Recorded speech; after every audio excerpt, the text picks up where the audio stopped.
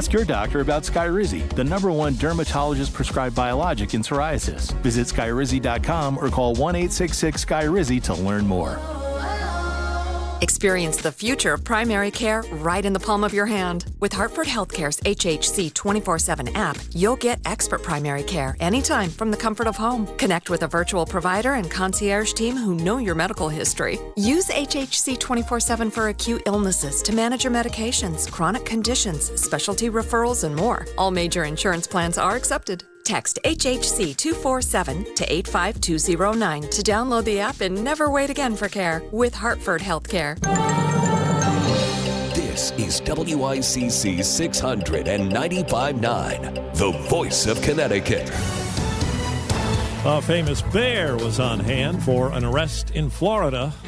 Only you can prevent forest fires. Smokey Bear himself held the door of the squad car open for a man accused of stealing large fire prevention signs of Smokey's likeness from state forests. From Pensacola all the way to Orlando. Police accuse the suspect of selling them on Facebook Marketplace for nearly $2,000 apiece. After reminding that theft of federal trademark property from public lands is illegal, Florida Agriculture Commissioner Wilton Stimson asked, what happens when dumb criminals poke the bear? Answer, they get burned. Deborah Rodriguez, CBS News. The Hubble Space Telescope has captured the best picture yet of a high-speed comet visiting our solar system from another star. NASA and the European Space Agency releasing new photos. The interstellar comet was discovered last month by a telescope in South America.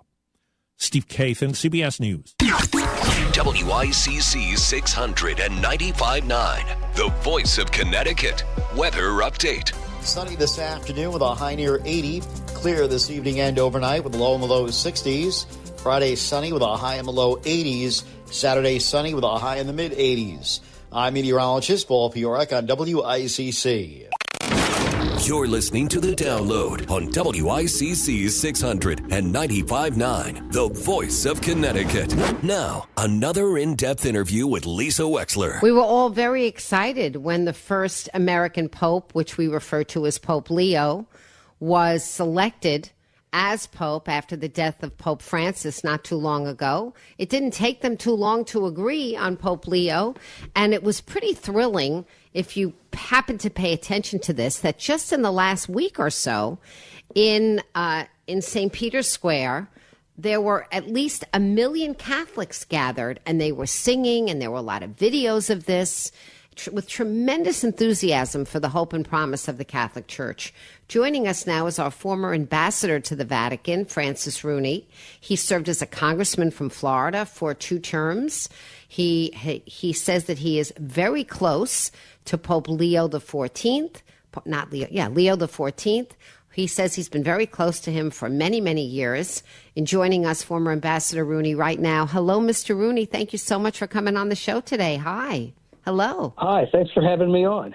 Thank you very much. Would you like to be referred to as ambassador based on your former title, or how would you like me to address you today? It doesn't make any difference. Okay. All right. Well, I'll say ambassador, but I just want to make it clear to our audience, you're no longer the ambassador to the Vatican. In fact, I think the ambassador to the Vatican may be pending. I didn't see a confirmation. Maybe I'm wrong. Right. I don't think the guy that Trump appointed has been through confirmation yet. Not yet. And you're a Catholic from way back. You went to Georgetown Prep. You went to Georgetown University. You got your JD from Georgetown University Law Center. I don't know that Georgetown Prep is the same Georgetown, but you yourself were well schooled in a Catholic education for a long time. Yeah, Georgetown Prep was part of Georgetown University for a while, and then around the turn of the century it split off and they built their own campus out in Maryland. But you were raised in Oklahoma. Yeah. So that's pretty cool. Your parents sent you out pretty early to D.C., to a very different world, huh? Yeah, all 6 of us went away to high school. Oklahoma schools aren't exactly known for being top of the line, unlike Connecticut and some other states. We don't have the best education system. What brought your parents to Oklahoma to begin with? Oh, my family's been there since the 1800s, a long time. Okay. So, Ambassador Rooney, how did you happen to get to know Pope Leo? Under what circumstances? Well, I our children attended an Augustinian middle school and high school in Tulsa. And I was on the board in the late 90s, and that's when Pope Leo became the head of the Midwest Augustinian province, which is their biggest one. And that had jurisdiction over the school, and so Bob came down routinely to the board meetings. So that's where we got to know him. He was came down at least every other month, and so we saw a lot of him for a few years. And then in 2002 or 3, he became head of the entire Augustinian order and moved to Rome. And then in 2005, we moved to Rome for the ambassador job. So we saw a lot of him for several years in Rome while we were both there.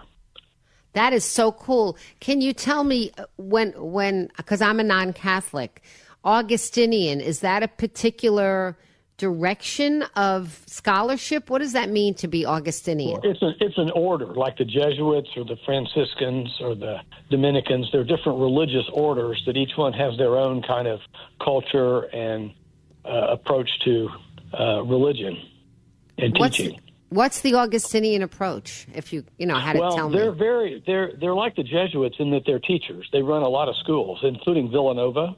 Oh. And so they're educators primarily. St. Augustine is the saint that they've adopted as their kind of patron. He didn't found the order, but he was a very human-oriented faith leader, and they're very human-oriented. They're warm and very intelligent, and so they run good schools. Do they encourage the questioning of authority? They encourage people to be questioning in a general sense, to have a brain and to use your brain and to question things and seek truth and seek justice and liberty and goodness and human nature and those kinds of things that are the values of St. Augustine. We're chatting with former ambassador to the Vatican, Francis Rooney, who is an American and who was friendly with his friend Bob before Bob became Pope Leo, and lived with him in Rome. In other words, not in his own apartment, but you were in Rome when he was in Rome. So tell me what aspects of his character impress you the most. Well, he's very thoughtful and judicious. And so I think you'll continue to see him be careful what he says and how he says things. And I think for that purpose, he'll be more impactful maybe than some previous popes that have shot from the hip a little bit more. And he's very thoughtful and very smart. And he's also got a very kind and pastoral tone. You know, he ministered to the poor in northern Peru for about 20 years. Yeah. Is there anything about his American roots, about his American-ness, that you think will influence him as a pope? That'll be different, or, I don't know, anything? Sure. Well, you can already see it now in the way that he speaks. I mean, he speaks like an American. He's clear. He's direct. He expresses concepts clearly. He doesn't beat around the bush. He obviously is a White Sox fan. That was decided early on when people in Chicago had a big debate about which side of the tracks he was for. And he even did a youth day at White Sox Park where he appeared on a big jumbotron speaking to the youth that was assembled there. And then someone the other day brought him an Aurelio's deep dish pizza from Chicago to one of his weekly audiences. Fantastic. So he's proud of where he came from, for sure. Were you surprised that he was named the Pope? Oh, I was. I never thought I'd see it a Pope from the United States. The European and Italian orientation of the Vatican is such that I was just really sure that they would want to get an Italian after having 3 successive non-Italian popes, but they couldn't agree, and so it got opened up to a wider field, and Pope Leo got it. Yeah, and Pope Leo's relatively young. I mean, God willing, he's going to serve a long time, right? It's got a. I hope so. Yeah, I think he's 70 or 69, and yeah. that would be great. Well, because the He other can two also popes help the church with Latin America because of his experience down there, and the Catholic Church needs some help with Latin America right now. Now, it seems to me from your biography that you're a pretty conservative guy. I don't know what that means in terms of how that translates to Catholicism and leadership. But on the world stage, people, they look to the Pope, right? It doesn't mean they're always going to do what he says, but he is a leader for sure. Do you think that this Pope, Pope Leo, is going to weigh in with respect to the Middle East? And if so, how would you imagine he would do that? Well, I think he definitely will. You know, the Holy See has a unique standing of kind of soft power influence in the world because it doesn't have any kind of hegemonic agenda. And that's part of why the United States has a mission there. And I wrote in my book, The Global Vatican, about that subject. But so we have the Ukraine situation and we have the Gaza situation, both of which are call for some moral leadership and discussion from a moral point of view. And I think the Pope will weigh in on that. He's already weighed in just a little bit on, I think it was the Ukraine. And he's also weighed in on immigration because I think that, it's a big subject for any religious group is the treatment of individuals who are marginalized and at risk. And certainly migrants are all that. And he's spoken up about not deporting illegal entrants to from the United States who have no criminal record and they're just trying to make a living. And I think most American people probably agree with that. It seemed like they did, although I will tell you on this radio show that when I raise the specter of how I think the treatment right now is not humane, we have in Connecticut, we have people being picked up on the streets by people who are wearing face masks, which I object to. They are not told, their family is not told where they're going. And I just think overall the treatment has been very harsh. But it's been surprising to me how many members of my audience think it's perfectly justified and okay.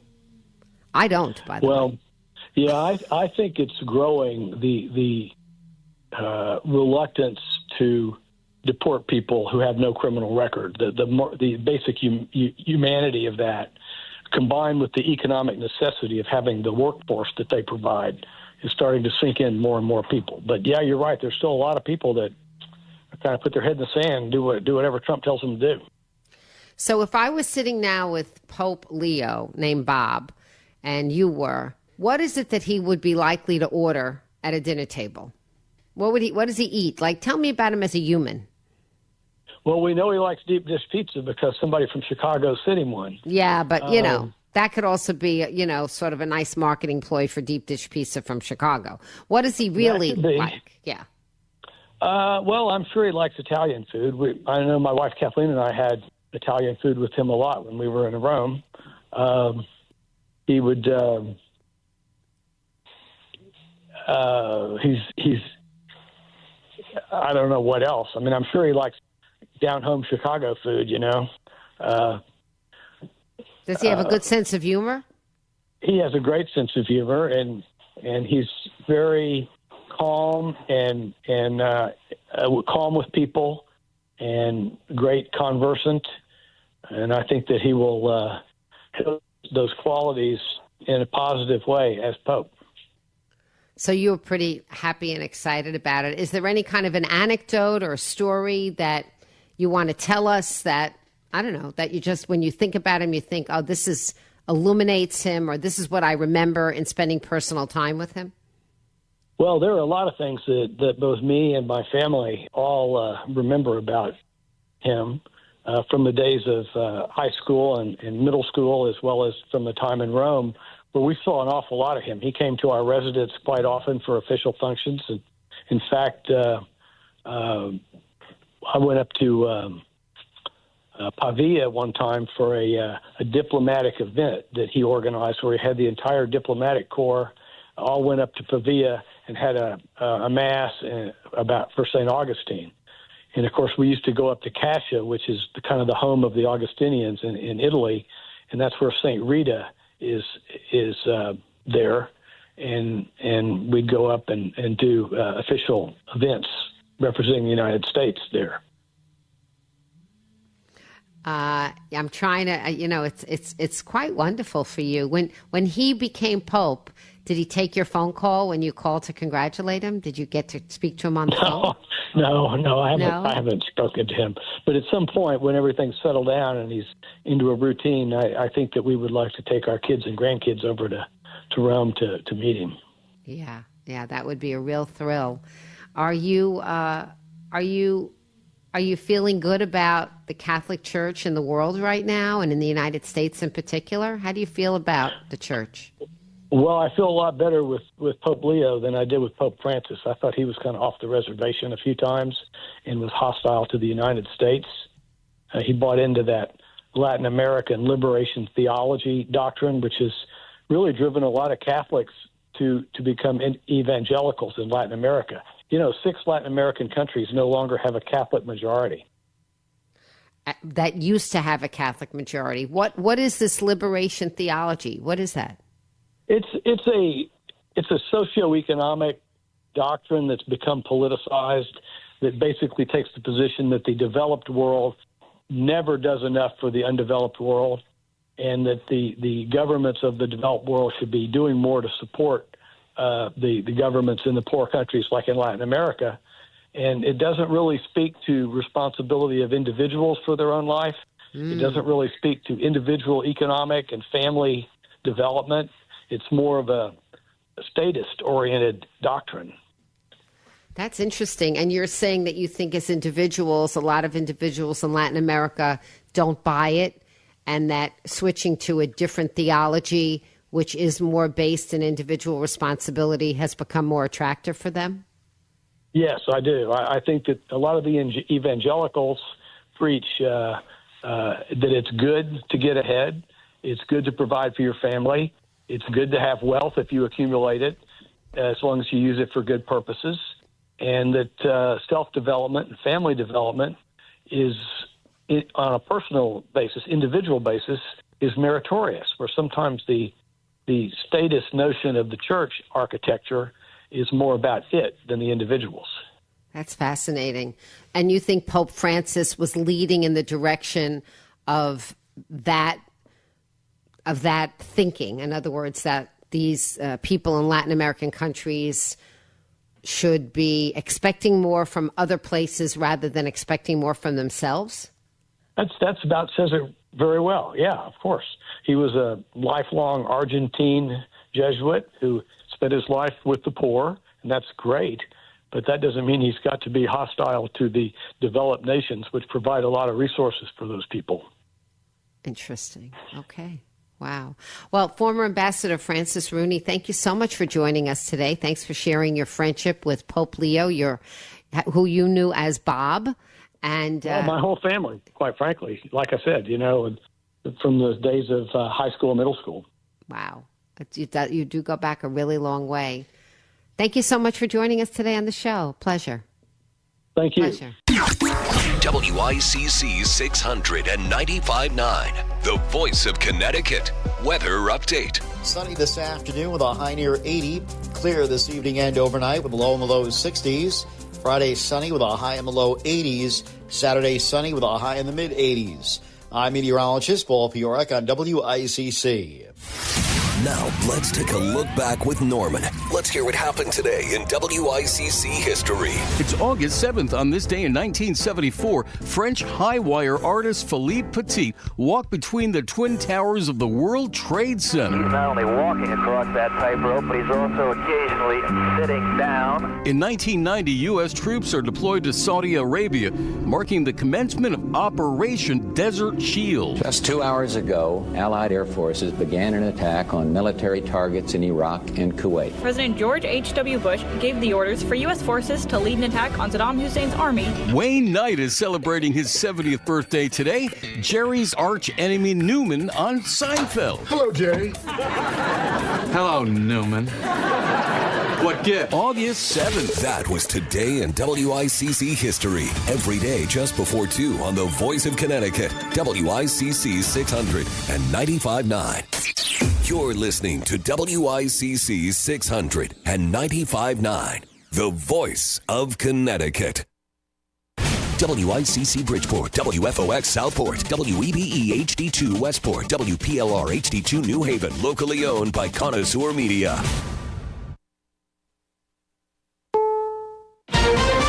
This is CBS News on the Hour, sponsored by Progressive Insurance. I'm Cammie McCormick. A senior FBI official who served as acting director in the first weeks of the Trump administration has been forced out. Jake Rosen reports Brian Driscoll is one of possibly 3 exits from the Bureau. Driscoll, importantly, was the FBI agent, obviously at the top of that organization for a very short period of time, who slowed down and tried to stop the Trump administration's move to gather information on the agents who worked on the Trump investigations and also January 6th. That is hundreds of agents. The acting director in charge of the Washington field office has also been fired. In the Texas redistricting battle, Senator John Cornyn says he's now gotten the FBI involved in bringing back Democratic lawmakers. Chris Fox has that. Cornyn out with a statement saying FBI Director Kash Patel approved his request for the Bureau to assist Texas law enforcement in locating the Democratic State House members who have fled the state. Urging the FBI to investigate potential criminal acts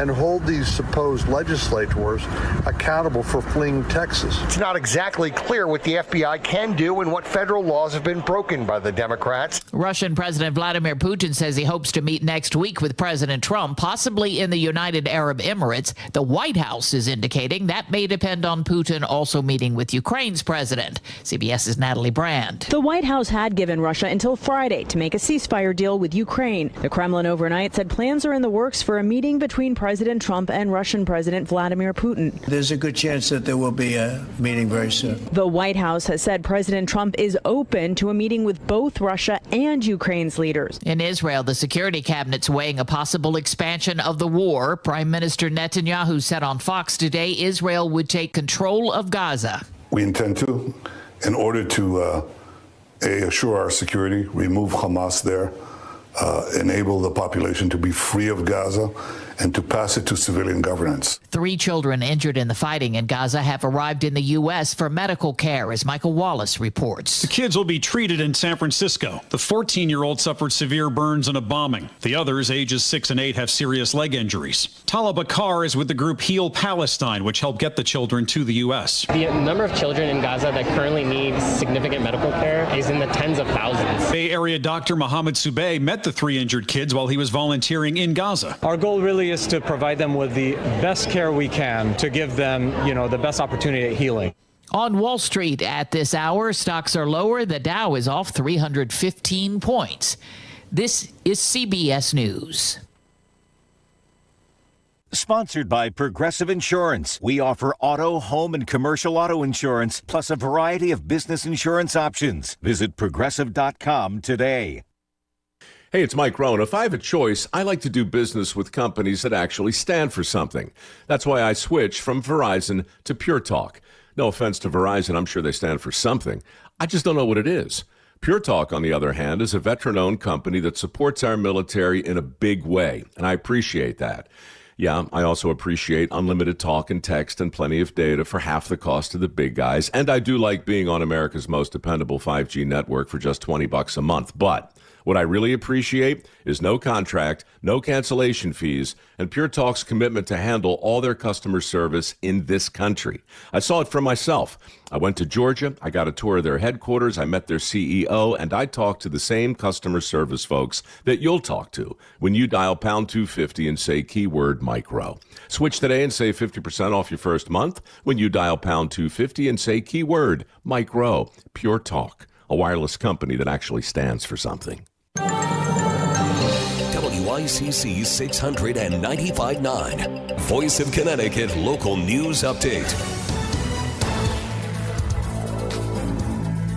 The search for a 6-year-old boy who fell from a boat ramp into the Housatonic River in Stratford yesterday afternoon has now been converted into a recovery operation. With some of those details, here is Andrew Whitman. The 6-year-old boy fell into the Housatonic River in Stratford around 1:30 Wednesday afternoon as he was walking on the Birdseye Street boat ramp. Volunteers jumped into the river to look for him until police, a Stratford Fire Marine unit, and even the Coast Guard arrived. No trace of him has been found. 2 people have been found dead inside a home in Greenwich. Police say officers were called to the home on Shorelands Place in Old Greenwich section of town to make a welfare check and discovered the 2 bodies. The deceased have been identified as 83-year-old Suzanne Adams and 56-year-old Stein Eric Solberg. Police say both were residents of the home where their bodies were found, and the causes of death are still under investigation. Fairfield Republican State Senator Tony Wong held a news conference this week to discuss numerous roadway safety measures being implemented in Connecticut. Among the many topics were expanded laws surrounding e-bike and scooter use by Connecticut's youth. According to Department of Transportation, they saw more than a 350% increase in death from a year ago from e-bikes. And you see no abatement in that number. It'll continue to go up. In response to this rise in accidents, multiple new laws will begin on October 1st that requires certain e-bikes at wattage levels to register as motor vehicles with all the requirements and registration that go with it. Helmet requirements, that requires licensure. They need to understand that this is a high-speed vehicle sharing the roadways, and therefore you need to comply with the safety rules of our roadway. And there has been a recall of Hans Kissel pasta salad sold at Stop and Shop stores in Connecticut. The 16-ounce packages, mislabeled as Red Bliss potato salad, contain undeclared wheat. People with an allergy or sensitivity to wheat are at risk for a serious or life-threatening allergic reaction. At last check, no illnesses had been reported. I'm Chris Williams with WICC News. WICC Smart MLS Right Now Traffic. Midday construction delays 95 as we make our way northbound out of Westport, Southport. Northbound on the Parkway, slow with construction, Route 7 to 42 in Westport. Again from Route 8 at exit 52 up to 53 into Stratford. Northbound Route 8 heavy with construction at the Commodore Hull Bridge and further north getting into Seymour. Construction delays northbound on the Milford Connector into the Parkway.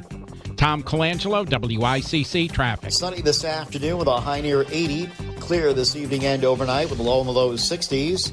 Friday sunny with a high in the low 80s. Saturday sunny with a high in the mid 80s. I'm meteorologist Paul Piorek on WICC.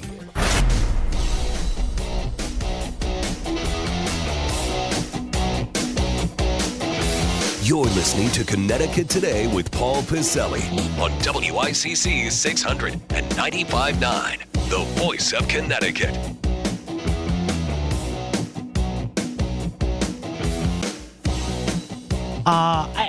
Not a day goes by where I don't sit and think, at least for a few seconds, honestly, about how lucky I am.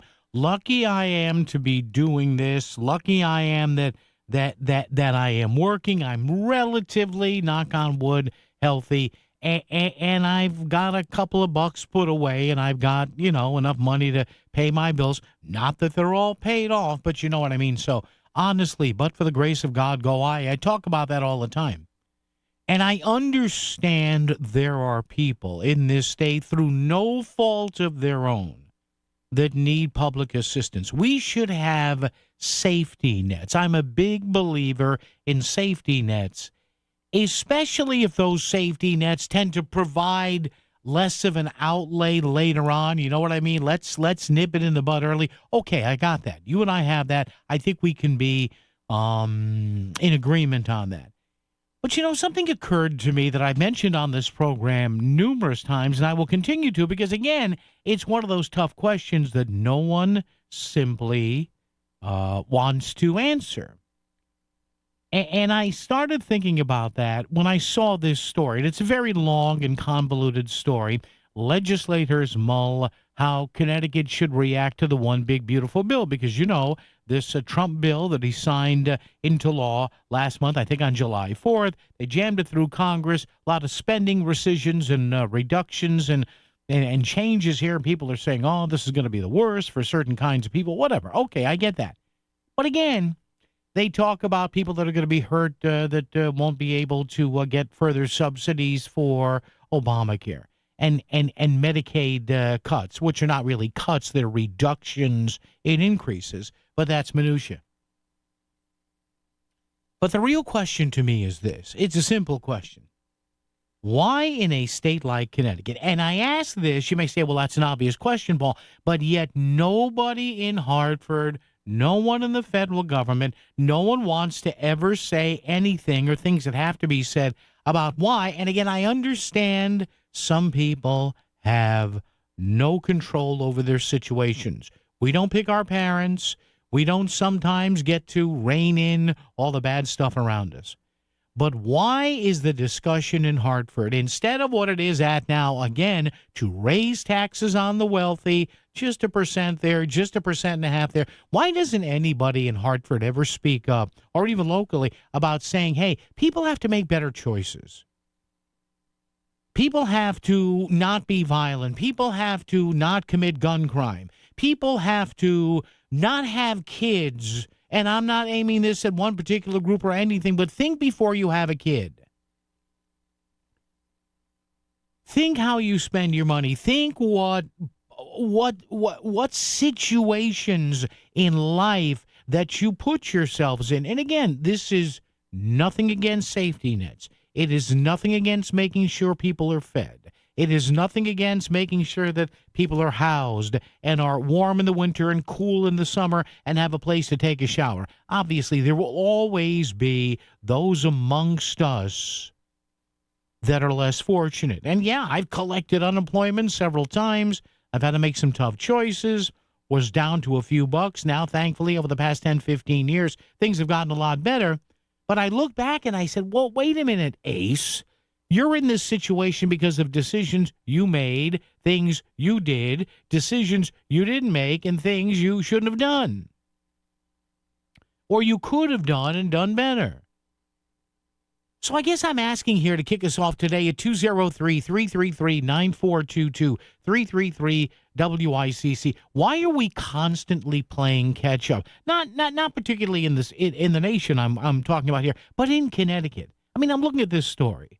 Legislators mull how Connecticut should react to the one big beautiful bill. The spending cap should not block the wealthy in Connecticut from preserving programs. Wait a minute. Who said it's the wealthy's? Who designated the wealthy as the hall monitors here? I mean, this subheadline, and it's a good subheadline. It's Keith Fanoff's story here. And who else? A high-ranking Democrat, Matt Ritter. The point of something he was saying was the spending cap should not block the wealthy in Connecticut from preserving programs. Why is it the purvey or the responsibility of the wealthy to maintain social programs here in Connecticut? Why is it? Well, you know, Paul, they have the money. Okay, they have the money because of decisions they made. Well, Paul, they may have been born into a better station of life. Yes, maybe. But does that mean they're all thy brother's keeper? And again, this is not new stuff. We've been dealing with pockets of violence, of poverty, of inability to get jobs, good-paying jobs, since the freaking 1960s in this state. Urban renewal in New Haven. How did that work out? Besides bulldozing entire neighborhoods, Father Panic Village and all that in Bridgeport, how did that work out? Congregating people together, saying, hey, you folks, you just live together. And we did this in the 60s, the 70s, the 80s, and it goes on and on and on. But now we have legislative leaders who just say, well, you know, we really can't get out of this, so let's just tap the wealthy again. Is that all we have? It is mind-numbing, our inability here to come up with fresh thinking. And I'm not saying I have all or any of the ideas, but my God, the beat goes on. Drums keep pounding a rhythm to the brain here in this state. You tell me, 203-333-9422, 333-WICC, because I don't know. I'm trying to figure this out. How is it in a state with the brain power of Connecticut, in a state with the monetary wealth of Connecticut, in a state with the resources of people and smart people in this state, are we still, for like 60 years, 3 generations, Are we still doing the conga line here, the cha-cha, with pockets of violence and poverty and thousands of people who have to be on social assistance? Nothing wrong with social assistance per se. But when the only thing you seem to hear out of our lawmakers is, well, how do we pay for it? Tap the rich to pay for it instead of fresh ideas to say, hey, maybe there's a better way here. Why are we still having those problems? That's being intellectually lazy and more. For the latest news in Southern Connecticut, WICC is where you turn first on 600 AM and now 95.9 on FM. Hear your favorite live and local shows during the week. Melissa in the Morning, The Lisa Wexler Show, Connecticut Today with Paul Piselli on both 600 and 95.9. Plus more live and local news updates on weekends to keep you informed. You found the voice of Connecticut. WICC 600 and 95.9. This is the Concert Guide, powered by Duchess Restaurants. Fresh food served fast. Thursday, August 14th, Toad the Wet Sprocket, KT Tunstall, and Sixpence None the Richer at Westville Music Bowl. Sunday, August 17th, Dasha on the Mohegan Sun patio. Friday, August 22nd, see Train at Mohegan Sun Arena. Friday, August 22nd, it's John Oates at Levitt Pavilion. Saturday, August 23rd, the band Perry plays Richfield Playhouse. Sunday, August 24th, OAR at Mohegan Sun Arena. Tuesday, August 26th, Bonnie Raitt at Mohegan Sun.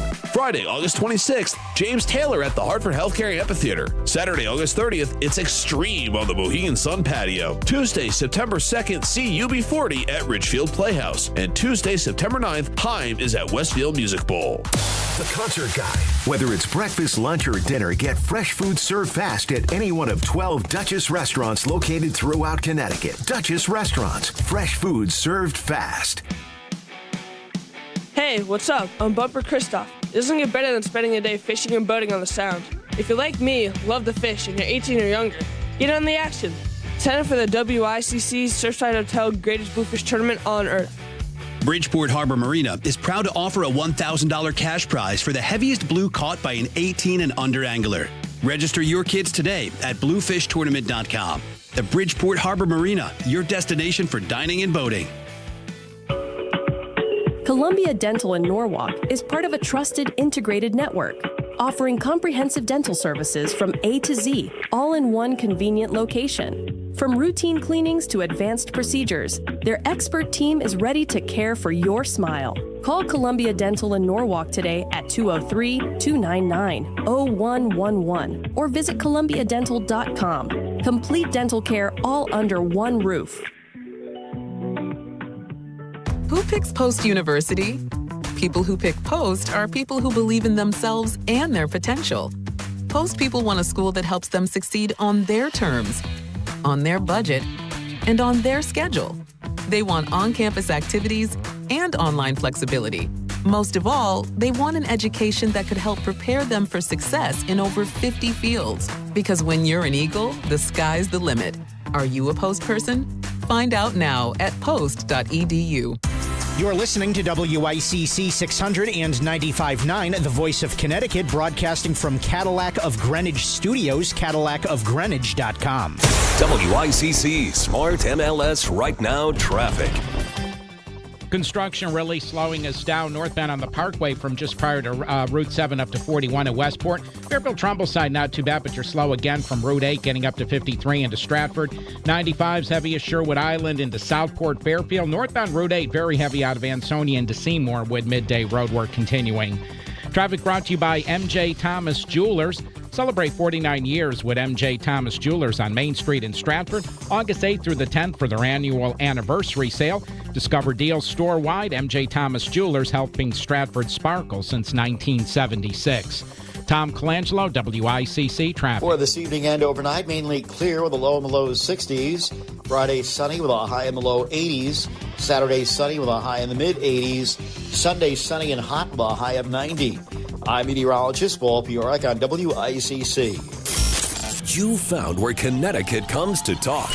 Join the conversation. 203-333-9422. It's Connecticut Today with Paul Pizzelli on WICC 695.9, the voice of Connecticut. At least we can have the conversation here open and free at 203-333-9422. You know what? At least on shows like this and other shows around the state like this, at least people can have a conversation and ask, why don't they have the big conversations, the important ones in Hartford? And I wanted to start with this today because I'm reading this big, long article here. It's a good article, by the way, in the Connecticut Mirror, saying, hey, how much of the state's surplus should be used to offset cuts or cuts in increases, which they actually are because all these programs tend to increase over the year. This should slow some of the increases in that big, beautiful Trump bill. And listen, the question you should ask yourselves here, and that I'm asking today, is 203-333,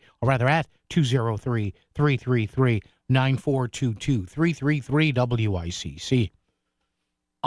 Is why are some of these programs so often needed in states like Connecticut, especially in Connecticut, where there's a good amount of money in this state, and I know it's imbalanced. But why is the leadership in Hartford, and I understand that's what they say they got elected for, but why isn't, hey, we have to maintain these programs, there are those less fortunate than others, and I get that, I understand it. But why do we never hear anything about lifting people up out of poverty, giving them more money in their wallets, giving them better quality jobs? It's always about bandages in this state. That's why I call this state the Flex Seal state. Oh, some more money over there. Let's squeal. Let's squirt a little more over there. Oh, that'll fix it. No, the boat is still cracked. The fact that you fixed it with Flex Seal is not what we should be celebrating here. We should be asking ourselves, why are we so dependent on these programs that everybody is running around in Hartford with their hair on fire saying that this is going to bring mass mayhem? Well, if it is going to bring mass mayhem, ask yourselves, who planted the mayhem? Well, Paul, there are a lot of people here in the state whose kids can't get breakfast for school. Yeah, that is bad. Why is that?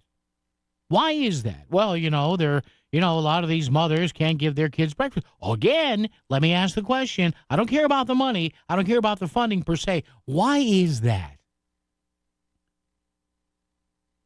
Well, there's joblessness among certain segments of our population. Okay, again, let me ask you, why is that? Why are we so afraid, instead of bitching and moaning about a cut here and a cut there, why are we so afraid to ask ourselves, hey, why will these cuts be so devastating, as all the social organizations say? Maybe they're right, maybe they're not, maybe they're somewhere in the middle. Says here in the Connecticut Mirror story, a couple of paragraphs, Connecticut cannot necessarily solve every challenge created by the big, beautiful bill, but House Speaker Matt Ritter said given all the resources at the state's disposal, if it doesn't at least mitigate the most painful cuts at any government level, then, quote, what are we doing? Okay, Speaker Ritter, I get it. I understand that. What is your party doing about job creation? What is your party doing about making the schools better? What is your party doing about keeping criminals in jail longer and a general cleanup of society? Now, we know you love to spend money. We get that. We understand that. Good on you. That's what you get elected for.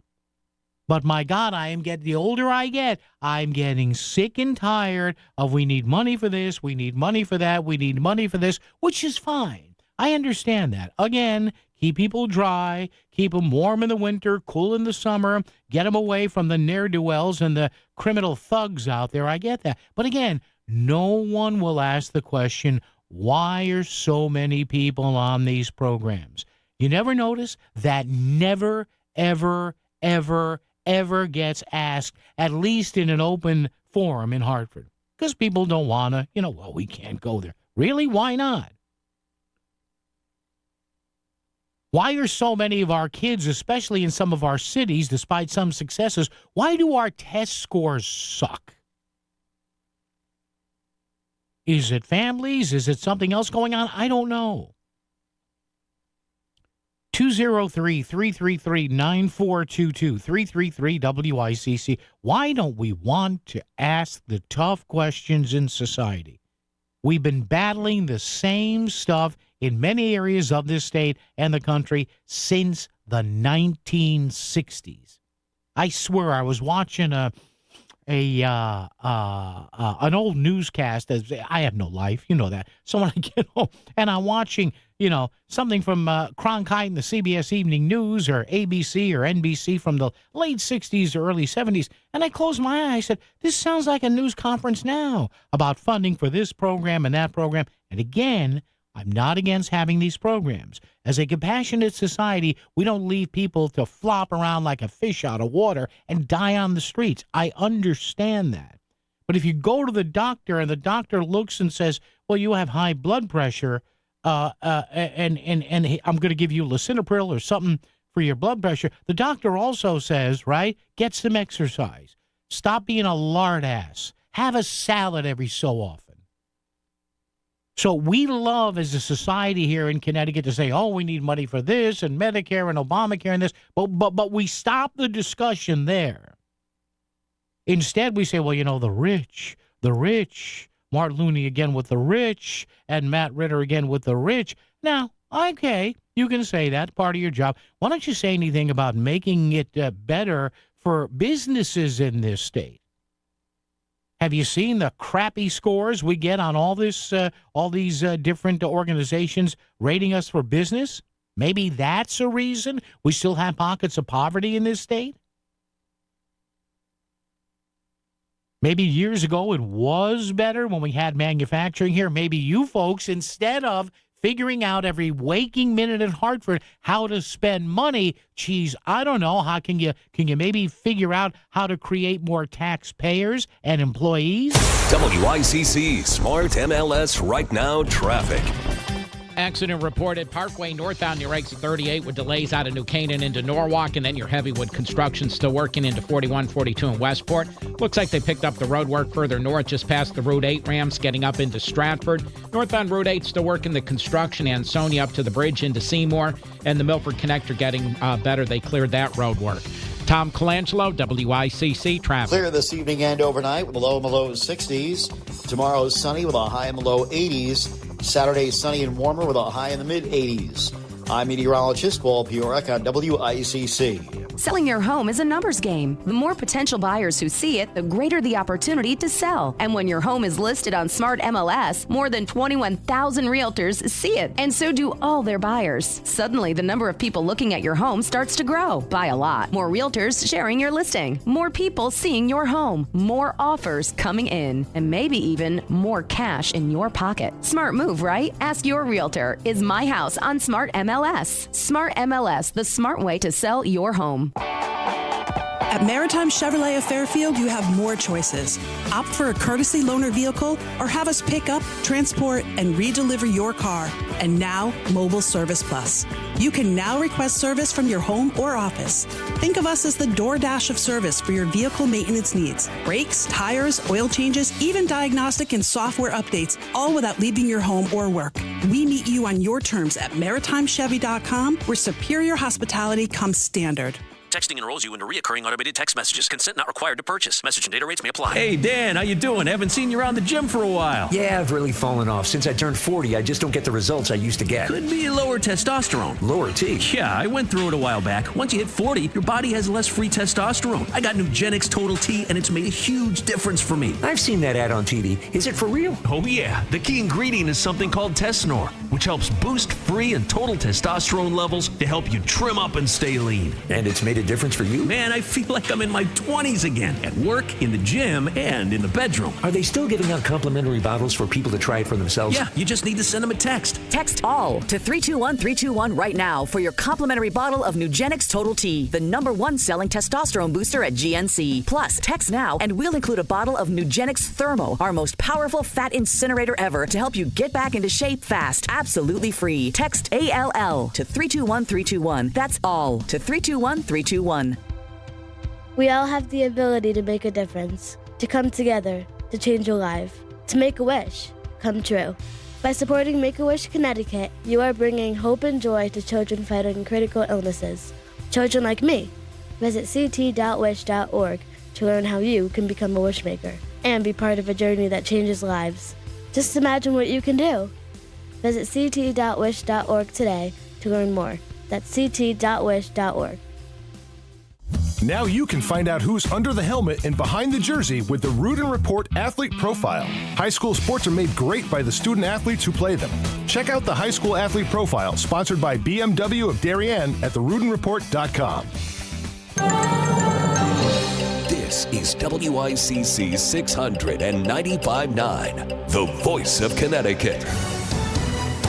CBS News Brief. A senior FBI official, Brian Driscoll, who served as acting director in the first weeks of the Trump administration, has been forced out. CBS's Michael Wallace. Driscoll was accused of insubordination after he refused to turn over the names of agents who were involved in the investigation into the January 6th attack on the Capitol. The Israeli security cabinet's weighing a possible expansion of military operations in Gaza. Prime Minister Netanyahu on Fox News. We don't want to keep it. We want to have a security perimeter. We don't want to govern it.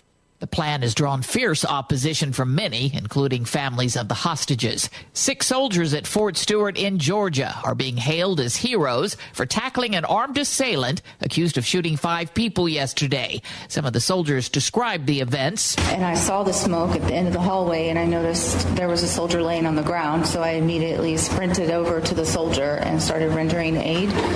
He had been shot. CBS News Brief, I'm Cammie McCormick.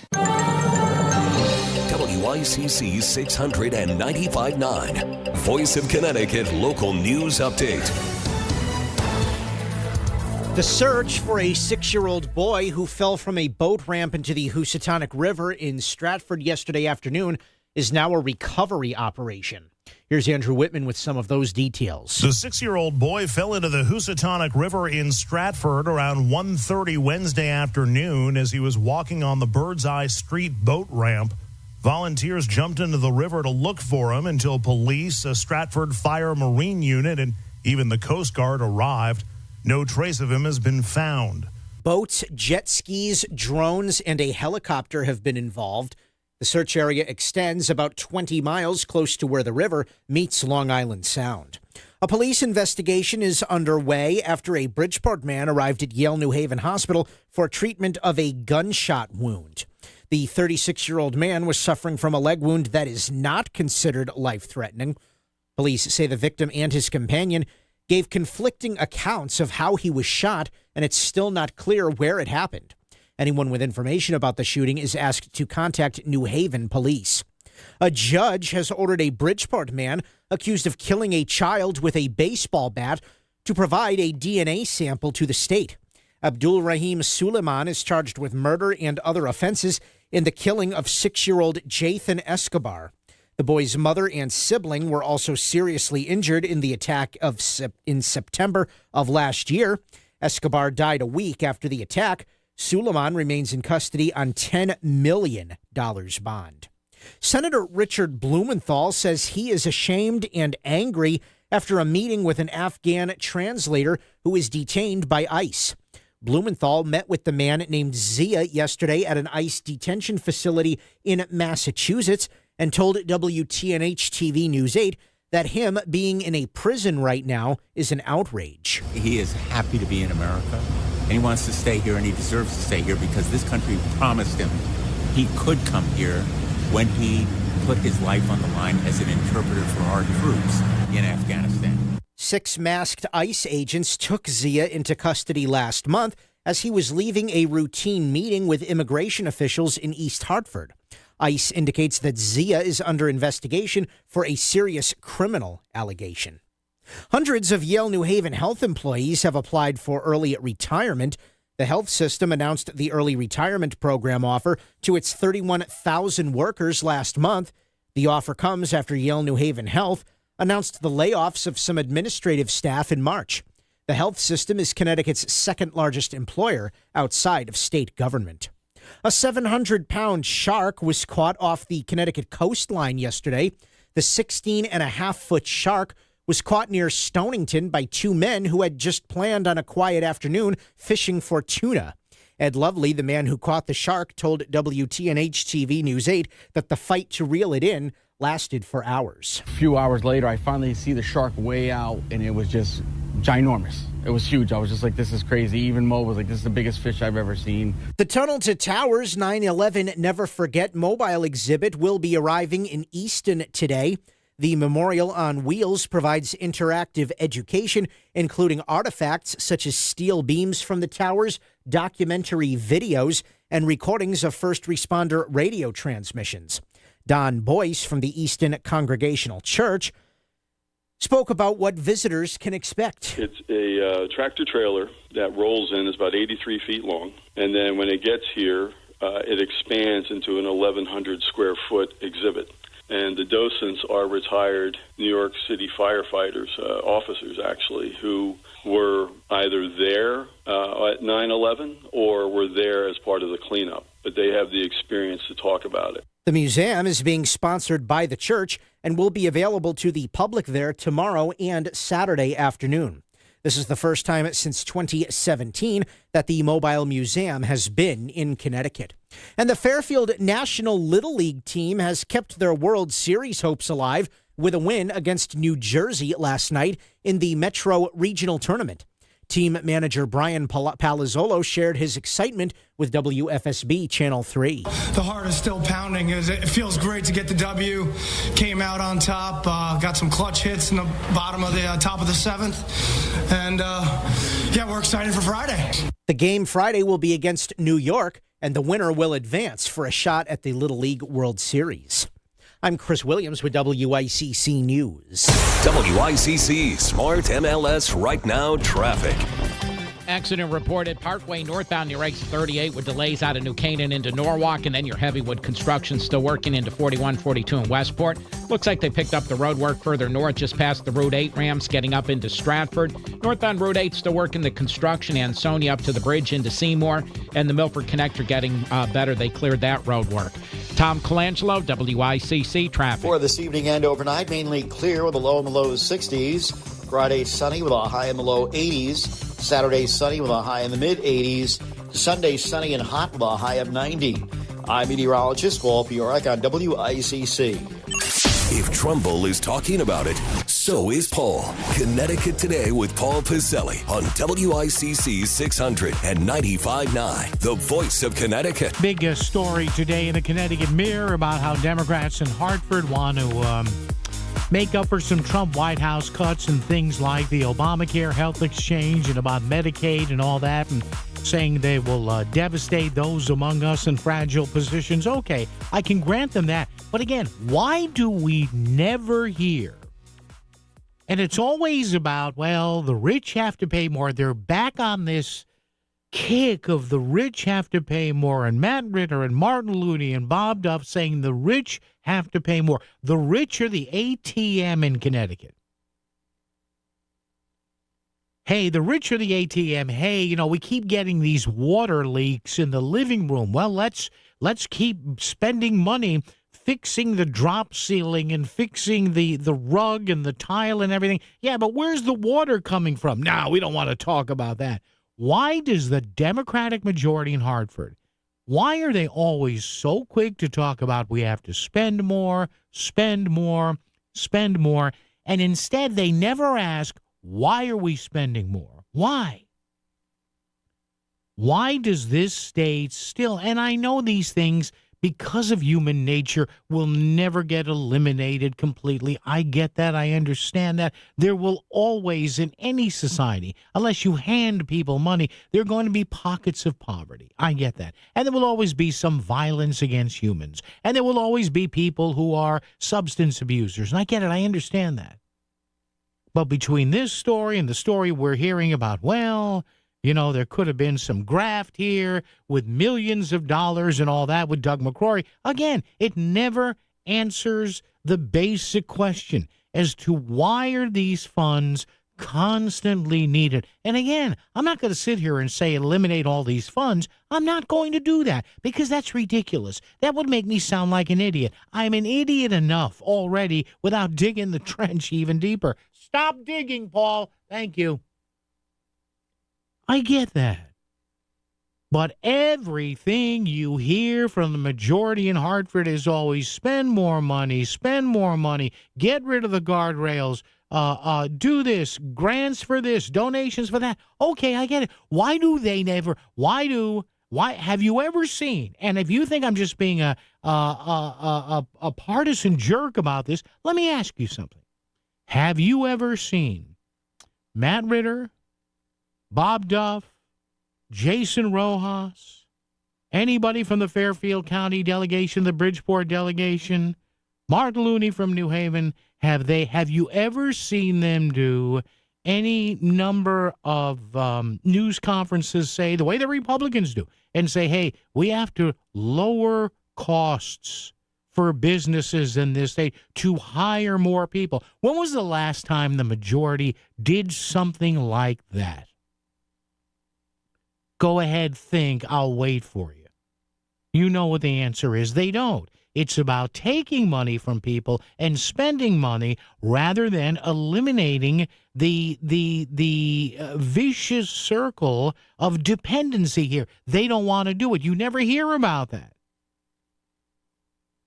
I mean, don't forget, it was Matt Ritter, the state house speaker, that one of the most powerful people in the state, if I recall, he was saying, we're going to save people $5 a month. I'm paraphrasing now. We're going to save people $5 a month on their electric bills. Big deal. I think if I remember correctly, he and some other Democrats, I'd say, we're going to bond this money out because it's a big deal. That's the arrogant attitude they have.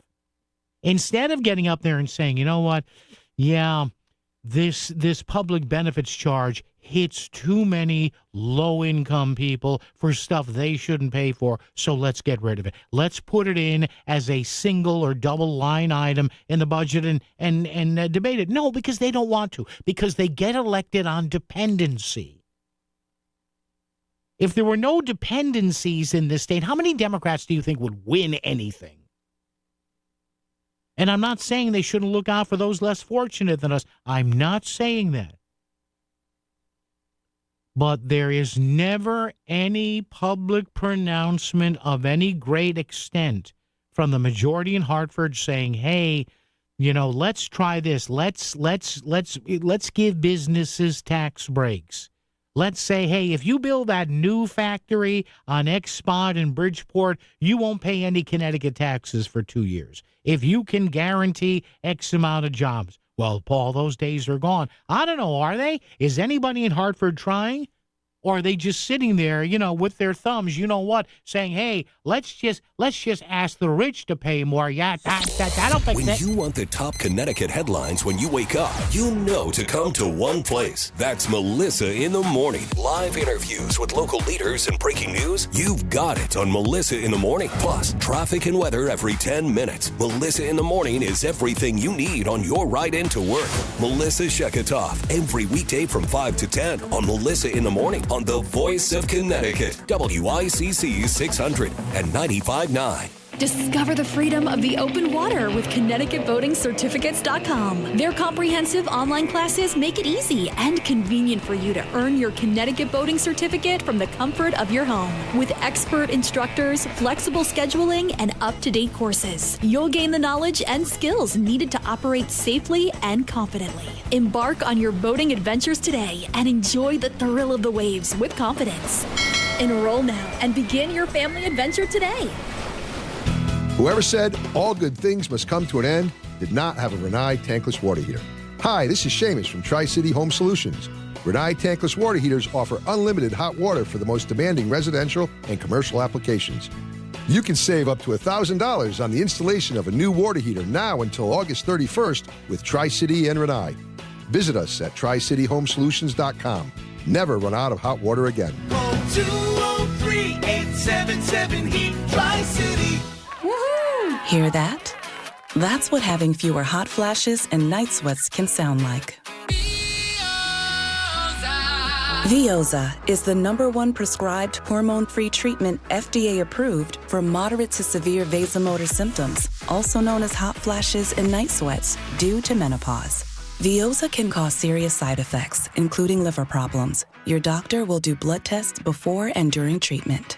Stop Veoza and call your doctor if you have symptoms of liver problems, such as feeling more tired than usual, decreased appetite, nausea, vomiting, itching, yellowing of the eyes or skin, pale stool, dark urine, or stomach pain. Don't use Veoza if you have cirrhosis, severe kidney problems, kidney failure, or take CYP1A2 inhibitors. Ask your doctor about Veoza. To learn more, call 1-866-239-1637 or go to Veoza.com. That's VEOZAH.com. WICC Smart MLS Right Now Traffic.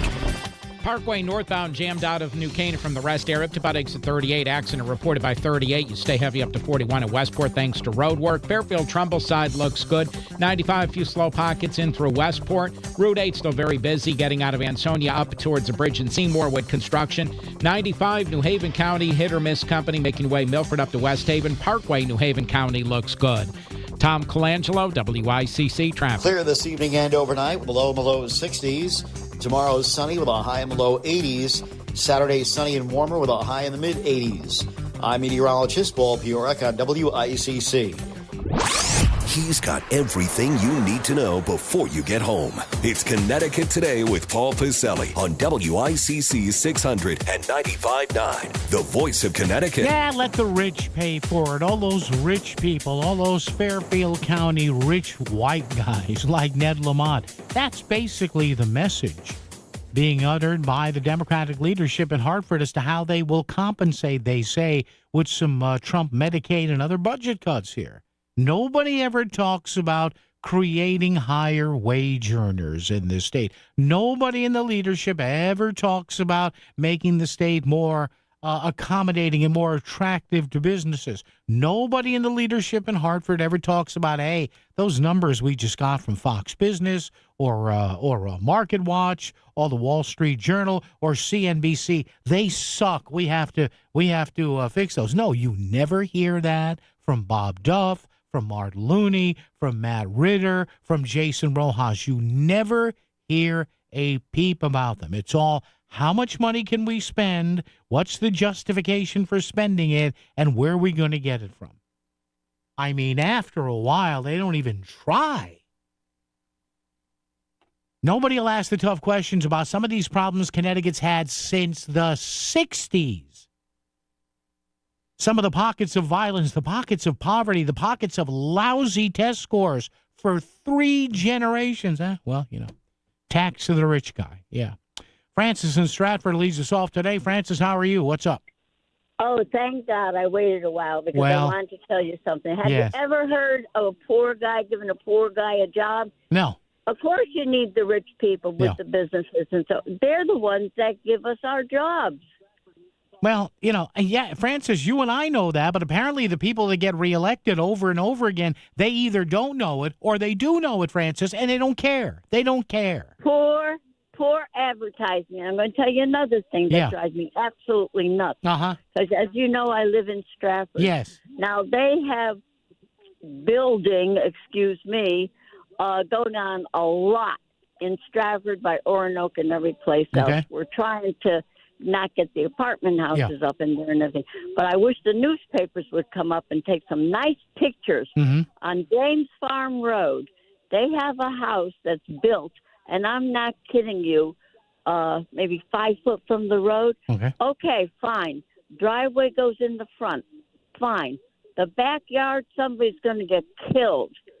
It's on the top of a, I don't know if you could say semi-mountain piece of property. Yeah. And the backyard, they put big rocks next to like where the garage would be and like that, so that you hesitate before you go into the backyard. Sure. The backyard is a big ditch. Well, do the zoning people in the town know this? They had to pass planning and zoning. Yeah. That's what I'm trying to say. I think there's a little problem there. Francis, between some of the builders and some of the planning and zoning. That's why, Francis, I do have to run. Thank you. I mean, that's why you have a town planning and zoning commission. File a complaint. I don't know what to tell you there. File a complaint. 203-333-9422, 333-WICC. Yes, but to Francis's point there, she's right. Poor people don't hire anybody. And it's not that they're bad people, but poor people don't hire anybody. So why doesn't the majority in the General Assembly initiate some sort of push or effort of campaign to say, hey, we need fewer poor people in this state? And again, it's not to denigrate anybody's station in life. But the silence, as they say, is deafening whenever people like CCM or the CBIA or people with an interest in presenting Connecticut as a place where people can grow and update their station in life. You never hear that. It's always about taxing more and spending more and making the rich pay more, or those evil rich people, and we just want to do 1% here or 2% on capital gains here. After a while, it gets boring. Well, we have to protect people and the nonprofits, they need the money, and I don't doubt they do, but why are there so many nonprofits out there? Why are there so many clients here? And I know I get people get older, they get infirmity. I'm not talking about that. But my God, you read these stories, and I'm not faulting the story in the Mirror or anything you read in the Connecticut News Junkie or anything in Hearst or on TV. That's not the issue. They're just reporting what's going on, thank God. But the notion here is that the sky is going to absolutely crumble here in Connecticut because of some Trump funding cuts. Are we that fragile? Well, some lawmakers would say we are. Okay, then Mr. Lawmaker, I'll say we are. Then why are we in that situation? That's my only question. Well, it's complicated, Paul. Well, go ahead. It's complicated. I've got a few days to listen. Go ahead. Begin. I mean, geez. They're talking about this Trump bill like it's the end of the world. And let me tell you something. If the one big, beautiful bill, if it makes people nervous, that's good. Maybe that's good, right? Because after a while, what's that old phrase? You don't know what you had until you don't have it anymore. That old R&B song, just be thankful for what you got. Well, it's going to cut what we have. Well, maybe it will. Maybe it's just cutting increases. But again, why are we in a situation where that stuff becomes dire? I understand there's stuff that goes on in people's lives. There's socioeconomic things. I get that. You don't have to explain that to me. I get it. But the answer in this state cannot always be spend more money, tax more people, raise fees, raise taxes, raise state employee salaries, raise. And then once every 2 or 4 years, we're going to do a child tax credit, $100 a year, $253, a big stinking deal. Big deal. Tell me about that couple of $100 when I go to renew my auto registration and I got that fee and that environmental fee and that greens fee and that parks fee and that beaches fee. Come on, stop it. And yet you never hear a united front in Hartford from lawmakers on both sides of the aisle to ever really get anything done.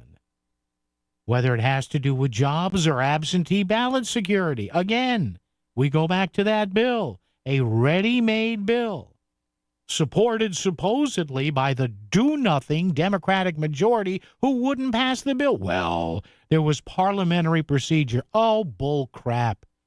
It's because you like what goes on in Bridgeport, but that's a completely different thing. Oh, man. It is just, I don't mean to just ramble on here, but what else am I going to say? All you read is we have to tax and spend and tax and spend and spend and tax and spend and tax, and there is no creative thinking. That's what I'm looking for.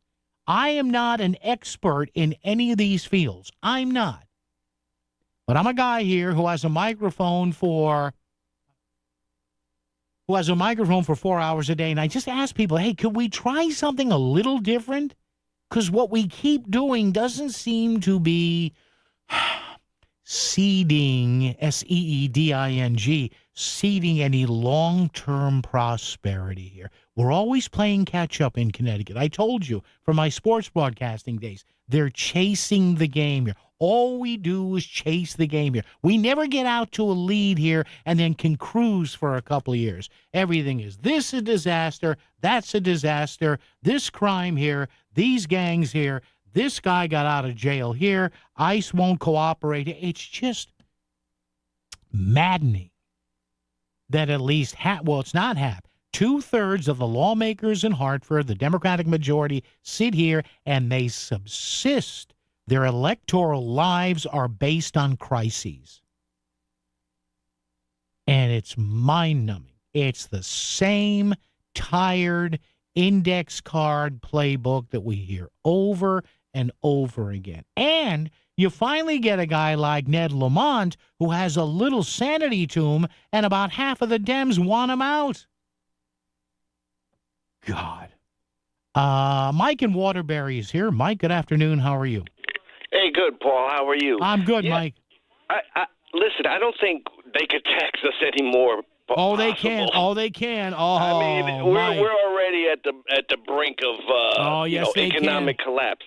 But what we need to do is we got to get people to invest in our state. Yes. Okay. Yes. Like here, I have some great ideas. Like we have miles of Interstate 95, I-91, 395. Sure. Yeah. We can't build on them, but you know what? We could cover them.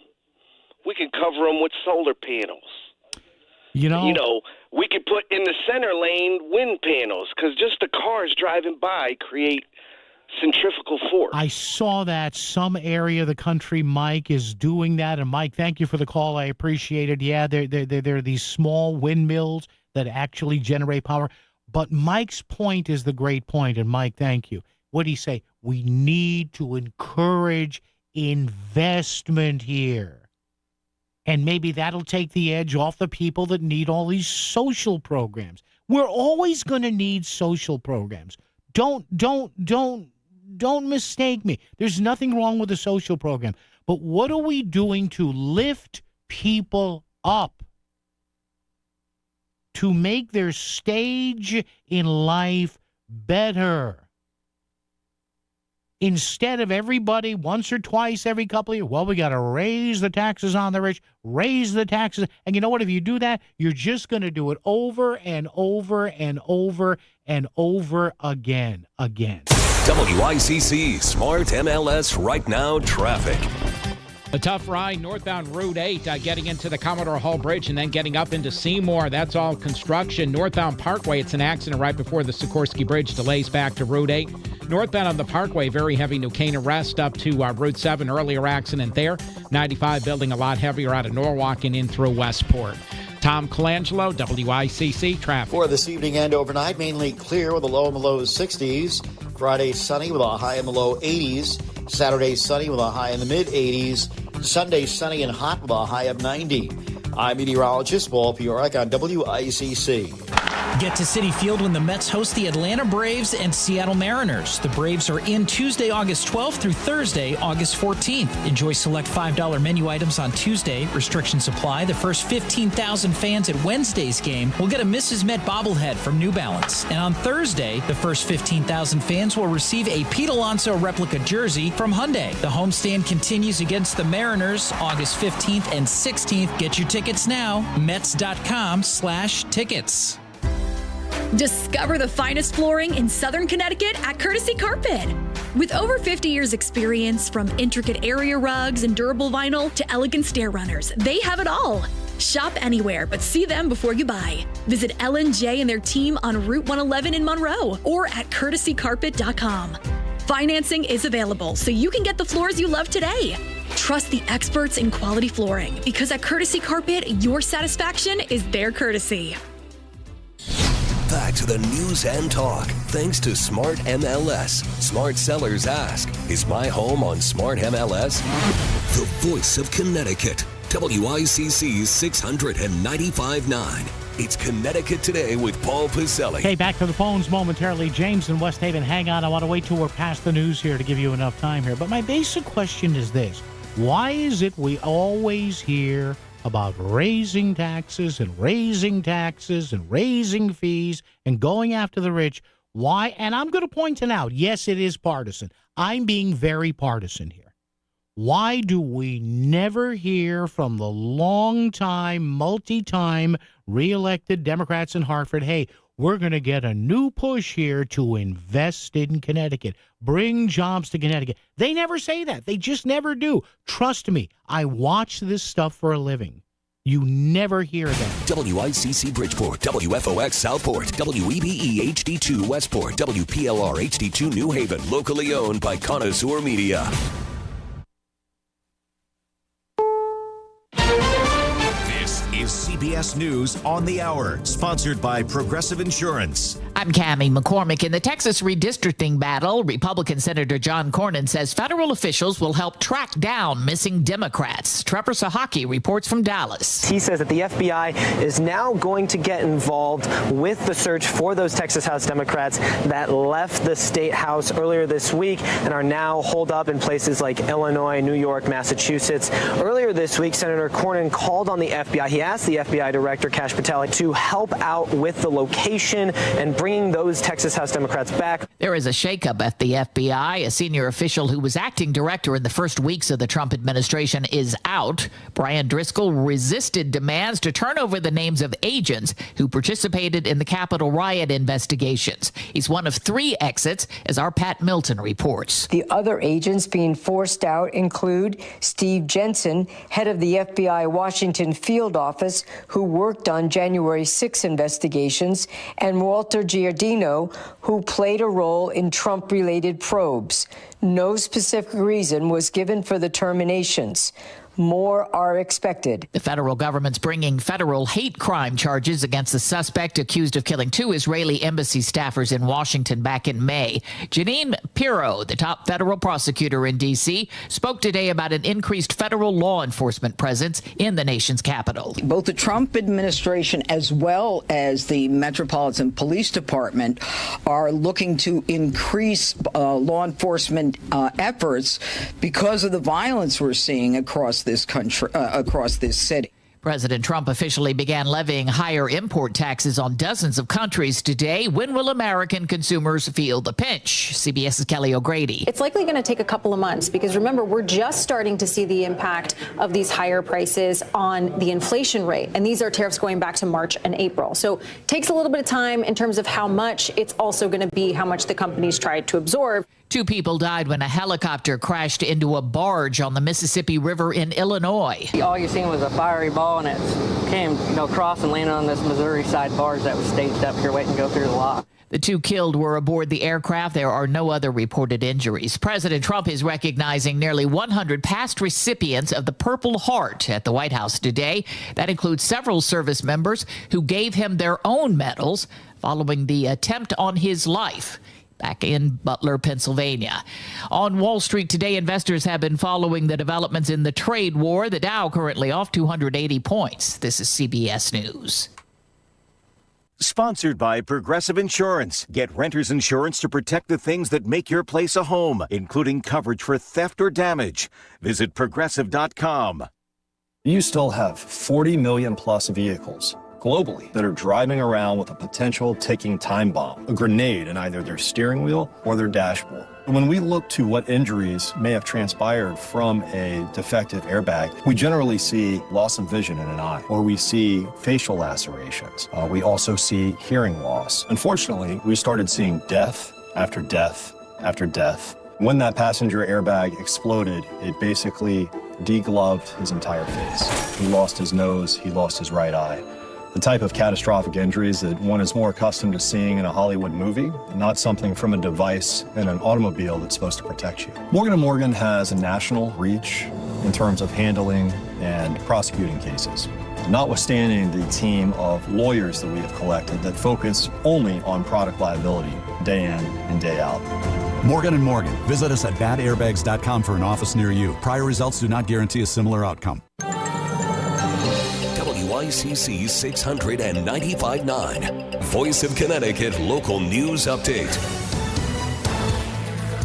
The search for a 6-year-old boy who fell from a boat ramp into the Housatonic River in Stratford yesterday afternoon is now a recovery operation. With some of those details, here's Andrew Whitman. The 6-year-old boy fell into the Housatonic River in Stratford around 1:30 Wednesday afternoon as he was walking on the Birdseye Street boat ramp. Volunteers jumped into the river to look for him until police, a Stratford Fire Marine unit, and even the Coast Guard arrived. No trace of him has been found. Boats, jet skis, drones, and a helicopter have all been involved. The search area extends about 20 miles close to where the river meets Long Island Sound. 2 people have been found dead inside a home in Greenwich. Police say officers were called to the home on Shorelands Place in the old Greenwich section of town to make a welfare check and discovered the 2 bodies. The deceased have been identified as 83-year-old Suzanne Adams and 56-year-old Stein Eric Solberg. Police say both were residents of the home where their bodies were found, and the cause of death is under investigation. Hundreds of Yale New Haven Health employees have applied for early retirement. The health system announced the early retirement program offer to its 31,000 workers last month. The offer comes after Yale New Haven Health announced the layoffs of some administrative staff in March. The health system is Connecticut's second largest employer outside of state government. And the Fairfield National Little League team has kept their World Series hopes alive with a win against New Jersey last night in the Metro Regional Tournament. Team manager Brian Palazzolo shared his excitement with WFSB Channel 3. The heart is still pounding. It feels great to get the W. Came out on top, got some clutch hits in the bottom of the top of the 7th. And, we're excited for Friday. The game Friday will be against New York, and the winner will advance for a shot at the Little League World Series. I'm Chris Williams with WICC News. WICC Smart MLS Right Now traffic. Starting to improve northbound into the valley, into the Commodore Hall Bridge and up and down. Sony still a little bit slow. The DOT slow to get out of there with the midday road work. Northbound on the Parkway, accident prior to the Sikorsky Bridge. Delays back to Route 8. Accident should be wrapped up out of New Canaan, but heavy New Canaan rest up to Route 7. 95 with heavy pockets out of Westport, Fairfield, into New Haven County, getting busier into Long Wharf. Eastbound 84 accident bikes at 10 in Newtown. Tom Colangelo, WICC traffic. Clear this evening and overnight with a low in the low 60s. Tomorrow sunny with a high in the low 80s. Saturday sunny and warmer with a high in the mid 80s. I'm meteorologist Paul Piorek on WICC.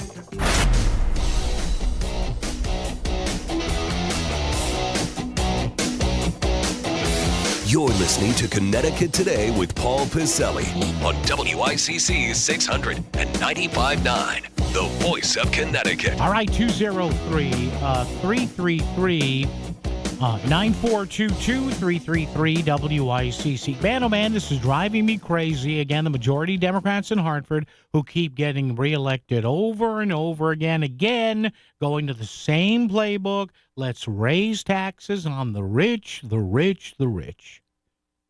Got to maintain these social programs. And listen, I agree, you have to have social programs. What drives me nuts is there's no creative thinking. How about, okay, we have to raise taxes, but let's make Connecticut more appealing to business owners. You never hear that. In fact, I saw this before we go back to the phones. One of the most progressive voices for higher taxes in the state is Connecticut Voices for Children. I've interviewed these folks several times over the years. And there's something here I pulled up from late last year, October of last year. New report says poverty rose more than 40% in Connecticut in recent years. A child tax credit is needed. Now, a child tax credit is crap. It in the long term, it does nothing. But I remember interviewing people from Voices for Children. One gentleman I talked to years ago, he said to me something to the effect of, Paul, you know what would do a great bit toward eliminating poverty for kids? And I said, what? He goes, manufacturing jobs. He said at one time Connecticut was home to manufacturing jobs that paid $50, $55, $60 grand a year. That's kind of their sweet spot, he said.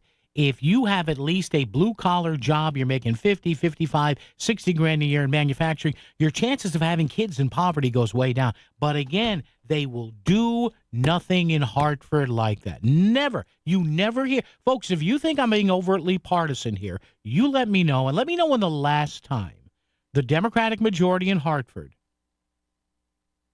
pushed an initiative to create jobs in this state to get big businesses interested in Connecticut. As our friend Francis said earlier, poor people don't hire anyone. The best government program is a job, are good, well-paying jobs. Where are they in Connecticut? You tell me. All right, we love Pratt & Whitney. We love Sikorsky. We get it. But how in a state with this concentration of wealth do we still have these pockets of poverty, these lousy test scores? Not for this year, not last year, 60 years. I've been cognizant of news for 3 generations, asking myself, when is this going to end? I'm not saying I have the answer here, but you know what? Just taxing somebody, going to the ATM with your ATM card, after a while, you need some new thinking. Just, can we please have some new, innovative thinking? Governor Lamont talks all the time about how smart Connecticut is. Let's see it. James in West Haven joins us. James, good afternoon. How are you? How you doing? Thanks for taking my call. Yes, sir. Listen, I promised myself I wasn't going to call any more radio stations because every time I call, I'm angry. You can't stay away, James. You're hooked on us. Come on, man. But listen. Yeah. I noticed that I listen to you all the time. Yep. And what I hear is you always give the Republicans and Donald Trump a pass. And my thing is this. If you were going to run for president, right? Yeah. When you run for president to make people's lives better or worse? Better. If you were running president. Better. You would get that. That's what everybody would do, except for Trump. Okay, now, James, did you listen to me? James, wait a second. Did you hear me for the previous 2 years say I do not want Donald Trump to be the Republican nominee? Did you hear me say that? I didn't hear you say that, but I'm not going to say you didn't say that. But what I'm saying is the Republicans in Congress. Yeah. There's a couple of them, I guess, but none of them have a spine. And my thing is this. You run for president. I know if I was running for president, I'd run for president to make people's lives better. Mm-hmm. That would be my goal. Or else why would I run? And Donald Trump is a vindictive child. That's what I see. I'm not trying to call him. No, I'm not here to call names. But when I see him, the vibe I get from him, he's a compulsive liar, and he's a vindictive child. Well, let me ask you something, James, because I think part of the problem is this. Why do you think he won? See, because I keep telling people Trump is not the cause, he's a symptom. And why, with all that baggage, and I thought he would get destroyed this time running again. I'm like, you gotta be kidding me. Are you nuts, pal? Well, looks like I was crazy. Even with all the baggage with that you and I mention all the time, the guy still won. What does that say? Well, I don't know why he won, but look where we are now. Mm-hmm. Do you really think we could survive 3.5 or however long, 3 years of this nonsense with him? Yes, I do, because if he really goes off the deep end, they will pull him out of office. They will. I think. I'm just saying, I don't know why you would run for president to make people's lives worse. Well, the guy's got a monstrous ego, James. I mean, you mentioned it yourself. I mean, come on. He just, right? I mean, it doesn't take, you and I don't have to be PhDs to see this, right? Yeah, I see it. But the people, if I was, say for instance, I'm not a Republican. Yeah. But if I was in Congress and I am a Republican, I could not look myself in the mirror and know I don't have a spine. I couldn't look at my wife. Here's my guess on that, James. I think, honestly, a lot of Republicans feel that way. I really do think so. But then they say, well, wait a minute. What's the choice I have here? If I come out against him, right, I'm going to get primaried, and I'll probably lose. So they're probably saying, what do we do here? You know? Yeah. In the midterms, they're going to lose anyway. There's the reason why Trump is trying to still get those 5 seats. Yeah, that's dumb. That's dumb. He knows that in the midterms, they're going to be in trouble. Yeah. Or else why would he do that? Yeah, no, listen, I get it. Well, just be fair. Just be fair. If people elect somebody like him, then we get what we get. Yes. But stop with the nonsense, man. I'm just sick of it. I'm exhausted. Yeah. And I'm saying, and we're both grown men, and you sound like you're a smart guy. Why would you run for president to make people's lives worse? I think. And James, I'm sorry. I do have to run, my friend. I'm up against the time-wise. James in West Haven. James, thank you. I appreciate it. And why did he run? I don't know. Maybe part of it was he wanted to get back at people for the Russia thing. But listen, James, I agree with you. I think, and I was going to get to this actually today, and James, thanks for mentioning this. This whole thing about Texas redistricting, this is dumb beyond belief. I mean, and yeah, he's probably doing it because he sees the generic poll, the generic House poll coming up. But man, oh man, if he feels scorned against you, watch out. There's $25,000 somewhere in Long Island Sound, and it could all be yours. The annual WICC Surfside Hotel Greatest Bluefish Tournament on Earth is back for its 43rd year, the weekend of August 23rd and 24th. The heaviest bluefish caught that weekend is worth $25,000, and there's more than $40,000 in cash prizes. Sign up now at bluefishtournament.com or your local bait and tackle shop. The WICC Surfside Hotel Greatest Bluefish Tournament on Earth. We'll see you on the Sound. Thanks, Fine Fettle, The Water Doctor, and Bridgeport Harbor Marina. Dude, I just got this car. Yeah, sorry, man. Take it to my friend. He can do it for cheap. Hi, this is Chris from Sono Collision. Don't just go to anybody for your repairs. Choose the best. Remember, you're the one that has to live with the repairs. It's your choice, so pick quality at Sono Collision. Go to sonocollision.com or call 203-939-9955. Your car will thank you. Hey, it's Steve Basso from Steve Basso Plumbing, Heating, and AC again. There's no better time than right now to service or repair that AC system. Even install new or replace your existing system. Did you know high-efficiency ductless systems use up to 50% less electricity? Call us today at 203-335-0224. That's 203-335-0224. On the web at bassophac.com. And remember, everything's better with Basso. It's time to make an appointment to tour Forest Hills Milford, one of the newest luxury rental 55 and over communities in Connecticut. Step into a home where every detail is designed to offer ease and comfort. Forest Hills Milford's spacious, brand new luxury apartments include assigned garage parking with elevator access and use modern technologies to bring ease and comfort to everyday living. Nestled in the beauty of Milford, close to beaches, golf, marinas, and more. Visit foresthillsmilford.info to learn more. Forest Hills Milford, home made easy. The Connecticut Lottery reminds you that gambling can be a fun form of entertainment, but it's not risk-free, so it's important to play responsibly. Make sure you understand how the games work. Know the odds, set time limits, and take breaks. To find out more, visit ctlottery.org or responsibleplayct.org. Must be 18 or older to purchase lottery and 21 or older to place sports wagers. Help is available for problem gambling. Call 888-789-7777 or visit ccpg.org.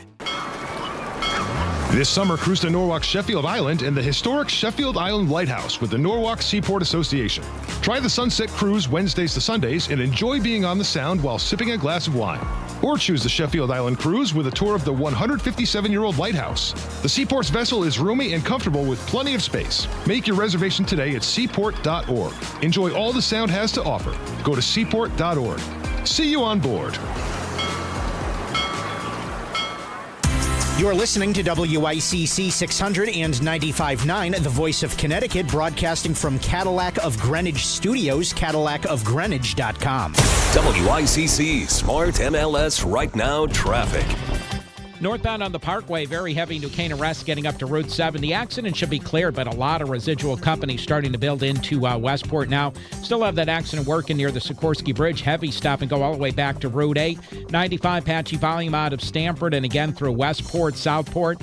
Route 8's getting much better up into the valley, still slow into the Commodore Hull Bridge. Eastbound 84 still with an accident at exit 9 in Newtown with delays back to Danbury. Stay cool and get comfortable with Spectre Furniture and Mattress Gallery. Trusted for 135 years to bring you comfort and style. Visit SpectreFurniture.com. Tom Colangelo, WICC Traffic. For this evening and overnight, mainly clear with a low in the low 60s. Friday, sunny with a high in the low 80s. Saturday, sunny with a high in the mid 80s. Sunday, sunny and hot with a high of 90. I'm meteorologist Paul Piorek on WICC. Just a guy who hates driving on the Merit, just like you.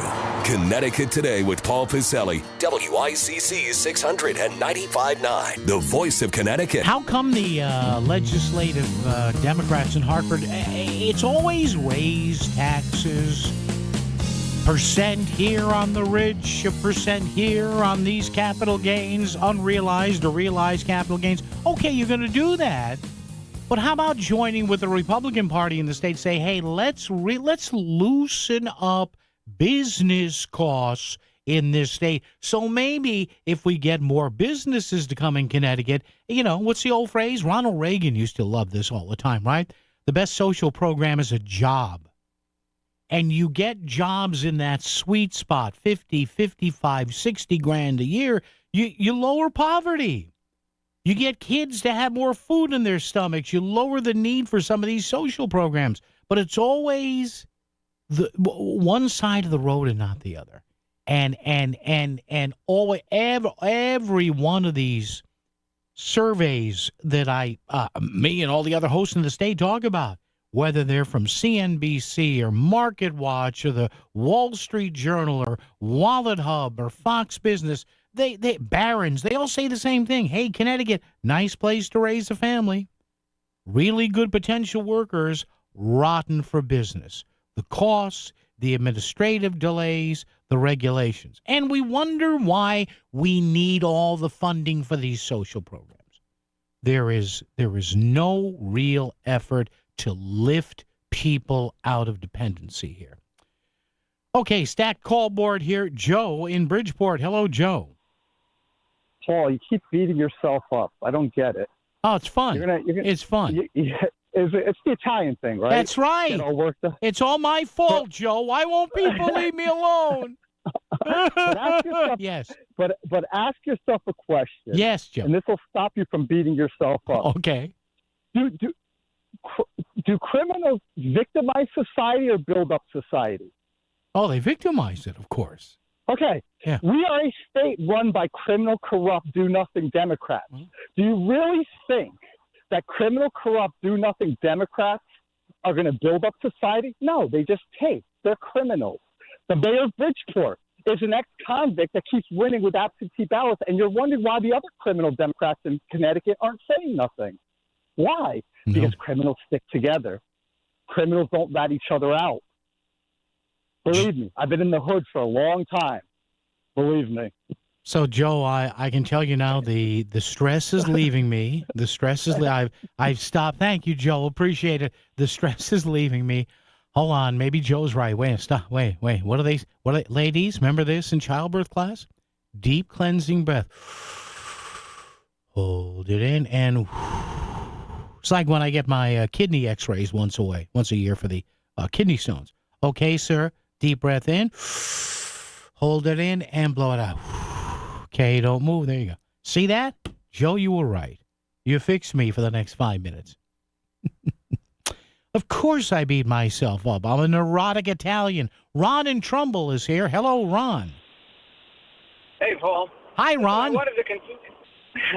Hello, Paul. Yes. I wanted to continue the line of thought with regard to the midterms. Yeah. some of those Republicans that are tired of the nonsense and craziness that he's doing to separate himself. So what if he goes to a primary? At least he can say, hey, I stepped away because this guy is absolutely nuts. And I would think that people would react to that.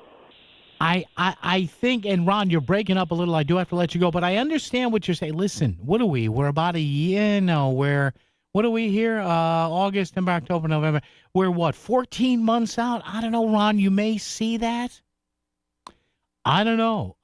Maybe now when the clock turns and we get closer, maybe there are going to be more. Because, look, if the generic congressional ballot looks bad for Republicans in the House, Ron, you may actually see more of that. Now, it looks like, everything I've read, that it'll be almost, and I shouldn't say impossible, but at this point, virtually impossible for the GOP to lose the Senate.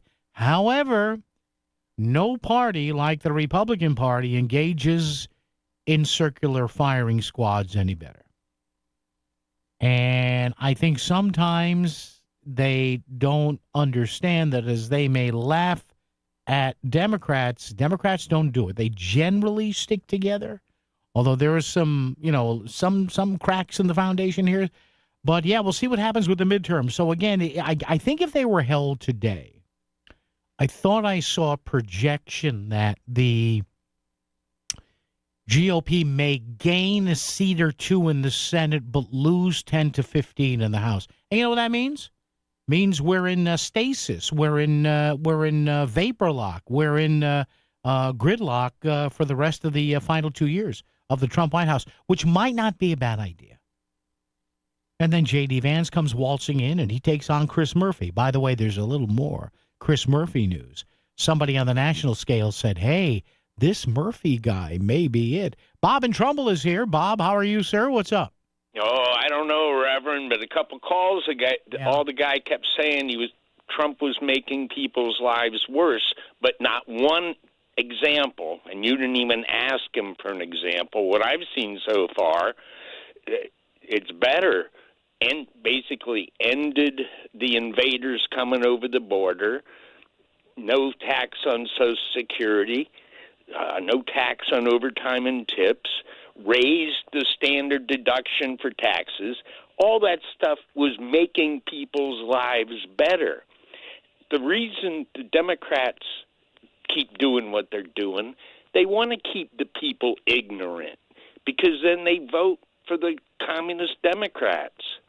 Look, Senator Joe McCarthy was right. They have invaded everything. Education, the unions for sure, government. You know what'll be, Bob? You know what'll be and thank you, Bob. Appreciate the call as always. The midterms are going to be interesting. If by some way, shape, or form the Republicans actually hold the House and gain seats in the Senate, or even just hold the Senate, maybe Bob's right. Or if they take a beating in the House and barely can hold on to the Senate or lose the Senate, our previous caller there, James from West Haven, looks like maybe he was right. WICC Smart MLS Right Now Traffic. Parkway northbound, still a busy trip out of the New Canaan Rest up to 38. More company to 41, 42. A tough ride getting from Stratford and Trumbull up towards the Sikorsky Bridge. Accident still works prior to the bridge. Northbound, southbound, heavy off the bridge too. Route 8's getting pretty good into the valley. Now the construction cleared. Most delays have eased. Northbound 95, patchy volume out of Stamford. Some extra company into Southport up by Sherwood Island. Tom Colangelo, WICC Traffic. Clear this evening and overnight with a low in the low 60s. Tomorrow sunny with a high in the low 80s. Saturday sunny and warmer with a high in the mid 80s. I'm meteorologist Paul Piorek on WICC.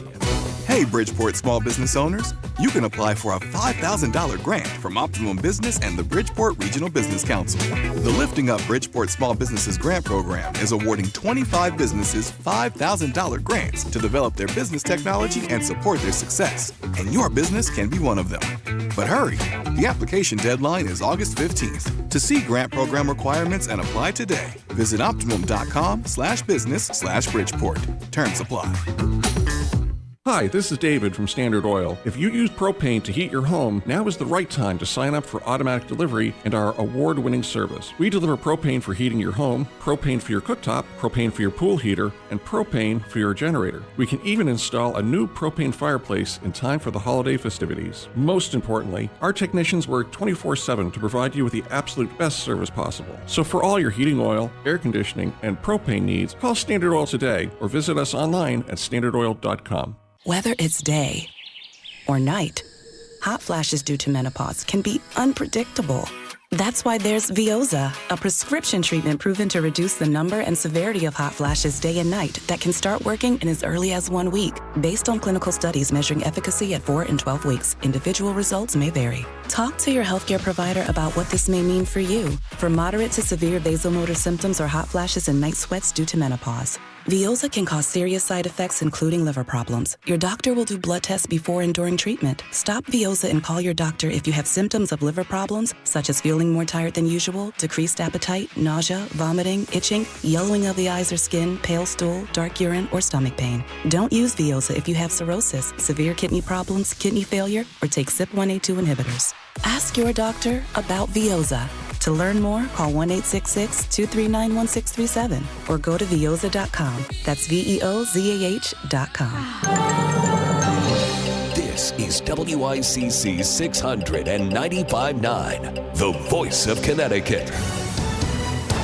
CBS News Brief. There have been more firings at the FBI. CBS's Pat Milton has the latest. The FBI is ousting at least 3 top agents, including Brian Driscoll, the former acting director of the FBI, who served in the beginning months of the Trump administration. Texas Senator John Cornyn says the FBI's agreed to assist in locating Democratic lawmakers who fled the state in the redistricting battle. Republican Representative Cole Hefner says Democrats have handled things badly. I don't think they're fighting it the right way. They were elected to go to Austin and fight it out within the rules, and that's what we should be doing. Absolutely. Jason Brooks reports President Trump has a favorite in mind for an eventual replacement for Fed Chair Jerome Powell. Bloomberg reports that Fed Governor Christopher Waller is the president's leading choice to succeed Powell, ahead of White House economic advisor Kevin Hassett and former Fed Governor Kevin Warsh.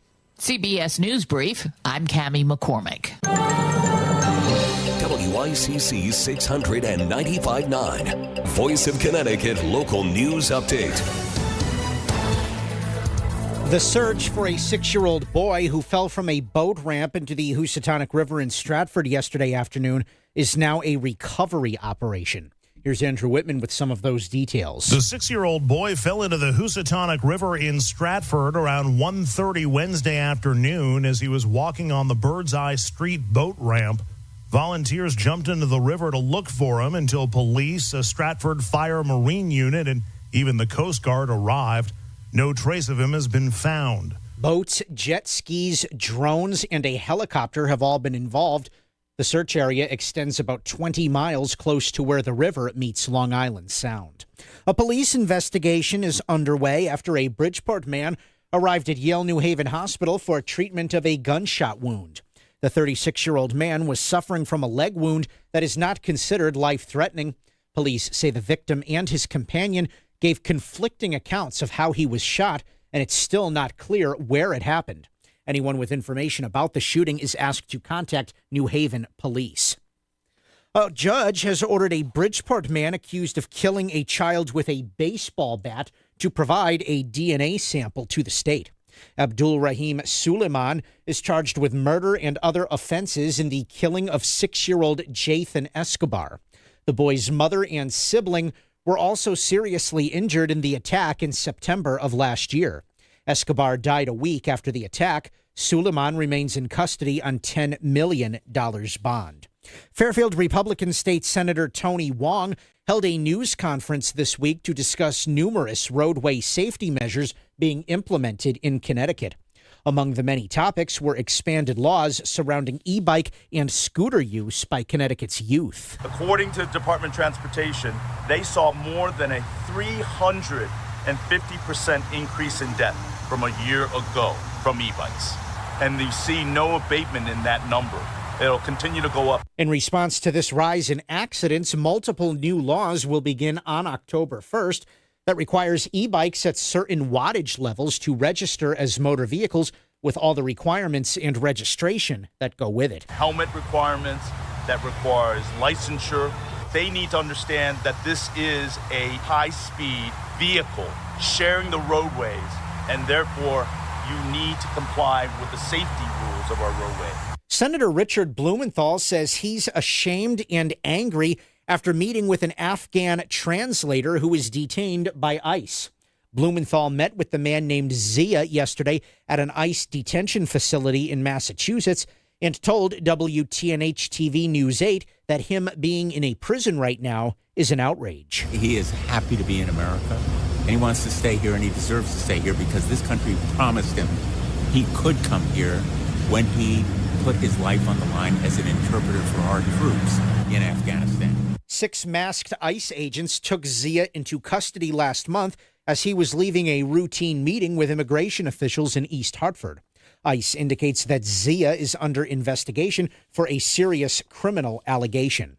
The Tunnel to Towers 9/11 Never Forget mobile exhibit was scheduled to arrive in Easton today. The Memorial on Wheels provides interactive education, including artifacts such as steel beams from the towers, as well as documentary videos and recordings of first responder radio transmissions. Don Boyce from the Easton Congregational Church spoke about what visitors can expect. It's a tractor trailer that rolls in, is about 83 feet long, and then when it gets here, it expands into an 1,100 square foot exhibit. And the docents are retired New York City firefighters, officers actually, who were either there at 9/11 or were there as part of the cleanup. But they have the experience to talk about it. The museum is being sponsored by the church and will be available to the public there tomorrow and Saturday afternoon. This is the first time since 2017 that the mobile museum has been in Connecticut. There is a recall of Hans Kissel pasta salads sold at Stop and Shop stores in Connecticut. The 16-ounce packages, mislabeled as Red Bliss potato salad, contain undeclared wheat. People with an allergy or sensitivity to wheat are at risk for a serious or life-threatening allergic reaction. At last check, no illnesses had been reported. And a 700-pound shark was caught off the Connecticut coastline yesterday. The 16.5-foot shark was caught near Stonington by 2 men who had just planned on a quiet afternoon fishing for tuna. Ed Lovely, the man who caught the shark, told WTNH-TV News 8 that the fight to reel it in lasted for hours. A few hours later, I finally see the shark way out, and it was just ginormous. It was huge. I was just like, this is crazy. Even Mo was like, this is the biggest fish I've ever seen. I'm Chris Williams with WICC News. WICC Smart MLS Right Now traffic. Parkway northbound, still a busy trip, getting out of Stamford through New Canaan, very heavy into 41, 42 in Westport. Looks like they cleared the accident by the Sikorsky Bridge, but northbound Parkway delays already back to Route 8. Southbound's heavy over the bridge. 95 will call Apache volume, Stamford, Darien, slow, Westport up to Southport. Route 8 starting to build into the Commodore Hall Bridge. Eastbound 84 still have an accident near exit 9 in Newtown. Tom Colangelo, WICC traffic. For this evening and overnight, mainly clear with a low in the low 60s. Friday, sunny with a high in the low 80s. Saturday, sunny with a high in the mid 80s. Sunday, sunny and hot with a high of 90. I'm meteorologist Paul Piorek on WICC. If Norwalk is talking about it, so is Paul. Connecticut Today with Paul Piselli on WICC 600 and 95.9, the voice of Connecticut. All right, 203-333-9422, 333 WICC. One of our big topics of the day today is just a question I always ask. Why are we always chasing the game here in Connecticut? That's a sportscasting term I've used over the years, doing football and hockey and basketball. Hey, they got down early. They lost. Coach comes on the post-game show and says, yeah, we got out slow, man. We just no rhythm, and we were always chasing the game, meaning you're playing from behind. Hey, we got it down to 5 at halftime, got it down to 2 at the end of the third quarter, and we could never catch up. Connecticut's always chasing the game, meaning, perfect example, is the Democratic leadership in Hartford, and a big story today. And by the way, we'll have Vin Candelora on from the Republican side a bit later on in the show. The Democratic leadership saying, hey, we're worried about this one big, beautiful bill from the Trump White House. That's okay. They can worry about it and be concerned about it. But, we have to increase spending. And again, looking at, taxing the rich, taxing those who are doing better. In fact, one of the phrases the Connecticut Mirror uses in this is Matt Ritter saying the spending cap should not, I'm paraphrasing here, not a direct quote.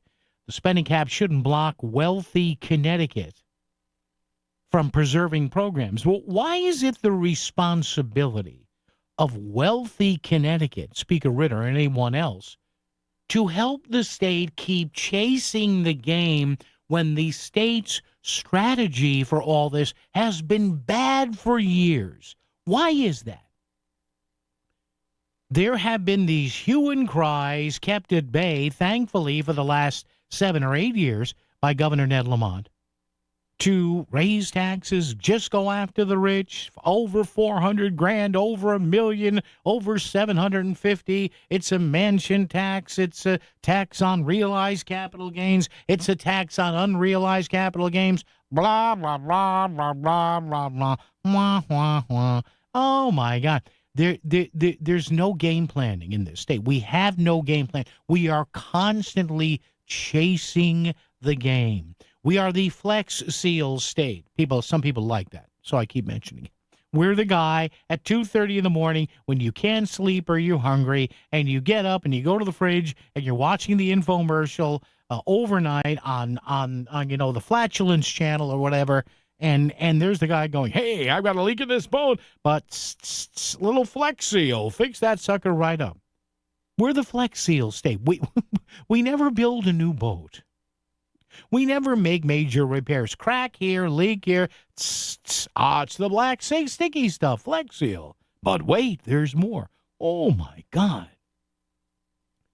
So you always hear from the powers that be in Hartford, raise taxes, raise fees, this fee, that surcharge, and nothing is ever done to help people in need from a policy perspective. It's easy to give out money.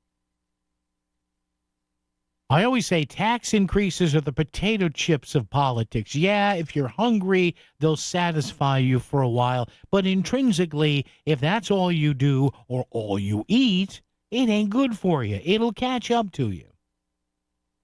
So if we have so many people that need, for example, Medicaid, that need, for example, all this money from money being doled out to the nonprofits, for example, or that need money to help them pay for their premiums on the Affordable Care Act, the Connecticut Obamacare marketplace.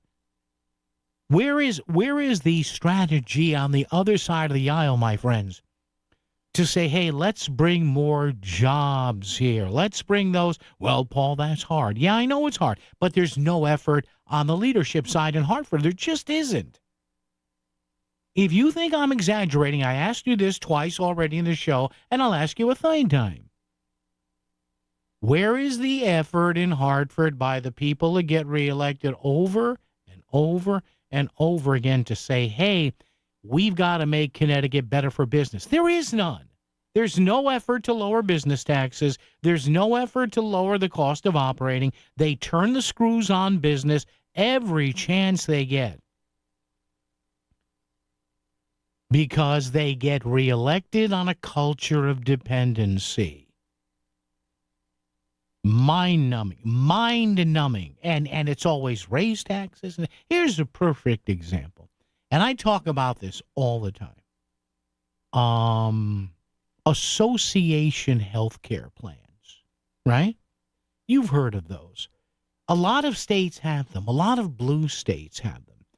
Whereas to make it easier on businesses, right, they could get together, I don't know, there might be a Flower Shop Association of Connecticut or the Connecticut Association of Wedding Photographers or the Independent Connecticut Association of Auto Body Shops, whatever. You see what I'm saying? Like-minded businesses who get together, they form a partnership, right? And then they go to Cigna, Aetna, St. Paul, Travelers, the Hartford, and say, hey, I've got 300 members here all around the state. Give us a quote on 3 levels of health insurance. Oh, let's do vision too. Let's do hearing too. Whatever. Okay. So they get jump around. Do you know those aren't allowed in Connecticut? See, this is what I mean.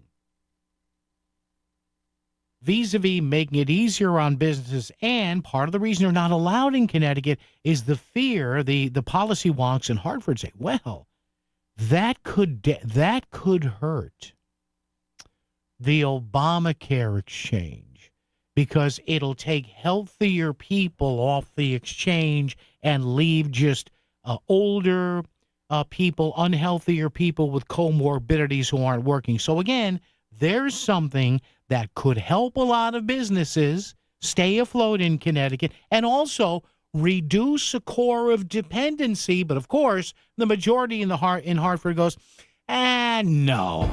Experience the range-topping, dual-motor, all-wheel drive sophistication of the Cadillac Lyriq at Cadillac of Greenwich. The Lyriq is the first American car to win the German Car of the Year and offers undeniable style and uncompromising comfort. Or experience the first Lyriq V, the fastest production Cadillac ever produced. Arrive in style with this pinnacle of modern automotive excellence. Visit CadillacofGreenwich.com today and elevate your driving experience with the iconic 2025 Cadillac Lyriq. Selling your home is a numbers game. The more potential buyers who see it, the greater the opportunity to sell. And when your home is listed on Smart MLS, more than 21,000 realtors see it, and so do all their buyers. Suddenly, the number of people looking at your home starts to grow by a lot. More realtors sharing your listing, more people seeing your home, more offers coming in, and maybe even more cash in your pocket. Smart move, right? Ask your realtor, is my house on Smart MLS? Smart MLS, the smart way to sell your home. WICC Smart MLS Right Now traffic. Accident now northbound 95 near exit 15 and 16 in Norwalk. Heavy out of Darien because of it. Northbound on the Parkway, patchy volume through New Canaan. Solid into 41, 42 in Westport. Still slammed from Route 8 up to the Sikorsky Bridge. Looks like that accident may still be out there. Southbound jammed up off the bridge. Route 8, not too bad, just building into the Commodore Hull Bridge. New Haven County 95, Orange, Milford, West Haven on the build. Eastbound 84 still have the accident at exit 9 in Newtown. Tom Colangelo, WICC traffic. Clear this evening and overnight with a low in the low 60s. Tomorrow sunny with a high in the low 80s. Saturday sunny and warmer with a high in the mid 80s. I'm meteorologist Paul Piorek on WICC. He'll tell you what's really going on. It's Connecticut Today with Paul Piselli on the Voice of Connecticut, WICC 600 and 95.9. So saith him, 203-333. 9422-333 WICC. Let's see. Joe in Monroe is here. Hello, Joe. What's up? How you doing, Paul? What's up, Joe? Every time how are you? Can you hear me? You're coming in great. What's up? Okay, fantastic. So every time they want to implement the tax and they're going to go get the rich guy, they seem to hurt the little guy. I have a small business and we buy work vans for the technicians. Okay. And so they implemented a luxury tax on any car that's over $50,000. Yeah. They didn't, there's unintended consequences to this law and this tax because since COVID, a work van is more than $50,000, and I have to pay a luxury tax for a work van. It's just... Now, also, if we try to trade in the old van, there's a fee for that that was put into place, I believe, when Obama bought all the used cars and had them crushed and get rid of them to try to boost new cars? Cash for clunkers. Yeah, I remember that one. Yeah. So that's still in place. The problem is not, implementing the taxes. They never take away anything. They just build on these. They need to get a plan together and maybe don't spend the money like it's someone else's money. Spend it like it's their own. But see, and then, Joe, thank you for the call. I appreciate it. I remember you telling me that, Joe, about the vans and the short. But see, the majority in Hartford, Joe, and God bless you, but you would, Joe, you'll have more of a chance explaining yourself and pleading your case to a wall, to a pile of bricks. Because, Joe, I'm sure that there are numerous people on both sides of the aisle who maybe had something to do with that legislation and the luxury tax. The majority just doesn't care. They don't care. They don't care. They want the tax money to keep their voters dependent. They do. Because if they did, at least if this was a concerted effort, you may get some Democrats that would go along with the Republicans and say, you know what, just heard that phone call from Joe there on WICC. The host stinks, but Joe made a point there. We should revisit that tax. They'll never do that. Because that's how they get elected, to maintain the culture of dependency. Well, why would you say that, Paul? Why wouldn't I say it? It's been going on in this state for 60 years. Go back to the mid-'60s, 3 generations,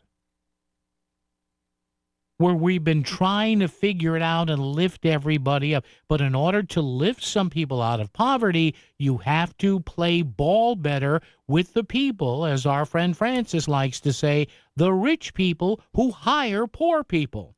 Poor people don't hire anyone. It doesn't mean they're bad people. I've known plenty of poor people who I would value over a bunch of rich people I know.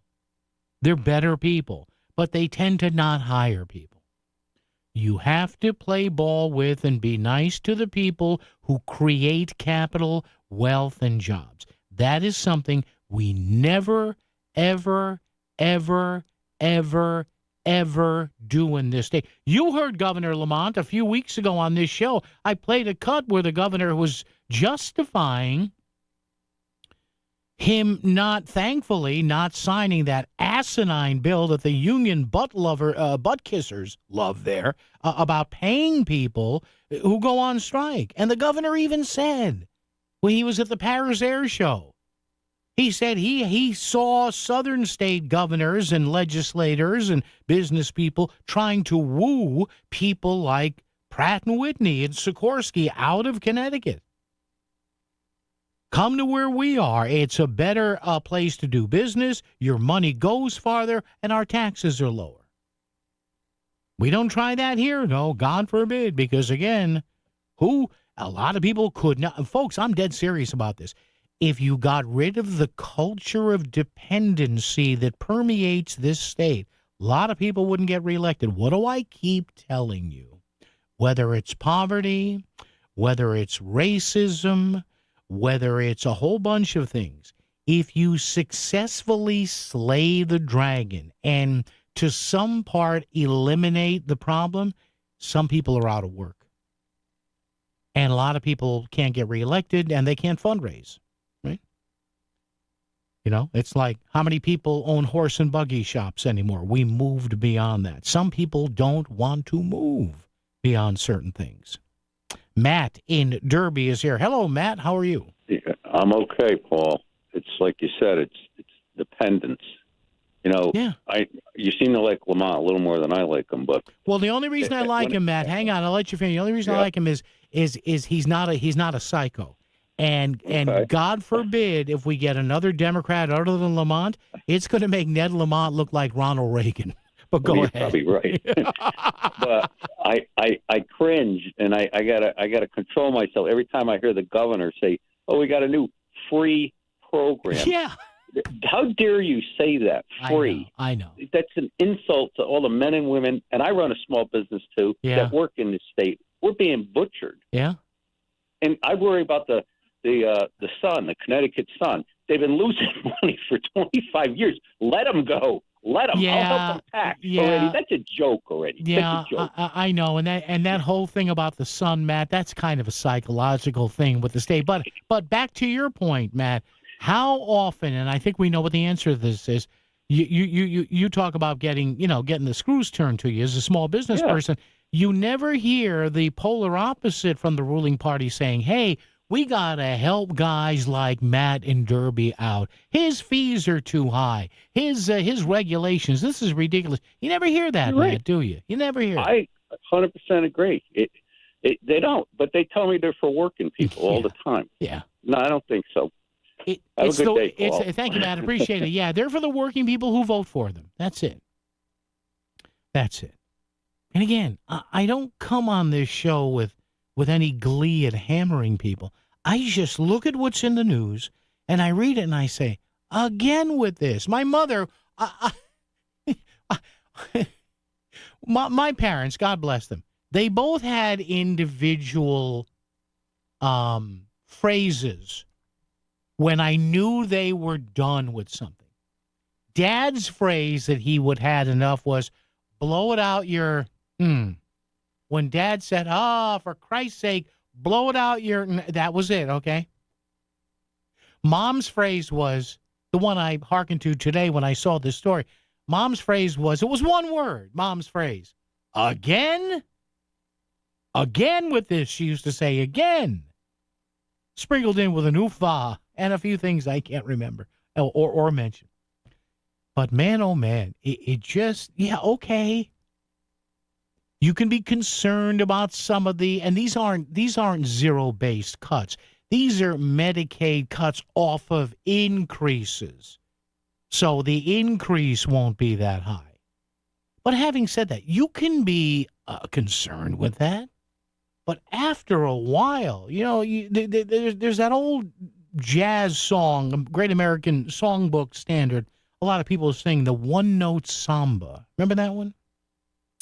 Everybody and their mother and father has a version of one-note samba. Look it up. Great song. It's kind of got a bossa nova beat, little Latino thing going on there. But that's what it becomes. It's a one-note, we got to tax the rich, and the guy in Westport, and the guy in Greenwich, and the guy in Fairfield, and the guy in Wilton and Weston. All right. And on the other side, you're doing what exactly to not just treat the symptom, but treat the underlying disease. WICC Smart MLS Right Now Traffic. Accident now northbound 95 near exit 15 and 16 in Norwalk. Heavy out of Darien because of it. Northbound on the Parkway, patchy volume through New Canaan. Solid into 41, 42 in Westport. Still slammed from Route 8 up to the Sikorsky Bridge. Looks like that accident may still be out there. Southbound jammed up off the bridge. Route 8, not too bad, just building into the Commodore Hall Bridge. New Haven County 95, Orange, Milford, West Haven on the build. Eastbound 84 still have the accident at exit 9 in Newtown. Tom Colangelo, WICC Traffic. For this evening and overnight, mainly clear with a low in the low 60s. Friday sunny with a high in the low 80s. Saturday sunny with a high in the mid 80s. Sunday sunny and hot with a high of 90. I'm meteorologist Paul Fiorek on WICC. No part of your home is more important than the roof over your head. Hi, I'm Eddie Griffin, the owner of Brown Roofing, your local expert for roof replacement and roof repair. Water resistant, weather resistant, wind resistant, our products offer superior protection that come with a 50-year lifetime transferable warranty. Call us today at 475-445-1195 or visit us at brownroofing600.com. Brown won't let you down. Frank Pepe Pizzeria Napolitan, celebrating 100 years of a Beats. A century ago, my grandparents, Frank and Philomena Pepe, opened a small pizzeria on New Haven's Worcester Street. They'd never have imagined the incredible legacy they built. Today, Pepe's is still here, still family-owned, and still Connecticut's old reliable. We celebrate 100 years and invite you to celebrate with us. Frank Pepe Pizzeria Napolitan, passionate about pizza for 100 years. Join the celebration at your local Pepe's today. back to the news and talk thanks to Smart MLS. Smart sellers ask, is my home on Smart MLS? The voice of Connecticut. WICC's 695.9. It's Connecticut Today with Paul Pacelli. And a lot of you are probably saying, hey, Paul. Yes? What's the question of the day? Well, no. I didn't forget you, because we're going to get to this briefly. We'll do it. We'll have the all-important reading of the responses from Please Rise for the reading of the responses. The reading of the responses here from our pal, Chris Williams. And the question of the day has to do with SNAP benefits and limits that not only the federal government says they're going to do, but now some Democratic governor is saying, hey, we don't love Trump. We don't love RFK Jr., but they're going to limit what can be purchased with SNAP cards. So if you want to load up on this, load your card. Hey, Toots. No, if you want to load up on this, here's the question. Facebook.com/voice of CT. Should there be stricter limits and regulations on what foods and drinks can be purchased with SNAP benefit cards? And I guess the first regulation is going to be no more sugared soda. Most people, even Democrats, like this. But again, there are some people who say, well, no, it came from a Trump person. No, our kids must continue to guzzle sugar and develop, juvenile diabetes. So once again, should there be stricter limits on regs as to what food and drinks can be purchased with SNAP cards? WICC Bridgeport, WFOX Southport, WEBE HD2 Westport, WPLR HD2 New Haven, locally owned by Connoisseur Media.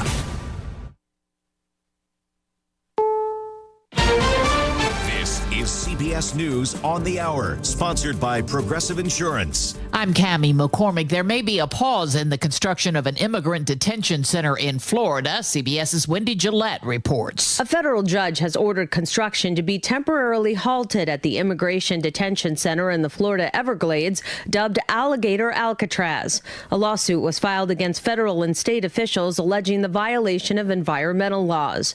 ICE is also dealing with the death of a detainee at its facility in central Pennsylvania. Chinese citizen 32-year-old Cha Feng-Gi was found hanging by his neck in a shower room Tuesday morning. It's the 15th death in ICE custody since October, a higher number compared to other years. There have been more firings at the FBI, including a former acting director who resisted demands to turn over the names of agents who participated in the Capitol riot investigations.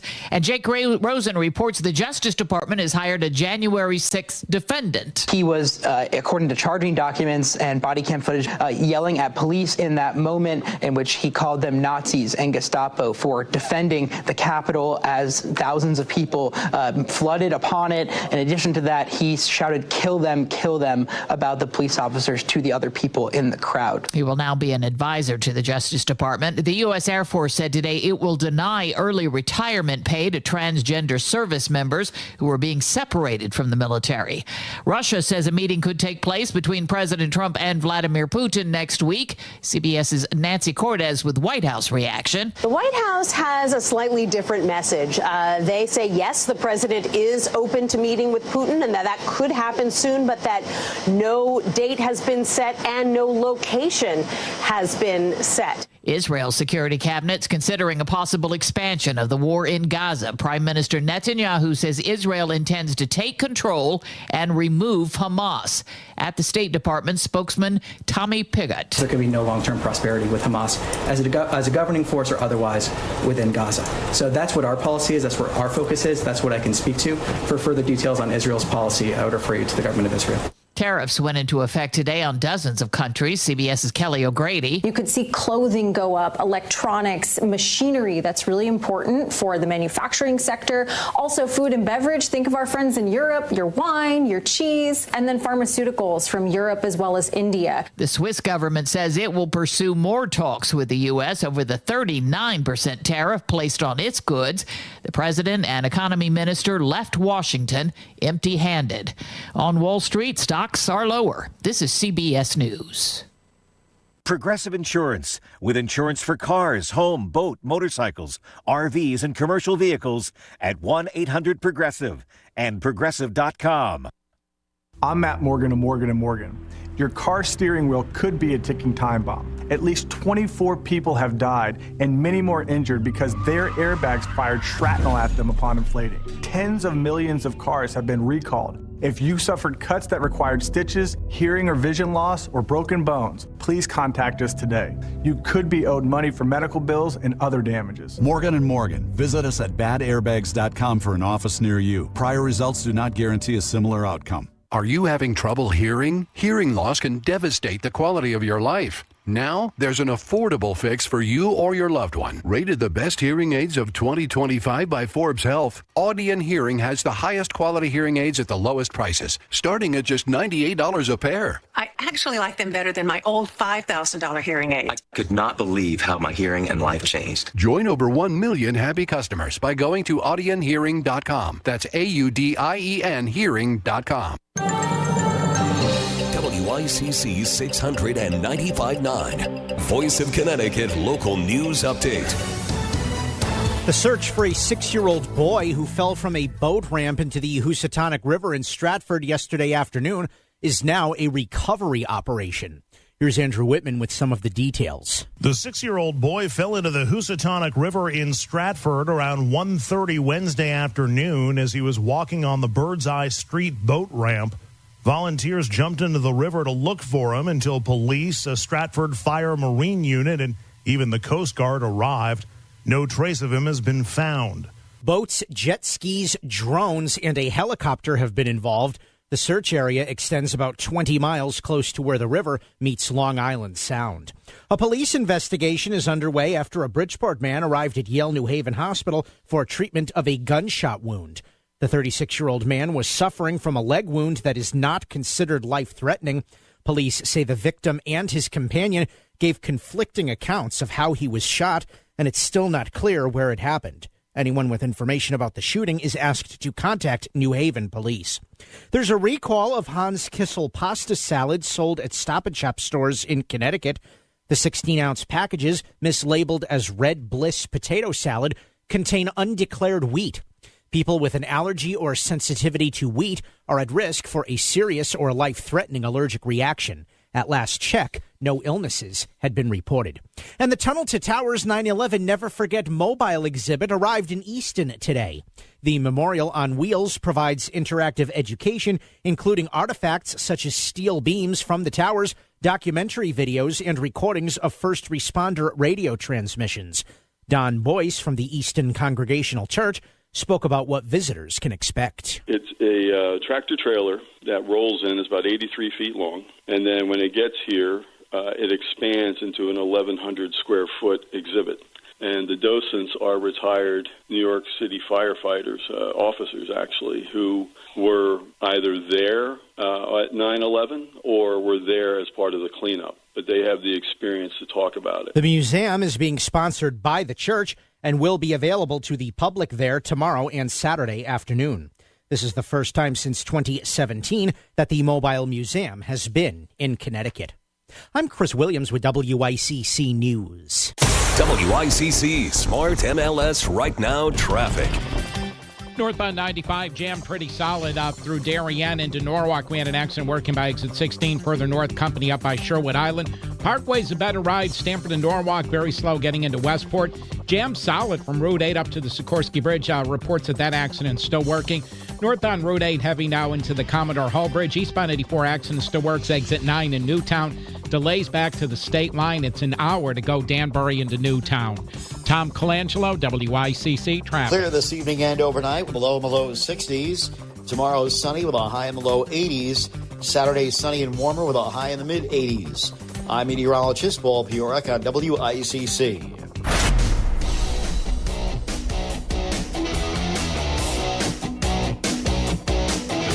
You're listening to Connecticut Today with Paul Piselli on WICC 695.9, the voice of Connecticut. All right, you and I together at 203-333-9422, 333-WICC. Some people, including me, some people can't stop just losing their collective regarding this Sydney Sweeney jeans ad, right? Like we've never had good-looking women wearing jeans. But we'll have a social commentator on in a couple of minutes to talk about that because I can't quit this issue. This is hysterical to me. You can't you can't script this level of lunacy. But before that, I put up what I thought was an interesting question today. It's getting pretty good response here. And you can call us here at 333-9422, talk or text. SNAP cards, they used to be called food stamps. And yes, I remember in my father's store taking pay. If somebody, spent $30 with us, they gave me a $20 bill and $10 in food stamps. Okay, and the food stamps went under the drawer, under the cash. We had a special spot for them, and it was no big deal. And my father told me, hey, these are people who need a little help, so the government helps them pay for their food, whatever. I said, all right, it's better than not eating. But apparently now, RFK Jr., the Health and Human Services Secretary, who is not a friend of the folks who put full trust in vaccines. I have nothing against vaccines. But he says, hey, we got to stop allowing certain stuff to get paid for with food stamps. And one of the things that he is pushing through that I guess some other states are either now consenting to do with the Trump White House or maybe to some point have already done is saying, okay, there's certain things you can't buy with food stamps. And the big bugaboo, they're saying health experts are sugared beverages, artificially sugared sodas, drink mixes, a lot of sports drinks, stuff that's not naturally juice, but is sweetened with high fructose corn syrup or even real sugar.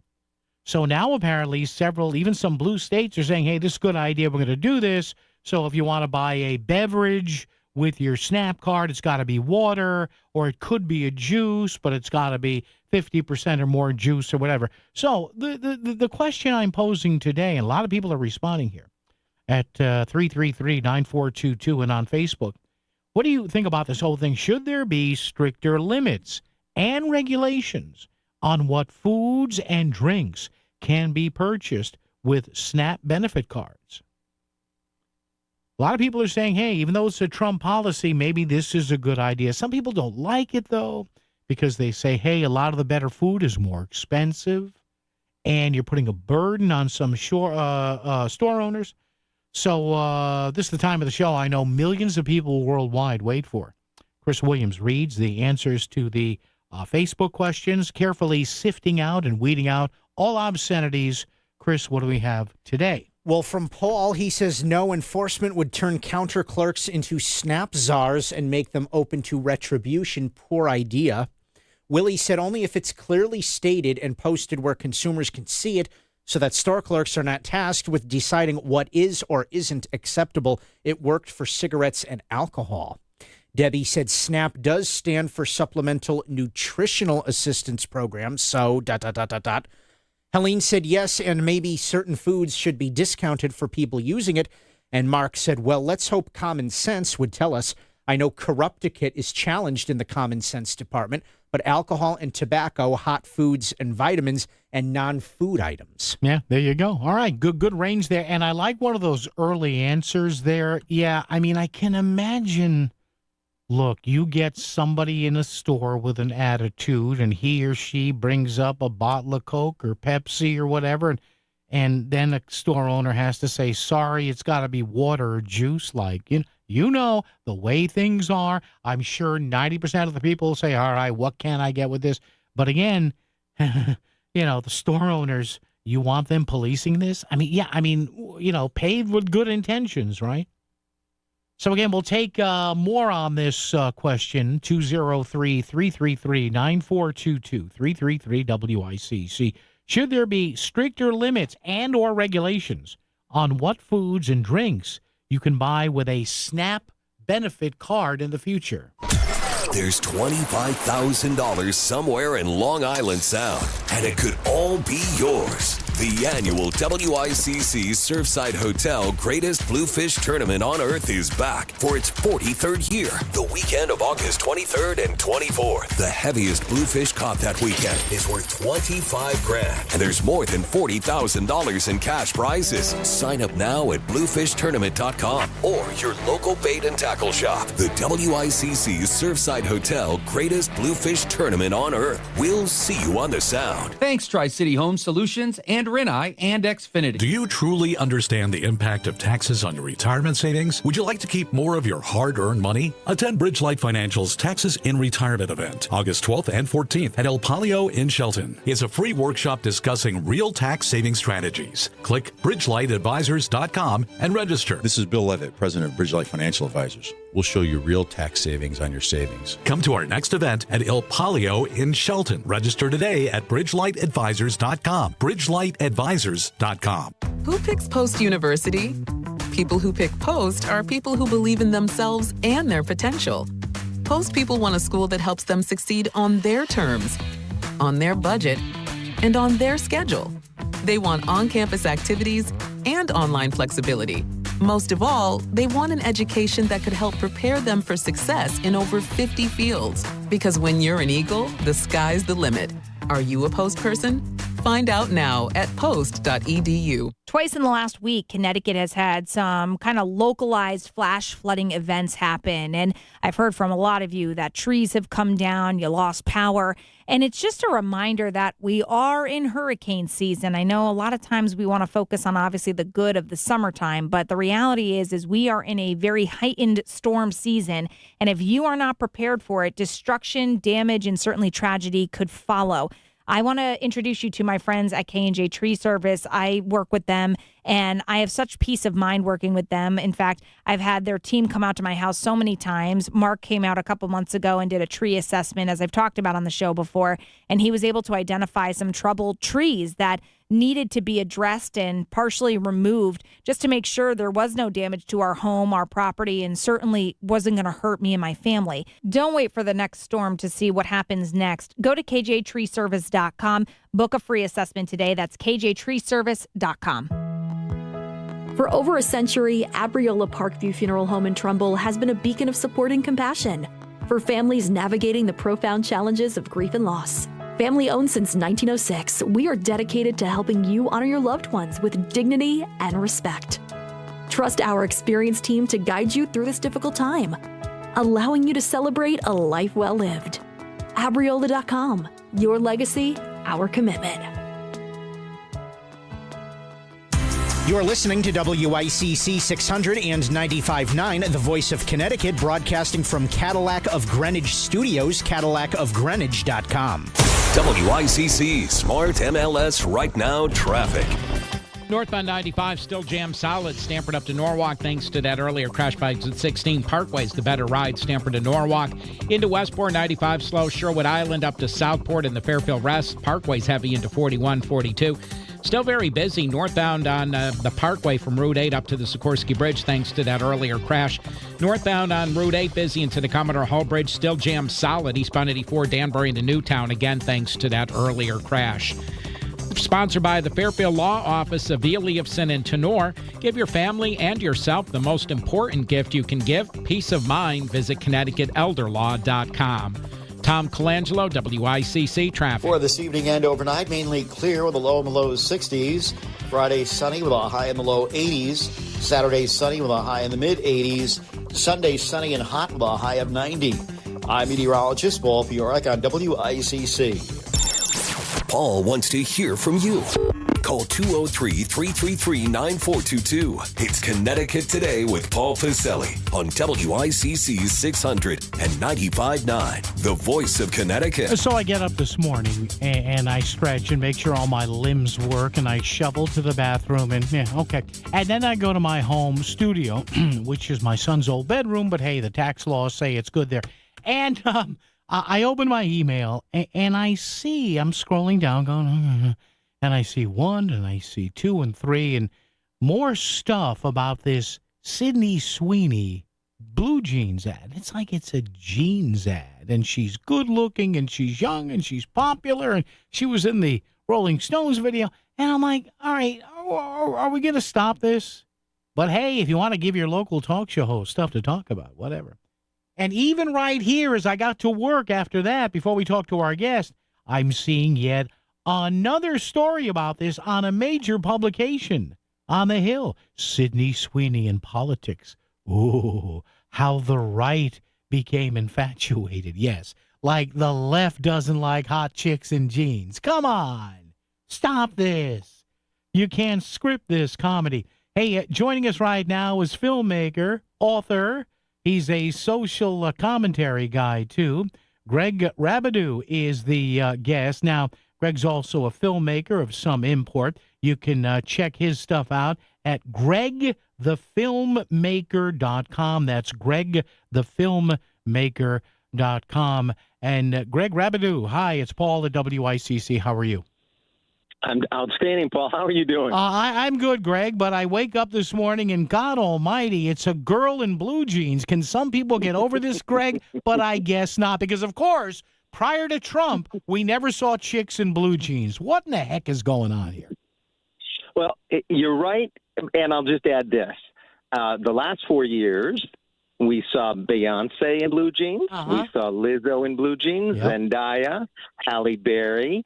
We were told for 4 years that big, very, very large, obese women that do ads should embrace themselves, and that's healthy and sexy. And they armpit hair, hey, making a comeback apparently under Biden. So, yeah, maybe MAHA stands for Make America Hot Again, and the simple premise that attractive people help sell stuff. Paul, you know that. You know, Greg, it's interesting. I float this to a lot of women I know in the media business and out, and we chat at night, on whatever messenger service that's encrypted, of course. No, kidding. And I'm like, does this bother you? And 99% of the women I know, Greg, across the spectrum, and probably saying, no, what's the big deal with this? But again, this is being dissected like a junior high school fetal pig in class. I don't get it. Well, in a way, I look at it this way, that this attacks, believe it or not, a lot of the leftist agenda at its core. So it's, again, if they don't come out enraged, which they do on virtually everything, and they're being paid to, by the way, we know that. They're being well-funded to be almost perpetually enraged about stuff that normal people don't get enraged about. But it attacks it at its core because part of their core is that there's only a certain look that you should celebrate. There's only a certain type or ethnicity or women or man that you should celebrate. And if you go beyond that, it kind of straddles and rocks their world because essentially it's starting to say, maybe the ship is starting to right itself. Right? No pun intended. But maybe the ship is starting to get stable again after several years of really being very bouncing right to left, to left, to left. And in some ways, it's starting to stabilize, and we're getting back to sort of the norm, which is, healthy, young, attractive people tend to sell stuff that other people go, I want to be more like that person. This is not a new phenomenon, as you said, but for the last 4 years, we've been kind of being fed a different agenda and a different narrative, which is, no, you got to only like this. Only if Beyonce wears a blonde wig and has a jean ad should we like it, which is just total nonsense. We can like all kinds of people at all kinds of instances, right? In fact, Greg, and the guest is Greg Rabideau. Check him out, gregthefilmmaker.com. Greg, to that end, I was thinking about this the other day because somebody put a meme up there. Hey, how about Lizzo? How about Beyonce? And I'm saying to myself, well, yeah, it just shows that no matter if you're a street vendor or one of the richest entertainers in the world, right? Like, what's commonality in America? Pretty much everybody's got blue jeans. I mean, this is the ultimate non-discrimination, right, Greg? Some of them are expensive, some of them are trendy, some of them are cheap, discount, Walmart, whatever. But I'm looking at that going, this should be unifying, not polarizing here. Yeah, absolutely. And I can almost imagine the advertisement at American Eagle board meeting where they probably were sitting around and a little tongue-in-cheek and said, that Sydney Sweeney, she's good looking, just naturally beautiful. And then I'm sure somebody said, she's got great jeans. And somebody said, jeans with a J, let's run with it. Never thinking, no. The left may take that as Nazism or eugenics. I got to say this real quick, Paul. Yeah. We did a film a few years back. It's on Amazon Prime, Roku, Tubi. It's Stolen Babies of Spain. Okay. And it's a serious topic, and it's about that. It's about real people that went through the consequences of eugenics and genetics and baby stealing and all this kind of stuff.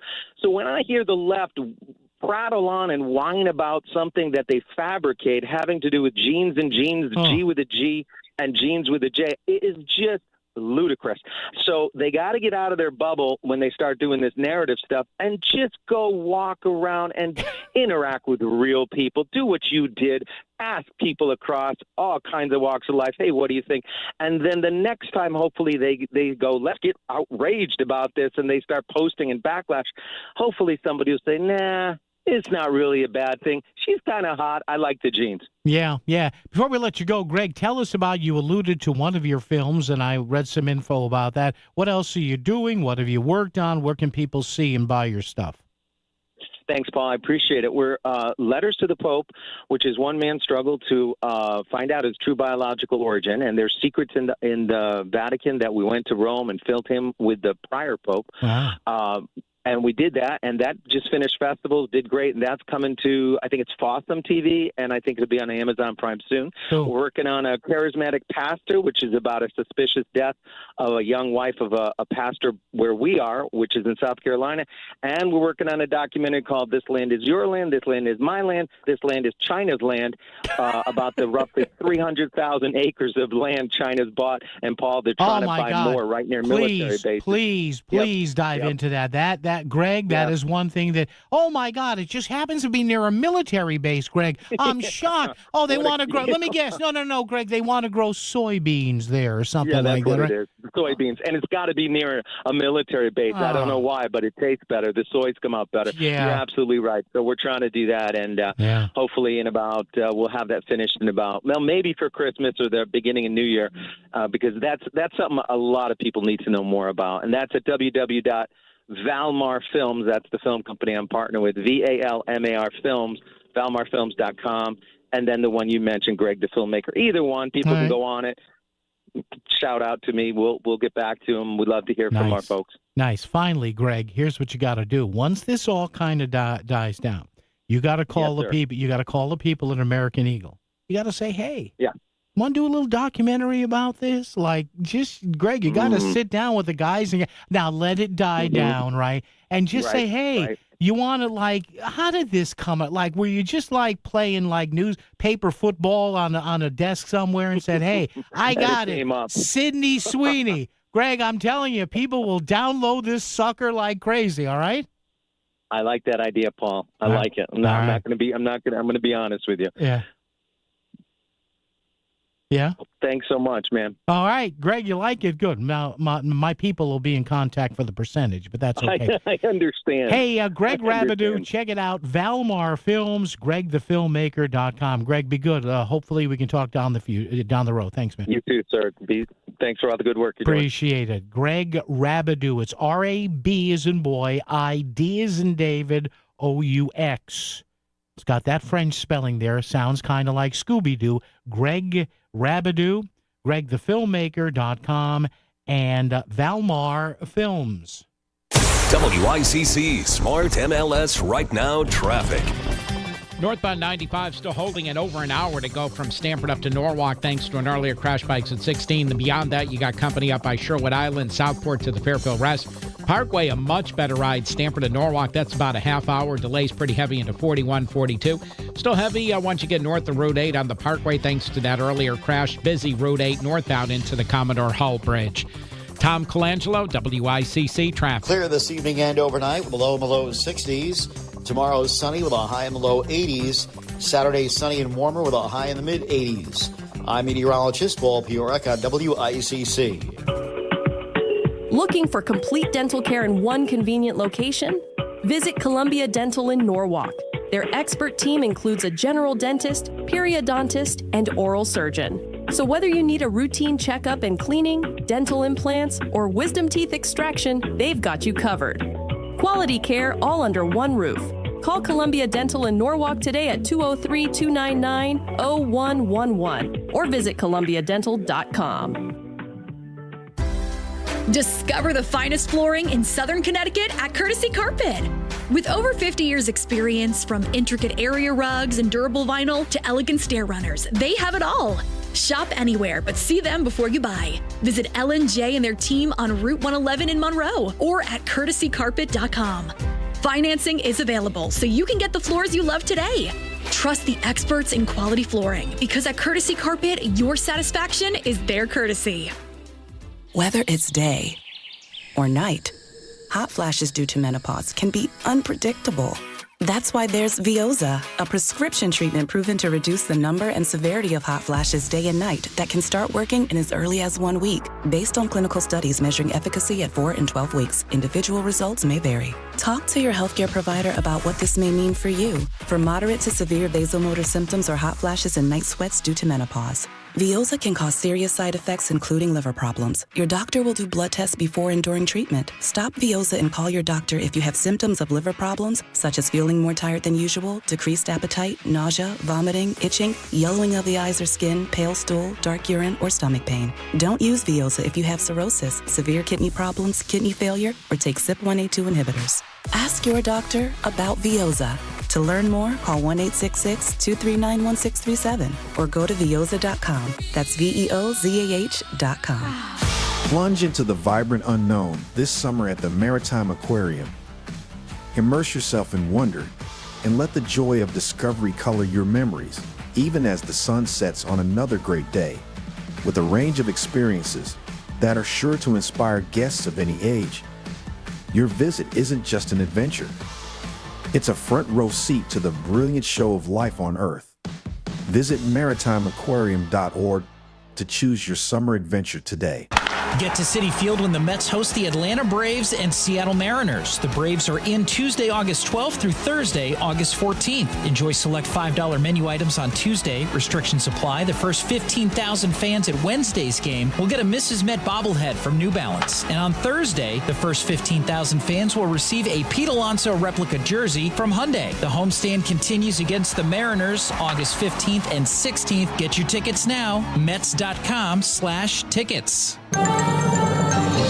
This is WICC 695.9, the voice of Connecticut.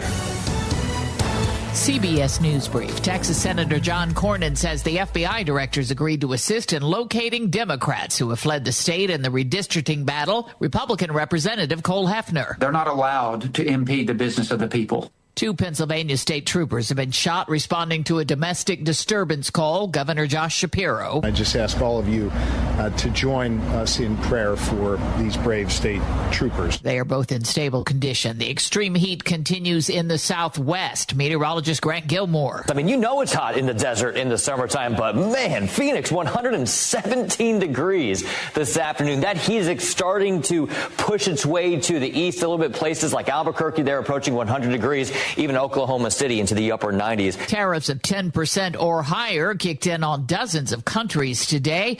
On Wall Street, stocks are lower. The Dow is currently off 290 points. CBS News Brief, I'm Cammie McCormick. WICC 695.9, Voice of Connecticut Local News Update.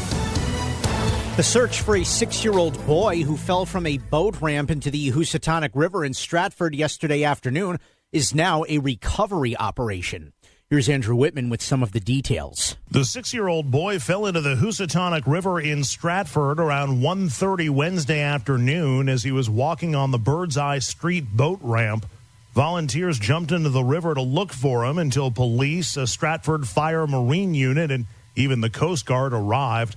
No trace of him has been found.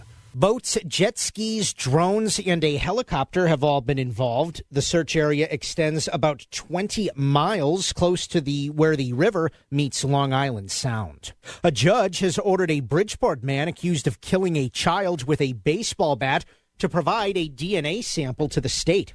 Abdul Rahim Suleiman is charged with murder and other offenses in the killing of 6-year-old Jathan Escobar. The boy's mother and sibling were also seriously injured in the attack in September of last year. Escobar died a week after the attack. Suleiman remains in custody on $10 million bond. 2 people have been found dead inside a home in Greenwich. Police say officers were called to the home on Shorelands Place in the Old Greenwich section of town to make a welfare check and discovered the 2 bodies. The deceased have been identified as 83-year-old Suzanne Adams and 56-year-old Stein Eric Soelberg. Police say both were residents of the home where their bodies were found, and the causes of death are under investigation. Hundreds of Yale New Haven health employees have applied for early retirement. The health system announced the early retirement program offer to its 31,000 workers last month. The offer comes after Yale New Haven Health announced the layoffs of some administrative staff in March. The health system is Connecticut's second largest employer outside of state government. Fairfield Republican State Senator Tony Wong held a news conference this week to discuss numerous roadway safety measures being implemented in Connecticut. Among the many topics were expanded laws surrounding e-bike and scooter use by Connecticut's youth. According to Department of Transportation, they saw more than a 350% increase in death from a year ago from e-bikes. And you see no abatement in that number. It'll continue to go up. In response to this rise in accidents, multiple new laws will begin on October 1st that requires e-bikes at certain wattage levels to register as motor vehicles with all the requirements and registration that go with it. Helmet requirements, that requires licensure. They need to understand that this is a high-speed vehicle sharing the roadways, and therefore you need to comply with the safety rules of our roadway. Senator Richard Blumenthal says he's ashamed and angry after meeting with an Afghan translator who was detained by ICE. Blumenthal met with the man named Zia yesterday at an ICE detention facility in Massachusetts and told WTNH-TV News 8 that him being in a prison right now is an outrage. He is happy to be in America, and he wants to stay here, and he deserves to stay here because this country promised him he could come here when he put his life on the line as an interpreter for our troops in Afghanistan. 6 masked ICE agents took Zia into custody last month as he was leaving a routine meeting with immigration officials in East Hartford. ICE indicates that Zia is under investigation for a serious criminal allegation. A 700-pound shark was caught off the Connecticut coastline yesterday.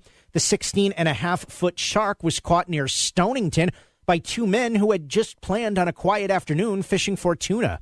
Ed Lovely, the man who caught the shark, told WTNH-TV News 8 that the fight to reel it in lasted for hours. A few hours later, I finally see the shark way out, and it was just ginormous. It was huge. I was just like, this is crazy. Even Mo was like, this is the biggest fish I've ever seen. And the Fairfield National Little League team has kept their World Series hopes alive with a win against New Jersey last night in the Metro Regional Tournament.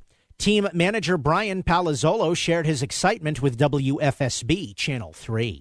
The heart is still pounding. It feels great to get the W. Came out on top, got some clutch hits in the bottom of the top of the 7th.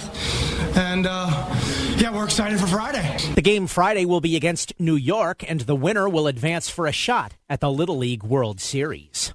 I'm Chris Williams with WICC News. WICC Smart MLS Right Now traffic.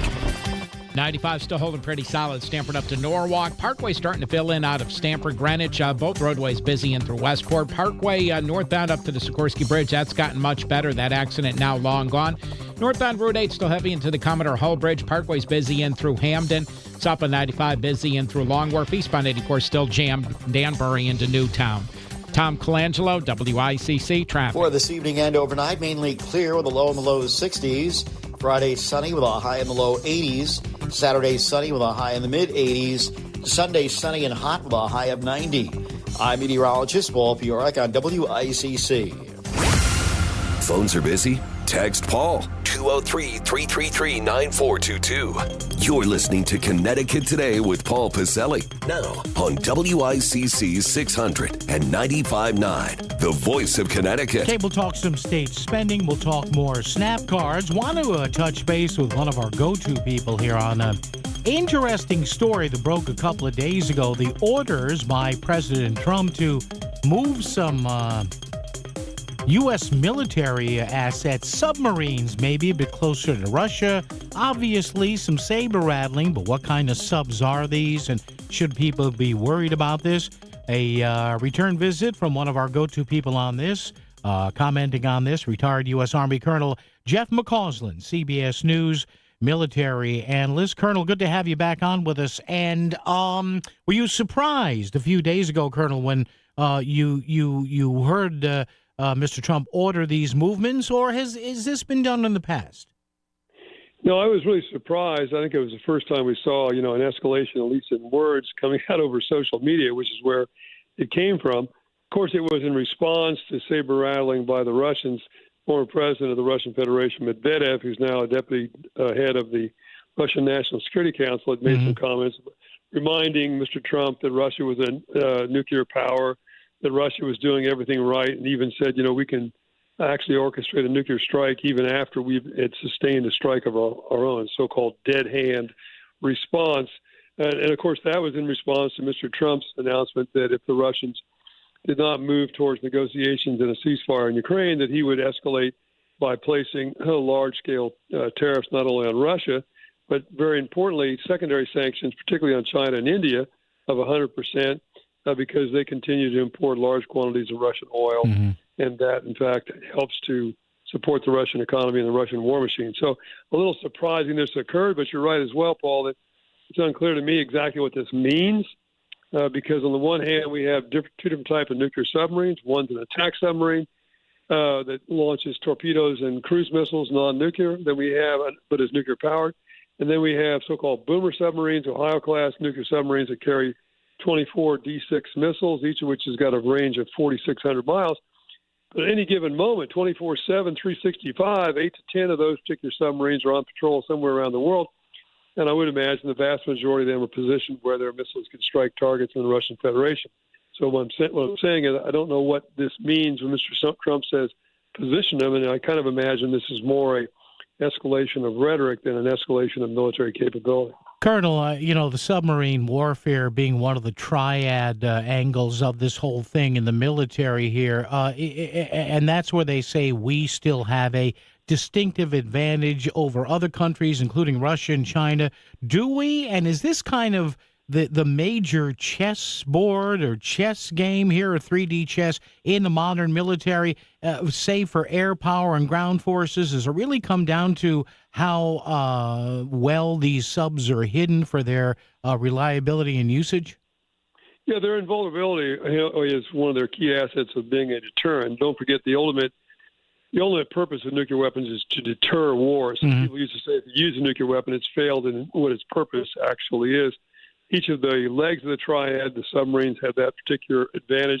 Number one, you have your land-based missiles, which have a bigger payload and perhaps more accuracy, but are vulnerable because at any given day the Russians know exactly where they are. And the bomber force, which we have, has its vulnerabilities. They're on air bases, but has advantages that they could be recalled once they were sent out, which you can't do with a ballistic missile. So each have a advantage, each have disadvantages, and that's how they kind of reinforce each other. But when we talk about modern warfare, actually I would say, Paul, it's expanded beyond what you just described, and that is the three domains traditionally of warfare: land, sea, and air. And now we really have, I would argue, 5 domains of warfare: land, sea, air, space, and cyber. And those last 2, which had been enablers of the preceding 3 historically, now really have become domains unto their own. Example, during the recent confrontation between India and Pakistan, I happen to know from talking to Indian colleagues, there was a massive cyber attack by Pakistan against India, which took down an awful lot of their assets. And the command and control that you have for your nuclear arsenal, back to that triad again, are dependent on cyber, dependent on the internet and that connectivity, digital connectivity. And furthermore, your space assets become very important because those space assets provide you intelligence on targeting, on also when your opponent has launched weapons, et cetera, et cetera. So that becomes an important part of the whole military capability now. And that's why I would say those now are domains as well. And so you have to invest assets, money, resources, personnel to deal with those, just like you do air, land, sea. Great stuff. Thanks as always. CBS News military analyst, retired U.S. Army Colonel Jeff McCausland. Colonel, thank you. We'll chat down the road. Be good. Take care, Paul. Appreciate it. There you go. Yeah. So it's not the nuclear triad anymore. It's 5. Yeah. Space Force and cyber, scary stuff. All right, we'll do more. Check traffic and weather together. Come back with your calls and a look at Wall Street, too, when we continue right here on WICC. Maritime Chevrolet of Fairfield Mobile Service Plus is the next generation of door-to-door maintenance and repair. Enhance your Chevrolet, GMC, or Cadillac ownership experience by making your vehicle maintenance easier. Our technicians come to you at home or work with Mobile Service Plus. Experience next-level service from Maritime Chevrolet in Fairfield. World-class technicians, superior professionalism, and customer care starts at MaritimeChevy.com. That's MaritimeChevy.com. This August 10th, lace up, line up, and get ready to run by the sea at the Surfside Hotel Run for Wishes, brought to you by the Voice of Connecticut.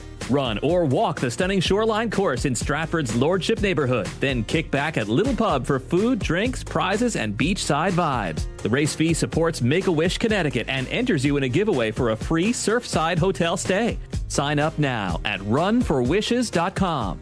Don't miss the run, the sun, or the fun. Texting enrolls you into recurring automated text messages. Consent not required to purchase. Message and data rates may apply. Hey, Dan, how you doing? Haven't seen you around the gym for a while. Yeah, I've really fallen off. Since I turned 40, I just don't get the results I used to get. Could be lower testosterone. Lower T? Yeah, I went through it a while back. Once you hit 40, your body has less free testosterone. I got Nugenix Total T, and it's made a huge difference for me. I've seen that ad on TV. Is it for real? Oh, yeah. The key ingredient is something called Tesnor, which helps boost free and total testosterone levels to help you trim up and stay lean. And it's made a difference for you? Man, I feel like I'm in my 20s again. At work, in the gym, and in the bedroom. Are they still giving out complimentary bottles for people to try it for themselves? Yeah, you just need to send them a text. Text ALL to 321-321 right now for your complimentary bottle of Nugenix Total T, the #1 selling testosterone booster at GNC. Plus, text now and we'll include a bottle of Nugenix Thermo, our most powerful fat incinerator ever, to help you get back into shape fast. Absolutely free. Text ALL to 321-321.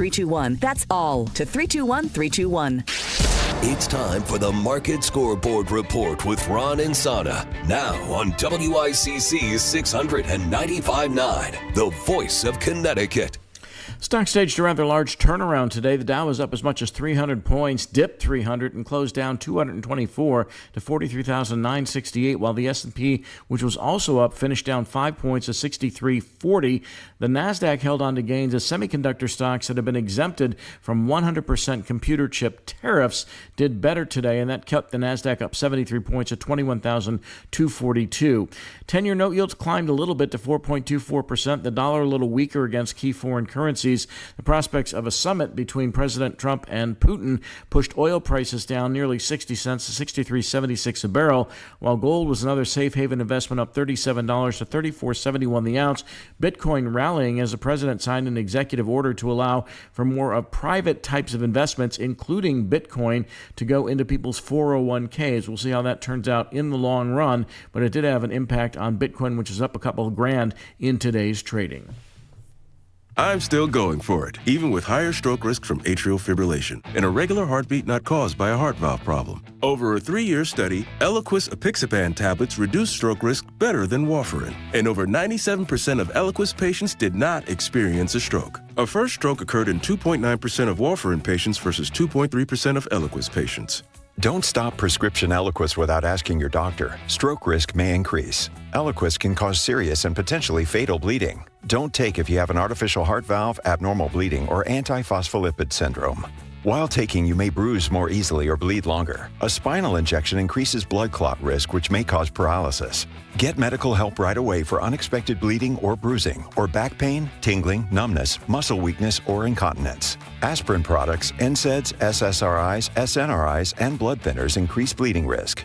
Tell your doctor about planned medical or dental procedures. Learn more at Eliquis.com or call 1-855-ELIQUIS. WICC Smart MLS Right Now traffic. 95 still holding pretty solid. Stamford up to Norwalk. Parkway starting to fill in out of Stamford, Greenwich. Both roadways busy in through Westport. Parkway northbound up to the Sikorsky Bridge. That's gotten much better. That accident now long gone. Northbound Route 8 still heavy into the Commodore Hull Bridge. Parkway's busy in through Hamden. South on 95 busy in through Long Wharf. Eastbound 84 still jammed Danbury into Newtown. Tom Colangelo, WICC traffic. Clear this evening and overnight with a low in the low 60s. Tomorrow sunny with a high in the low 80s. Saturday, sunny and warmer with a high in the mid-80s. I'm meteorologist Paul Piorek on WICC. On your laptop, on your smart speaker, and even on your radio. No matter where or how you listen, you've got Connecticut Today with Paul Piselli on WICC 600 and 95.9, the voice of Connecticut. And we have a major legislative leader whose name I mention on this show quite often saying, hey, those CNBC rankings are the best states for business. They're not all that bad. Connecticut does well. Yeah, I'll read you what he said momentarily. And I'm saying, are you looking at the same numbers? You know when you go to a game and you scream at a ref, are you at the same game I'm at right now? Oh, my God. This is maybe they're listening to this show. I don't know. But he points to some of the exact same numbers everybody else has been pointing to that suck. But, hey, we're good for business. No, you're not. No, you're not. You're just not. You're not, Senator. But we'll get to that momentarily. Tim in Hamden's here. Tim, how are you? Well, hi. Several things. My wife was just like, listening, as I had the radio on the background. Yeah. Uh-huh. She said, did he just call that Sweeney woman a chick? Yeah. I was like, I did. Yeah, I was like, Yeah. yeah, he did. He's a funny, politically incorrect kind of guy. Hey, listen, I'm a Sinatra guy. That's it. Rat Pack, baby. Let's go. Yeah, really. So that's all right. So, yeah. Other things real quick. Yeah. Also, as far as the food stamps. Yeah.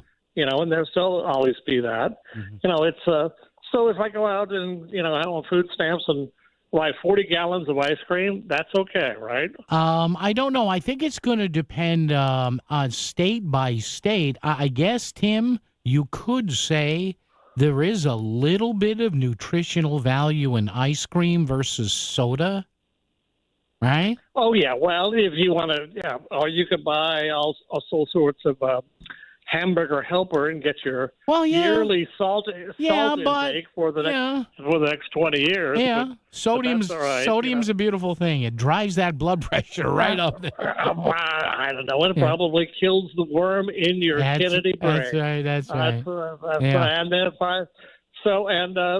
but we're also going back to the presidential fitness tests and everything again. Now, does the president have to pass those? I don't think so. No, I don't think so. He didn't have to stretch his toes and everything. Actually, the funniest thing about that, Tim, was I don't know whether you caught, one of the athletes there was Lawrence Taylor, ex of the Giants, a few women problems, a few drug problems. He's on the sex registry. I also heard him say something like, I have no idea why I'm here. I'm here. But you got your son-in-law, the wrestling guy who used to smash people with everything like that. Well, Tim, I say, this is just, before you wrap up, Tim, this is just another wide-open opportunity for the Democratic Party. But go ahead. Well, that's true. So, let's all go out. Let's get the FBI to find those missing Texas state senators and state senators. They know exactly where they are. First off, it's a state issue. Yeah. You're trying to pull a shenanigan. And you're sitting there going, the president himself wanting 5 more seats. Yeah. Create your interference. So you're going to use the federal government to quote bad idea. Round up. Horrible idea. And you're going to have Greg Abbott say he's going to try to remove different people from office and everything. See, and That's why the Republican Party didn't get any traction. And here, thank you. No, you're right, Tim, and thank you. It's another circular firing squad thing. And I don't know whether you realize this, because I mentioned this to you a couple of weeks ago. I was reading a bunch of estimates as to what's going to happen after the 2030 census anyway. And even without this stuff going on right now with the president and with Greg Abbott, the GOP is already in line to gain 4 seats in Texas. Already. They're going to get 4 seats in Texas, 4 in Florida, and 1 other each, I think, in Idaho, Iowa, and wherever. So I don't get this. I think this is a waste of time. Hey, before we wrap up, Vic, hang on. I'll get right back to you. I just want to. I got to touch on this because this is nuts. Where is it here? I want to make sure. See, this is what happens when I have 18 tabs open on my computer here. Member of the Connecticut General Assembly says, "Hey, oh, here it is. Senator Bob Duff, Democrat, Norwalk, opinion: Connecticut is good for business. Here's how we can be great." Now, again, I'm not going to burden you with this. He cites the new CNBC 20 best states for business. Ratings are out, and Connecticut has plenty to be proud of. He says, now, in all fairness to Senator Duff, and Vic, hang on, I'll be right with you. I will tell you where Connecticut ranks, all right? As far as an overall state economy, the state of Connecticut is ranked, hang on. State of economy. The state of Connecticut is ranked. Why am I not seeing Connecticut here? Is our economy actually that bad? No, it's not. We're 38th. Okay, that's not real good. Infrastructure in Connecticut, we rank here at 28. That's not really good. Now, workforce, we do well. We're the number 8 workforce in the state. Number 8, okay? Now, here's where we suck. Cost of doing business, and I've heard from some business folks today, we are 44th in the nation, 44 out of 50. Business friendliness, the beautiful state of Connecticut, as the late, great Bill O'Neill used to say, 38th. So the 2 categories that really matter, yes, we have great workers, yes, it's a great place to live. The 2 categories where it really matters, cost of doing business and business friendliness, we suck. Let's see what the Dems in Hartford will do. Vic, in my hometown of New Haven. Vic, what's up with you? Yeah. Well, I was thinking when the fellow said something about the 40 gallons of ice cream. Yeah. And I'm thinking, what's wrong with that? Well, no. Yeah. But here's the thing. Yeah. Just because you're on SNAP or food stamps, and I don't know if you remember me talking to you before. No, yeah. I was a mailman in your old neighborhood. Yeah. Yep. And people are not educated on what to buy. Because I'll tell you a story. I was in Bernie's Pharmacy many years ago. Oh, my God. That goes back, Bert. Yeah. Bernie's Pharmacy. Yep. And a girl came in. Yeah. She bought a bottle of Coke. Okay. She bought a pack of cigarettes. All right. She bought 1 can of ready-made baby formula. And ready-made what? I never forget, the formula cost $1. Oh, ready-made formula. Okay, yeah. And I said to myself, well, isn't the kid going to eat tomorrow? Yeah. I used to go to States on Grand Avenue. Yeah. I'd buy a case, 24 cans of formula and mix it myself. Yeah. At $0.25 a can. I know. I remember that. Yeah. Right. So I'm saying people need to be educated a little bit. And people don't, nobody should buy prepared food.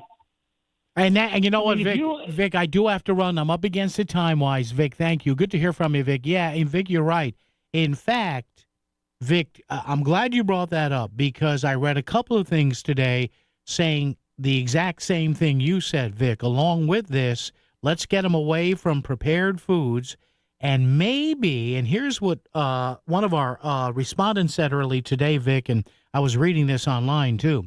Maybe if you are a SNAP card user, you connect that to some discounts on food that may be a little more healthy with a possible discount. WICC Smart MLS Right Now Traffic. 95 northbound still jammed up getting out of Stamford up into Norwalk. It's about 45 minutes and then another 40 minutes to go Norwalk to Bridgeport. Parkway jamming out of Greenwich in through Stamford. Heavy pockets in through New Canaan, very busy into Westport. Fairfield side not too bad. Route 8 still extra company into the Commodore Hall Bridge. Tom Colangelo, WICC traffic. For this evening and overnight, mainly clear with a low in the low 60s. Friday, sunny with a high in the low 80s. Saturday, sunny with a high in the mid 80s. Sunday, sunny and hot with a high of 90. I'm meteorologist Paul Piorek on WICC. Selling your home is a numbers game. The more potential buyers who see it, the greater the opportunity to sell. And when your home is listed on Smart MLS, more than 21,000 realtors see it, and so do all their buyers. Suddenly, the number of people looking at your home starts to grow by a lot. More realtors sharing your listing, more people seeing your home, more offers coming in, and maybe even more cash in your pocket. Smart move, right? Ask your realtor, is my house on Smart MLS? Smart MLS, the smart way to sell your home. Town Fair Tire is New England's largest volume discount tire dealer with over 100 locations. So we sell Michelin tires for the guaranteed lowest price. Like Michelin tires with all-season capabilities and maximum performance. Plus, Town Fair will give you more free services for life on your Michelin tires for longer tread life and reliable traction in both wet and dry conditions. For the guaranteed lowest price on Michelin tires, nobody beats Town Fair Tire. Nobody! Name brands at discount prices. Town Fair Tire. Back to the news and talk, thanks to Smart MLS. Smart sellers ask, is my home on Smart MLS? The voice of Connecticut. WICC's 695.9. It's Connecticut Today with Paul Pacelli. So during that break, and good to hear from Vic in New Haven. Vic, call me up again when we have a little more time. We can go back to those bygone days, you and I together. I scrolled down a little bit here to see, well, wait a minute. Why would Bob Duff be championing a survey where in the two most important metrics we suck? Yeah, we have good workers. Yes, our infrastructure is pretty good. Yes, it's a nice place to live. And I'm saying to myself, well, what is he talking? And then I went down and going, oh, there it is. So after the news and traffic and weather together, before we talk with our pal Vin Candelora, I will read you one of our fine Senate Democratic leader said from Norwalk about what those business numbers tell us. WICC Bridgeport, WFOX Southport, WEBE HD2 Westport, WPLR HD2 New Haven, locally owned by Connoisseur Media.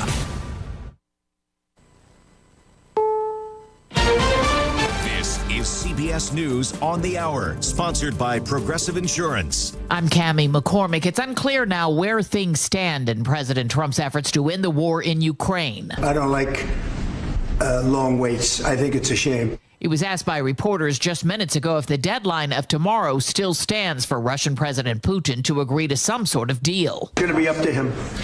We're going to see what he has to say. It's going to be up to him. Very disappointing. Trump had proposed talks. The Kremlin said today it was possible next week. A senior FBI official who served as acting director in the first weeks of the Trump administration has been forced out. Jake Rosen reports Brian Driscoll is one of 3 exits from the Bureau. Driscoll, importantly, was the FBI agent, obviously at the top of that organization for a very short period of time, who slowed down and tried to stop the Trump administration's move to gather information on the agents who worked on the Trump investigations and also January 6th. That is hundreds of agents. In the Texas redistricting battle, Senator John Cornyn claims he's now gotten the FBI involved in bringing back Democratic lawmakers. Reporter Trevor Sohaki. We're still not sure exactly what level of involvement the FBI is going to be in this case. Are they going to be going across state lines? Are they going to physically arrest these lawmakers and bring them back into Texas? A federal judge has ordered a temporary halt to construction of the immigration detention center in Florida known as Alligator Alcatraz. Attorneys are arguing over whether it violates environmental laws. Eleanor Watson reports from the Pentagon some transgender service members will be losing benefits. The Air Force is denying early retirement benefits for transgender service members with 15 to 18 years of service, even though they're being forced to retire early. The Pentagon has required all transgender service members to either self-identify to leave or gradually be pushed out. Linda Kenyon reports the administration's canceling billions of dollars in funding for solar energy programs. The $7 billion grant program approved under the Biden administration was meant to help pay for residential solar projects for nearly 1 million homes in low-income communities. EPA Administrator Lee Zeldin, who released a statement calling the funding a boondoggle, said authority for the program was eliminated under President Trump's tax and spending bill signed into law last month. Environmental groups, state departments of energy, and other clean energy advocates have threatened lawsuits to prevent the EPA from killing the grants. In Israel, the Security Cabinet's weighing a possible expansion of the war in Gaza. Prime Minister Netanyahu said on Fox today that Israel would take control of Gaza. On Wall Street today, stocks finished lower, the Dow off 224. This is CBS News. Sponsored by Progressive Insurance. We offer auto, home, and commercial auto insurance, plus a variety of business insurance options. Visit Progressive.com today. If you have unfiled taxes or are in debt to the IRS, this is important news. Did you know the IRS has programs specifically designed to help people struggling with tax debt? Powerful tax assistance programs that can save you thousands if you qualify. No one knows these programs better than the experts at Optima Tax Relief, America's most trusted tax resolution firm. A-plus rated by the Better Business Bureau, their award-winning tax attorneys and licensed professionals have resolved over $1 billion of tax debt for their clients.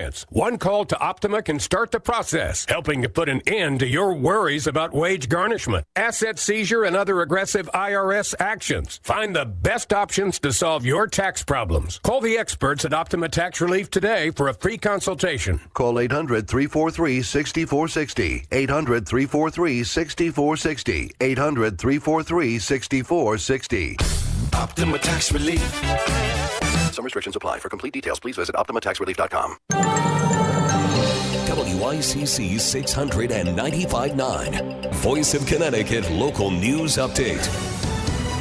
The search for a 6-year-old boy who fell from a boat ramp into the Housatonic River in Stratford yesterday afternoon is now a recovery operation. Here's Andrew Whitman with some of the details. The 6-year-old boy fell into the Housatonic River in Stratford around 1:30 Wednesday afternoon as he was walking on the Birdseye Street boat ramp. Volunteers jumped into the river to look for him until police, a Stratford Fire Marine unit, and even the Coast Guard arrived. No trace of him has been found. Boats, jet skis, drones, and a helicopter have been involved.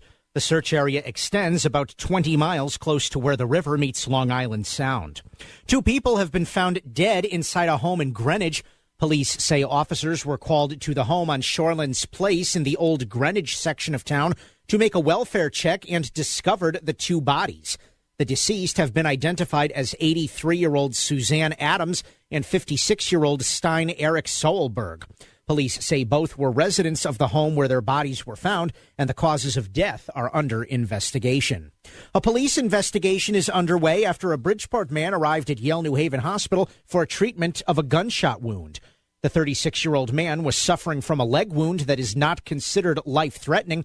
Police say the victim and his companion gave conflicting accounts of how he was shot, and it's still not clear where it happened. Anyone with information about the shooting is asked to contact New Haven police. And hundreds of Yale New Haven health employees have applied for early retirement.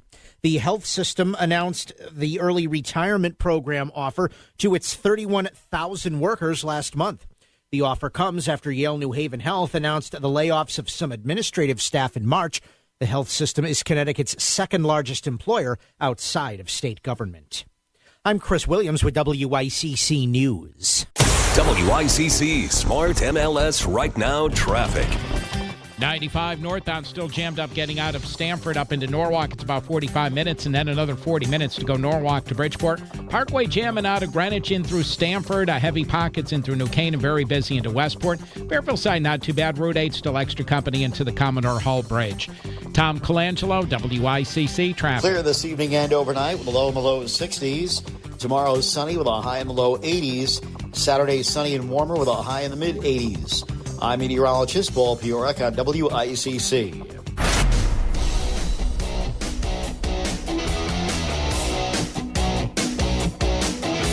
You're listening to Connecticut Today with Paul Piselli on WICC 600 and 95.9, the voice of Connecticut. And just when you think the comedy couldn't get any better, it does, without even having to bring in union comedy writers. I know from SAG and AFTRA. Just told you we had this op-ed that was posted by the Senate Democratic leader, Bob Duff, well known in Norwalk. This was posted, when was this? Today, Connecticut Insider. Connecticut is good for business. How we can be great. And I'm saying, well, and he cited the CNBC business-friendly numbers for each state, which a lot of CEOs and CFOs look at. And no, we're not good for business. We suck. So I'm saying, what is he basing this on? I'm like, so I'm reading the article here. Yeah, okay. Connecticut scored higher than any other state in the Northeast except for New York and Massachusetts. Oh, that's how you're going to do it? And while Connecticut and Massachusetts are very similar when it comes to infrastructure, the cost of doing business, quality of life, education, and cost of living, Massachusetts has two things that Connecticut doesn't: better technology and innovation and better access to investment capital. Okay, fine. But I'm still saying, what is he basing this on? And then I see, I got the point of the op-ed here. I got the point of the op-ed. Now, here's what he says. Quote, this is Bob Duff. People won't move to Connecticut and businesses can't hire and expand if no one can afford to live here. Even the CBIA complained in May that Connecticut's housing shortage is a significant barrier to economic growth. Okay. Opposite. Now, here it is, folks. This is what they're doing. Trust me on this. Hello. The special session is coming in a few weeks on housing. So you have the far left of the Democratic Party. This is called priming the pump because they know there's still opposition to this housing bill out there. So if you're against housing, you're against jobs. Opposition to affordable housing developments are killing Connecticut's economy under the guise of changing the character of the neighborhood and creating too much traffic. Ha ha! He's at it again. But Connecticut will never achieve economic potential as long as homes for new residents and employees remain scarce and unaffordable. Okay, you can argue that, fine. But let me ask Senator Duff this and anybody else who'd want to contribute to this. Okay, housing is a problem, all right? Let's say it is. I agree with that. But then I click on the column here on the CNBC survey to which he lauds Connecticut's numbers in, and I see cost of doing business. Connecticut is number 44 in the country. There are only 6 states, according to CNBC, that suck worse than we do in the cost of doing business. Is that a housing issue? Cost of doing business. That housing, yes or no? It's not. Everybody knows it is. And then business friendliness, which is a lot of different metrics they look at to say, hey, does your state try to shaft a business or do they work in partnership? And again, business friendliness, we scroll down and down and down. Oh, Connecticut's number 35. So you tell me, I'll leave this open-ended. What does housing have to do with the cost of doing business and business friendliness? I think we know what the answer is with that. But again, this was, and I kept looking at this going, what is he doing? These numbers suck. Oh, it's about the housing bill. Mm-hmm. Dave in Brantford is here. Hello, Dave. How are you? Yeah, on the subject of business friendliness, it kind of reminds me of yesterday's New Haven Register, August 6th, top of the fold. Yeah. City of New Haven bars workers from using a velo. Yeah. So the one form of transportation where the price is going down, headquartered in New Haven, the convenience is going up, and one of our corporate citizens who chooses to invest in headquarters in New Haven, and Mayor Elliker chooses to blow their gonads to the moon because he wants his politics to be my politics. Yeah. That is exactly a point you're trying to make. There's nothing business friendly. And the funny thing is, they go after the successful businesses, not the ones about to die, because it makes their points better. It's not my point, it's his point. It is one of the transportation things that's working well. Hey, let's go big bear hunting for Avello. Yeah. Not business friendly at all. No, and Dave, thank you. Appreciate that. Yeah. Oh, New Haven can't spend money. So you're going to wait. Let me see if I get this straight. So to make a political point, because you kiss the rear ends of some illegals, some are good people, some aren't. So because you got to kiss their tushes here, you are going to cost your city more money by not flying out of New Haven and instead having to go to Hartford or LaGuardia or JFK or to Westchester or to TF Green in Providence. It is is it too late for law school, please? Oh, God. So between, the mayor of New Haven saying, that's it, we're not going to use Avello, we're going to add more cost to our taxpayers by going to New York, or, guys like Bob Duff who say, hey, Connecticut's great for business, except that it's not. Except that the ones that matter, the cost of doing business and the business friendliness, Connecticut, sorry to say, I love this state. I plan to retire and live out my life here, God willing. But as far as business goes, we suck. You're not always near your radio, but you still want to stay informed on Fairfield County matters. There are lots of ways to enjoy WICC beyond your radio at 695.9. Stream us free at work on voiceofct.com or on your smartphone by downloading our app. And now it's easier than ever to listen on your smart speaker when you say, play WICC. The voice of Connecticut is always live, local, and free, wherever you are. Hi, this is David from Standard Oil. Do you know why Standard Oil was voted best oil company in Connecticut? Great service, day or night.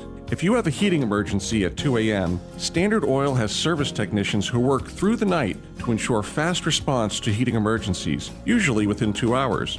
Most importantly, great service means truly knowledgeable technicians who care about customers. For great service, day or night, call Standard Oil or visit us online at standardoil.com.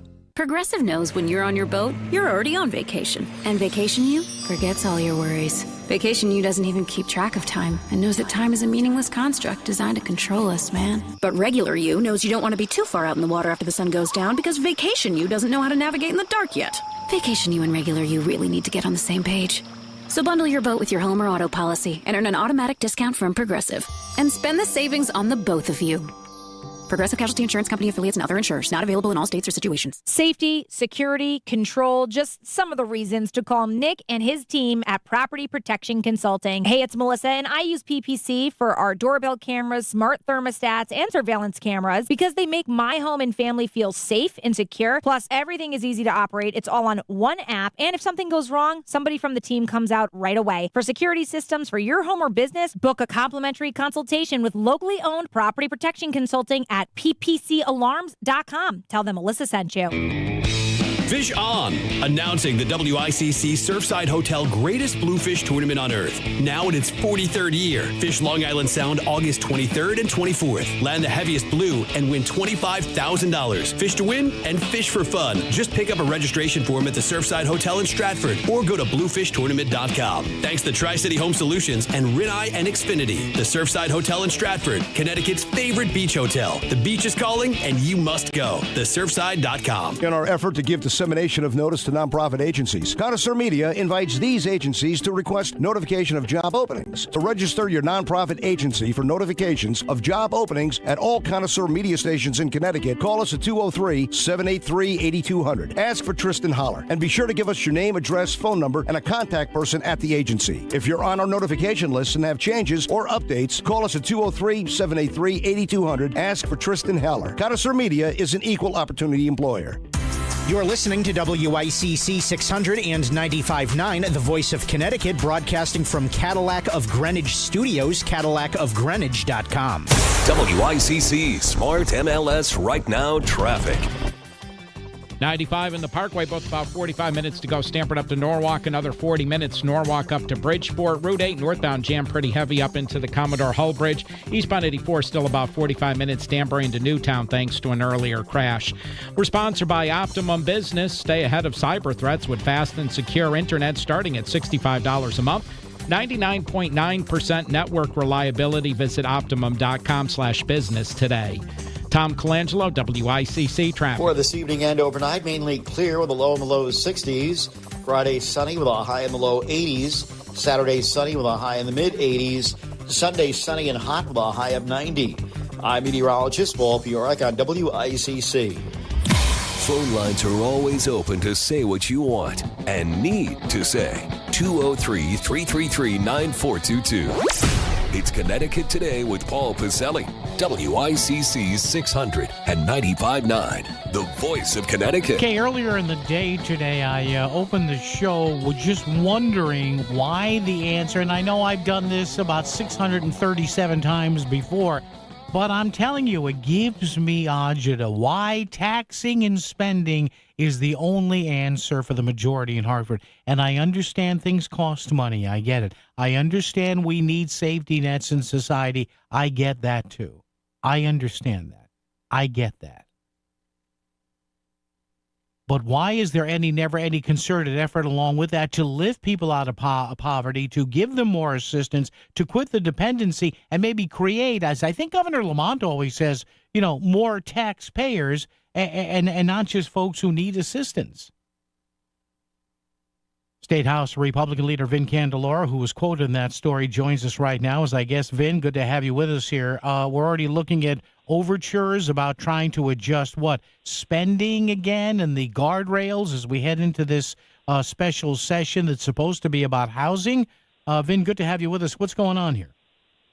Yeah, I mean, it's kind of an absurd conversation to have right now because after passage of the big, beautiful bill, there is no identifiable cuts in the next fiscal year that can be identified that we would need to raise taxes. And we are still, flush with surpluses. Connecticut doesn't need to raise taxes. And what's disturbing on top of all of this is the Democrats are trying to use phantom cuts to justify tax increases. And they always target the quote-unquote wealthy. But my concern is what they define as wealthy. As we all know, living in Connecticut's not cheap. Mm-hmm. And so it costs more and more money to live here, and they are squeezing down the middle class with the tax structure that they have in place. So I was really bothered by the story because they can't identify a single cut to any programs. Even the LIHEAP program that we just voted on today has more money in it from the federal government, not less. So I'd love to know what holes they're trying to fill with more taxes. Yeah, and Vin, I get it. Well, this could happen or that could happen or we may see this or thousands are going to be sleeping on the streets, this and the other. And Vin, I understand that there's long-term budgeting, but some of this stuff, you and I both know what this is, and this is me saying this. I'm not putting words in your mouth here, but I'm saying to myself, another scare tactic. Now, if it happens, everybody's hair can be on fire, and we'll fix it. Yeah. But this notion of, this is why we're going to tax unrealized capital gains, realized capital gains, McMansions, and all this. And Vin, it's the same old index card stuff over and over and over again. It drives me nuts. Yeah, and I've been there in years where we had deficits, and I understand the argument of, let's raise taxes rather than cutting. But what we're starting to see is there's a lack of intellectual honesty coming out of the Democrat Party, and there really is just these falsehoods that are being created. People are still talking about the energy assistance, being cut.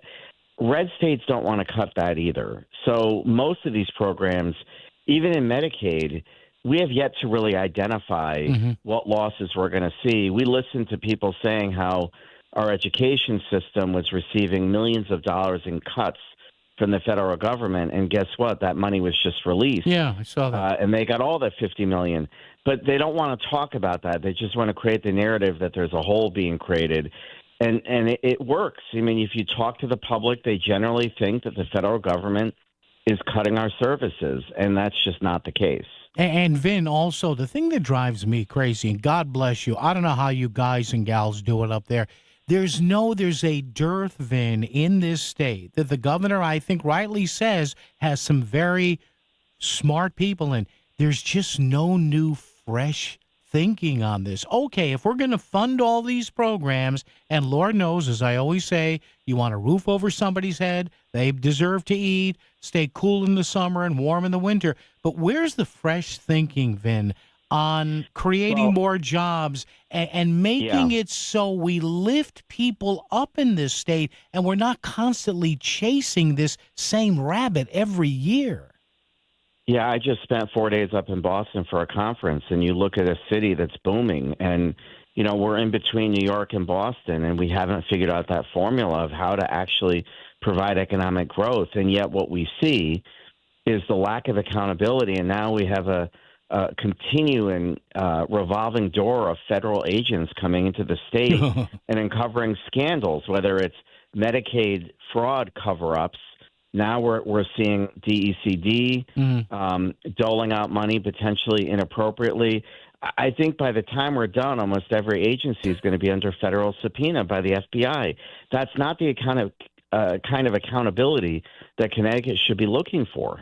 Yeah, and Vin, you know, and I mentioned it earlier, I think it was Ronald Reagan that said it first years ago, the best social program is a job. And even the governor admitted it, Vin. You remember a couple of weeks ago when he talked about vetoing, thankfully, that bill that would have paid strikers. He had just gotten back, the governor said, you probably heard him say this, from the Paris Air Show, where he said he saw southern state and Midwestern governors just descending on these aircraft company bosses, say, hey, get out of the Northeast, come south or go to the Midwest. We're better for you. But again, I'm glad the governor has a clear head, but a lot of other people up there seem not to. Yeah, I mean, and he is the leader of the party. Somehow he's got to get that party going in the right direction. And I think they haven't done a great job of creating jobs in Connecticut, but they want to continue to talk about fleecing wealth. And, you know, when you talk about wealth, it's really job creation. It's equity. Every dollar that the state of Connecticut taxes, they are pulling out of our economy and putting it into the hands of government. And that's just going to make us less productive. And it's hard to get them to understand that. Yeah, Vin, and you mentioned it before I let you go. Just a quick question here. So the investigation, you don't have anything new you could share with us, or do you, regarding the feds coming in, looking for stuff? A grand jury, I think, empowered in this money for these Hartford area nonprofits. Anything new you can share with us, or is it still hush-hush? I'm just concerned that the net that it's being casted. It started out really with the Social Equity Commission and the marijuana money, and now we're looking at DECD and potentially the Treasurer's Office. So not sure how wide this net's going to be, but bottom line is we've proposed last year, these nonprofits that are getting state dollars need to start to open up their books and let us know how they're spending it. God forbid. Geez, that's common sense, as Mom and Dad told me. Vin Candelora. Vin, thank you. Be good, and we'll chat down the road. Thank you, sir. Sounds good. Thank you. All right, thank you, Vin. Yeah, what we're talking about, I don't know if you saw it, but the feds are looking into allegedly State Democratic State Senator Doug McCrory from Hartford, and allegedly some money he funneled, the reports say, to a woman who was the head of some of these nonprofits, or the head of these nonprofits. They did not have or rather they did. They had both a professional and a non-professional relationship or something like that. So it's a little sticky. Let's go to Dave before we do traffic and weather together. Dave, how are you? Good, Paul. Hey, we need more people like Vin Candelora up there, that's for sure. Yeah. And, you know that thing you play every day about here, just a guy that hates driving on the Merritt Parkway? Yeah. Well, that's where I am right now. And? I'm down around Monroe, heading towards Georgetown to a wake for my brother's father-in-law. Oh, sorry to hear that. Hey, he was 97. That was a good run. That's a good run. Wrong with that. Yeah. Yeah. But I wish they would have an earlier afternoon or early morning wait, because this rush hour traffic is brutal down there. Dave, thank you for the call. Dave, I have thousands of my listeners who go, you hear that, folks? Dave from, in Meriden, Dave's got it pretty easy in Meriden. Did you know they don't allow rush hour traffic in Meriden? Did you know that? Dave comes down to Fairfield County, right, from Meriden. And you see what you get? You see that?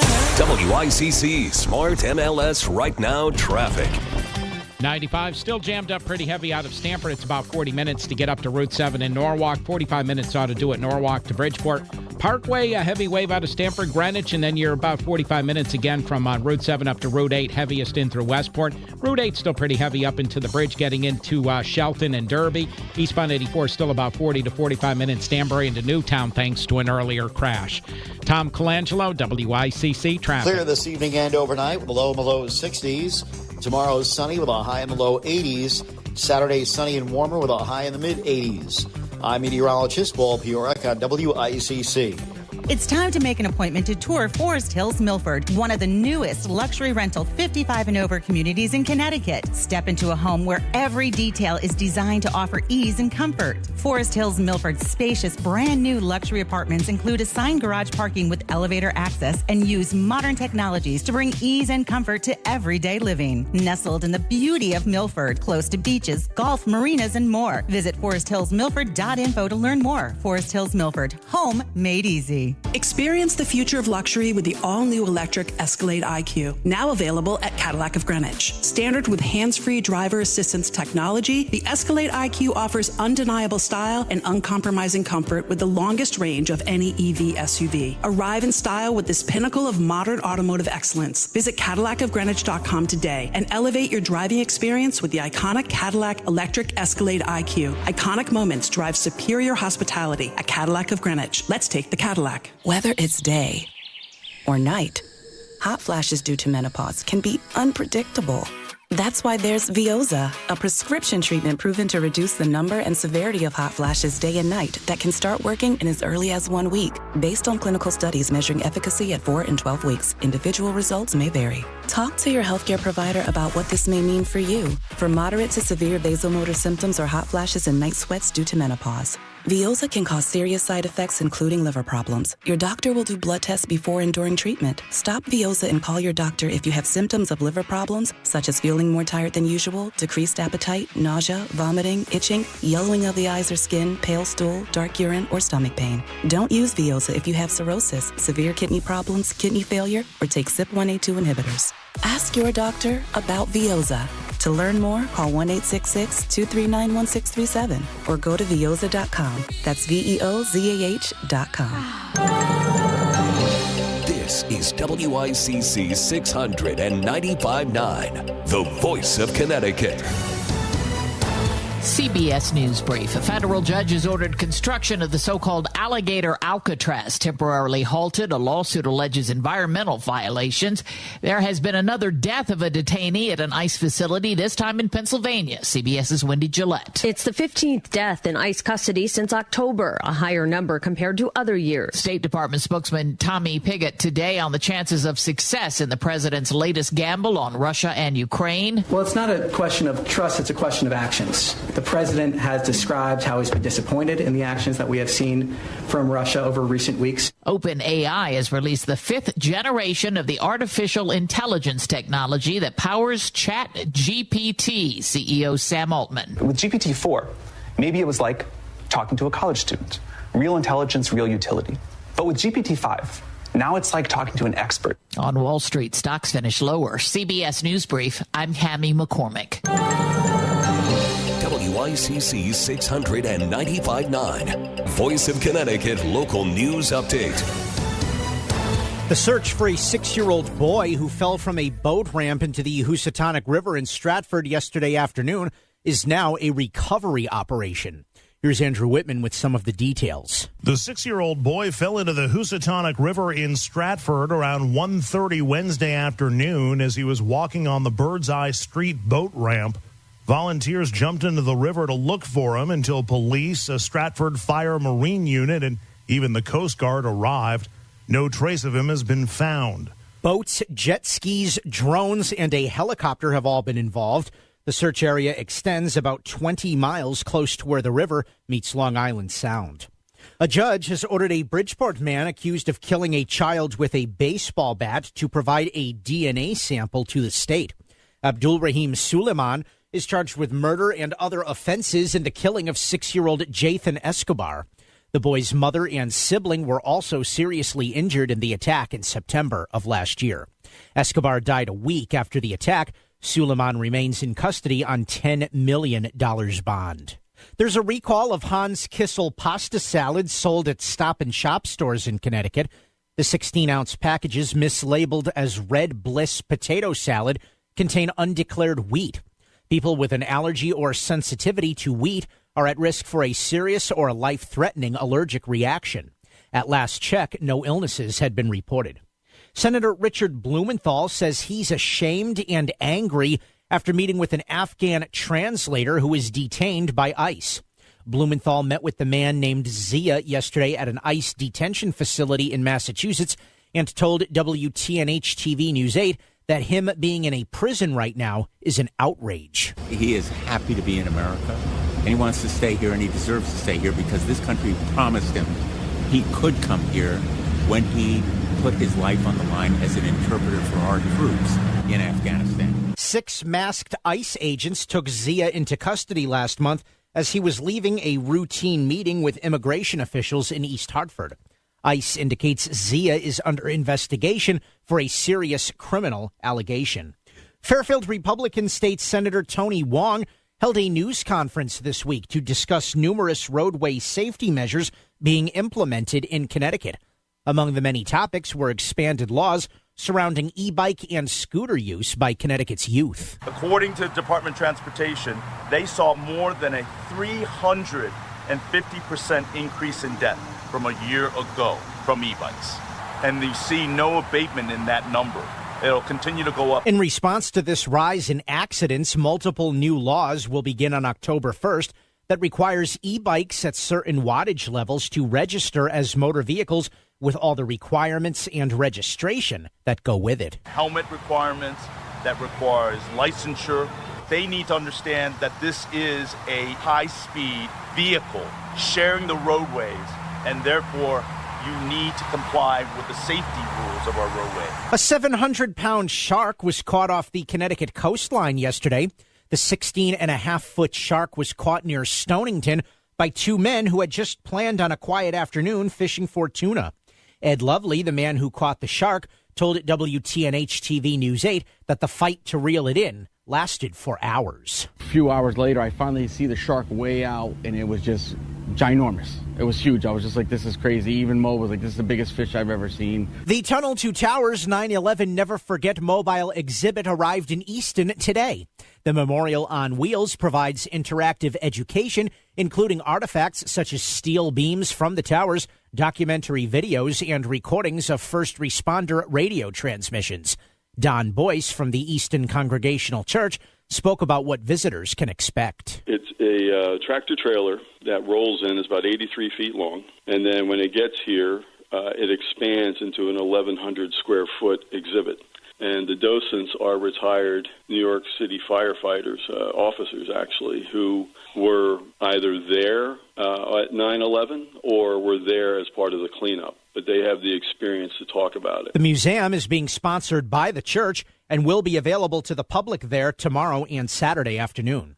This is the first time since 2017 that the Mobile Museum has been in Connecticut.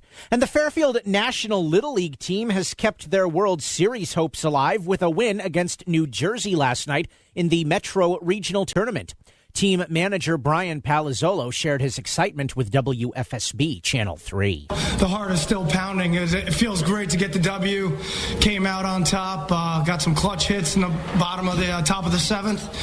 And, we're excited for Friday. The game Friday will be against New York, and the winner will advance for a shot at the Little League World Series. I'm Chris Williams with WICC News. WICC Smart MLS Right Now Traffic. 95 still jammed up pretty heavy out of Stamford. It's about 40 minutes to get up to Route 7 in Norwalk. 45 minutes ought to do it Norwalk to Bridgeport.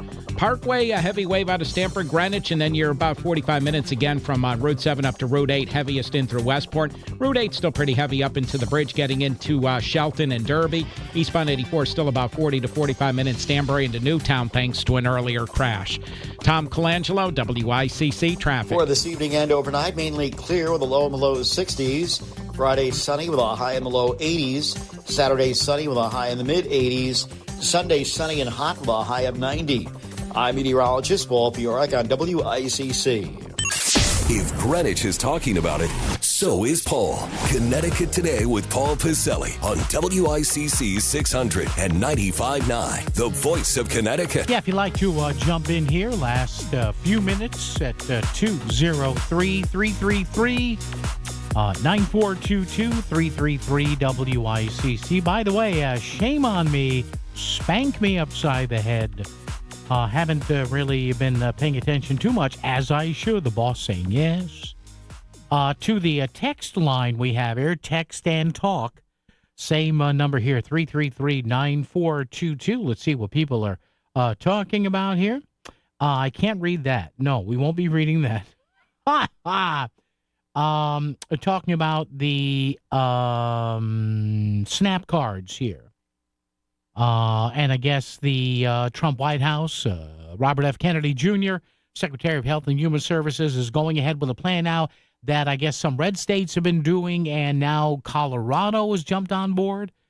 Governor Jared Polis out there, who's one of the best Democratic governors around. This guy is kind of like Ned Lamont. He's liberal on some stuff, pretty conservative on business stuff.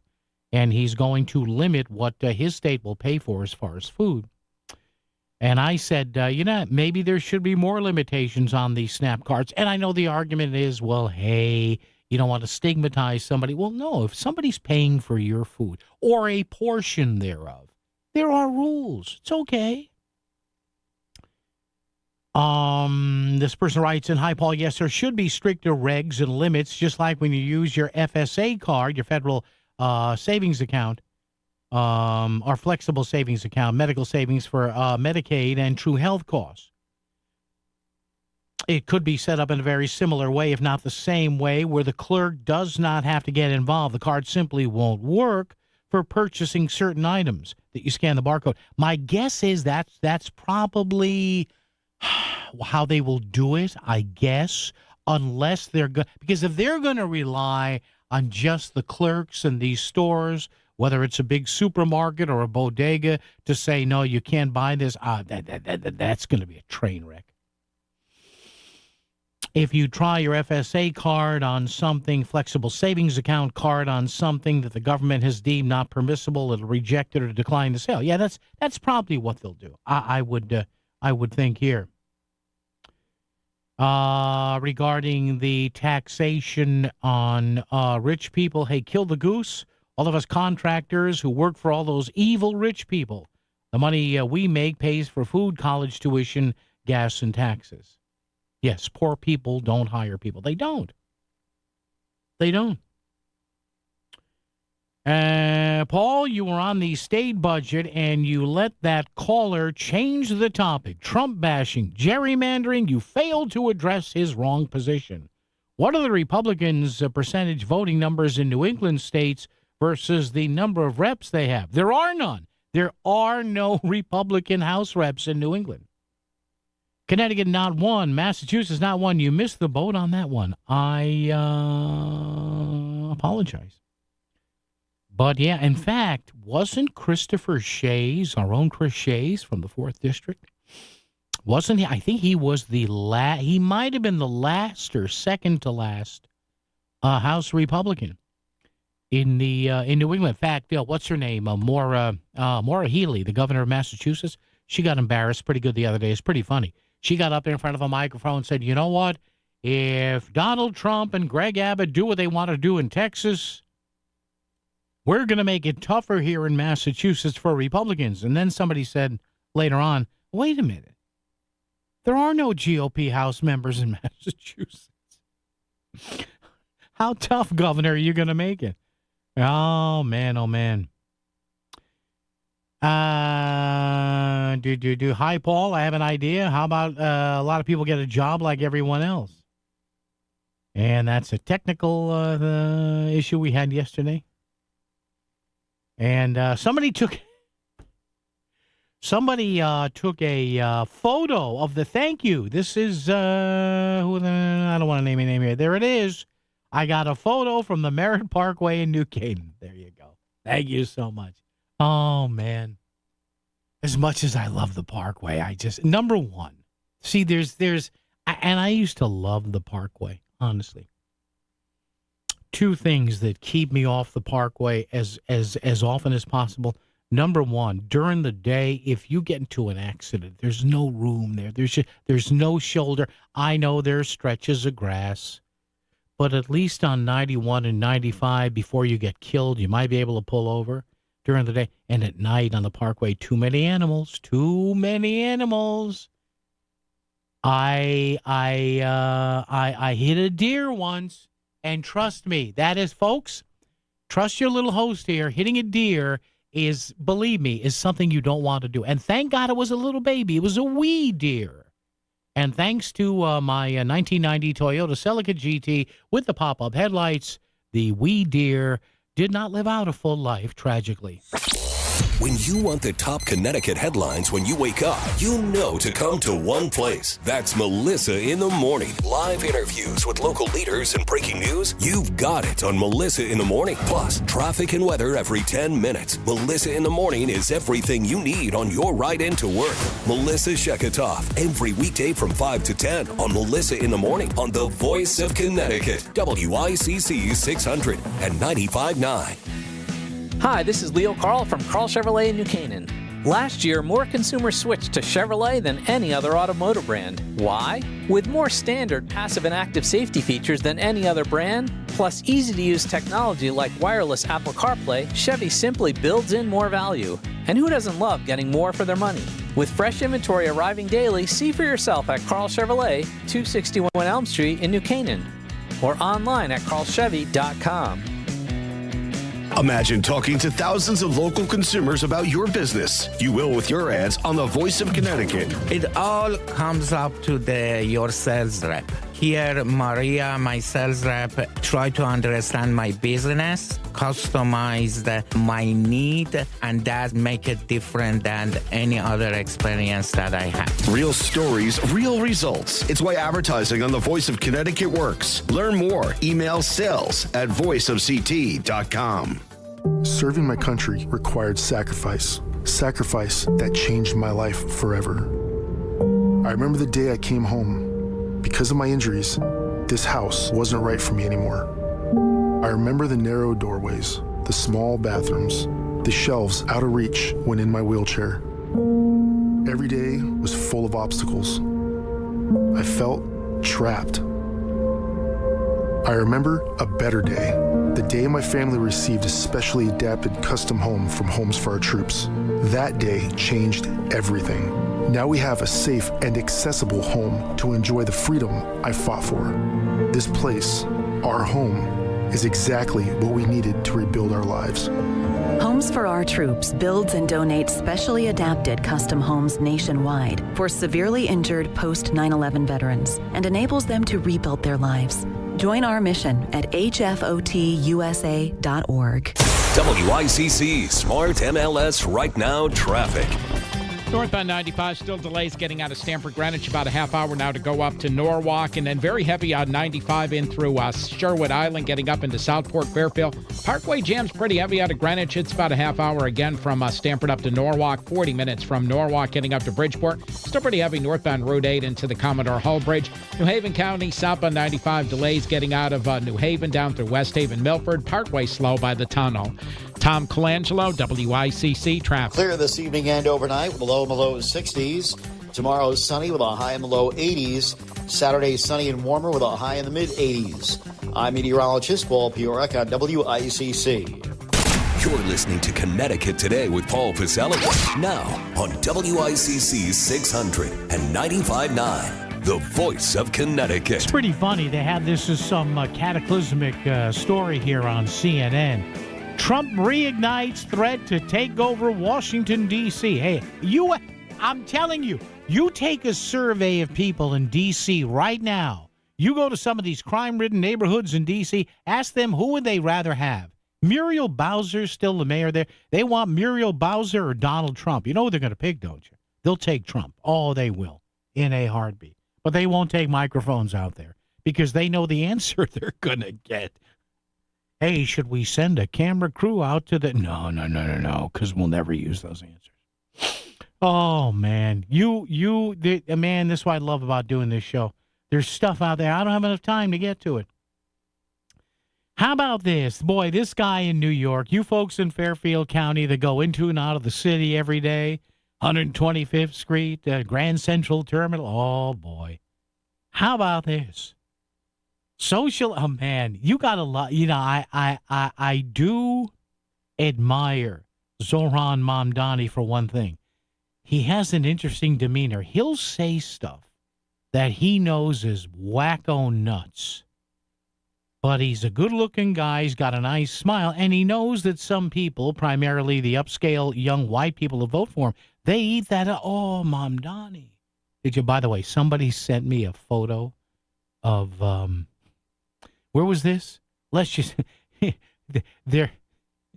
I shouldn't say where.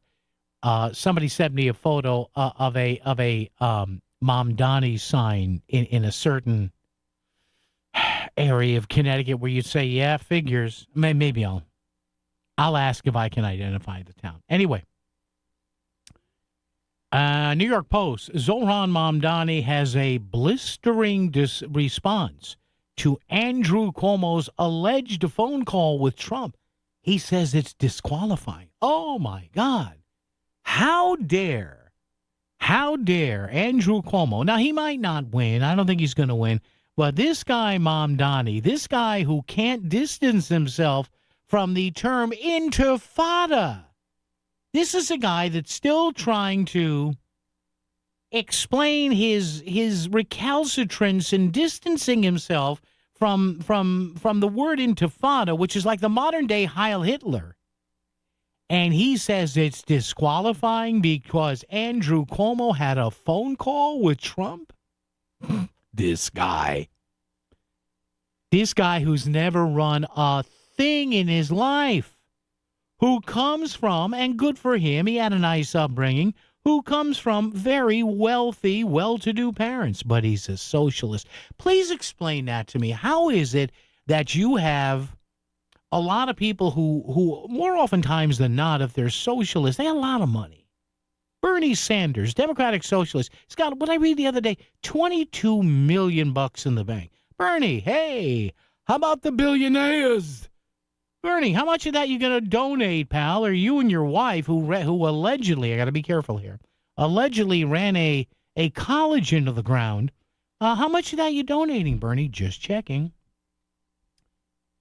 Zohran Mamdani quickly seized today on a report that Andrew Cuomo and President Trump spoke over the phone in the recent weeks, blasting such alleged coordination as disqualifying for a prospective Big Apple mayor. This guy who hasn't run a lemonade stand. This guy who can't get away from the word intifada. This guy who says, oh, we're going to do the drugs, we're going to do these city-run grocery stores, we're going to do rent control, none of which he can do. He carried on the critique during a hastily organized rally on Federal Plaza, where ICE agents have controversially been rounding up immigrants following routine court appearances. He claims Cuomo is coordinating with Trump, calling it disqualifying, given the president's supposed attacks on the city. He said, quote, New Yorkers do not want a mayor who's working in tandem with the president to subvert the will of the people of New York. It sounds pretty lefty, huh? Will of the people. Mamdani also argued he was the only candidate worthy of being elected in a deep blue New York City, given incumbent Mayor Eric Adams allegedly being compromised by the Justice Department scuttling his federal criminal case. All right. Insider said the White House has been actively calling New York lawmakers and politicos this week to figure out if Trump should weigh in on the race, as Mamdani is shown as the clear frontrunner. Yes, Mr. President, do it. It's more comedy. Trump thinks Eric Adams is a politically tainted loser who cannot win re-election. He probably can. Trump also reportedly dislikes Cuomo despite a relationship going back decades, and ditto for Curtis Sliwa, who marches to the beat of a political drum unaligned with MAGA. So there you go. Oh, my God. This is just, what a cluster. Oh, my God. This is just right.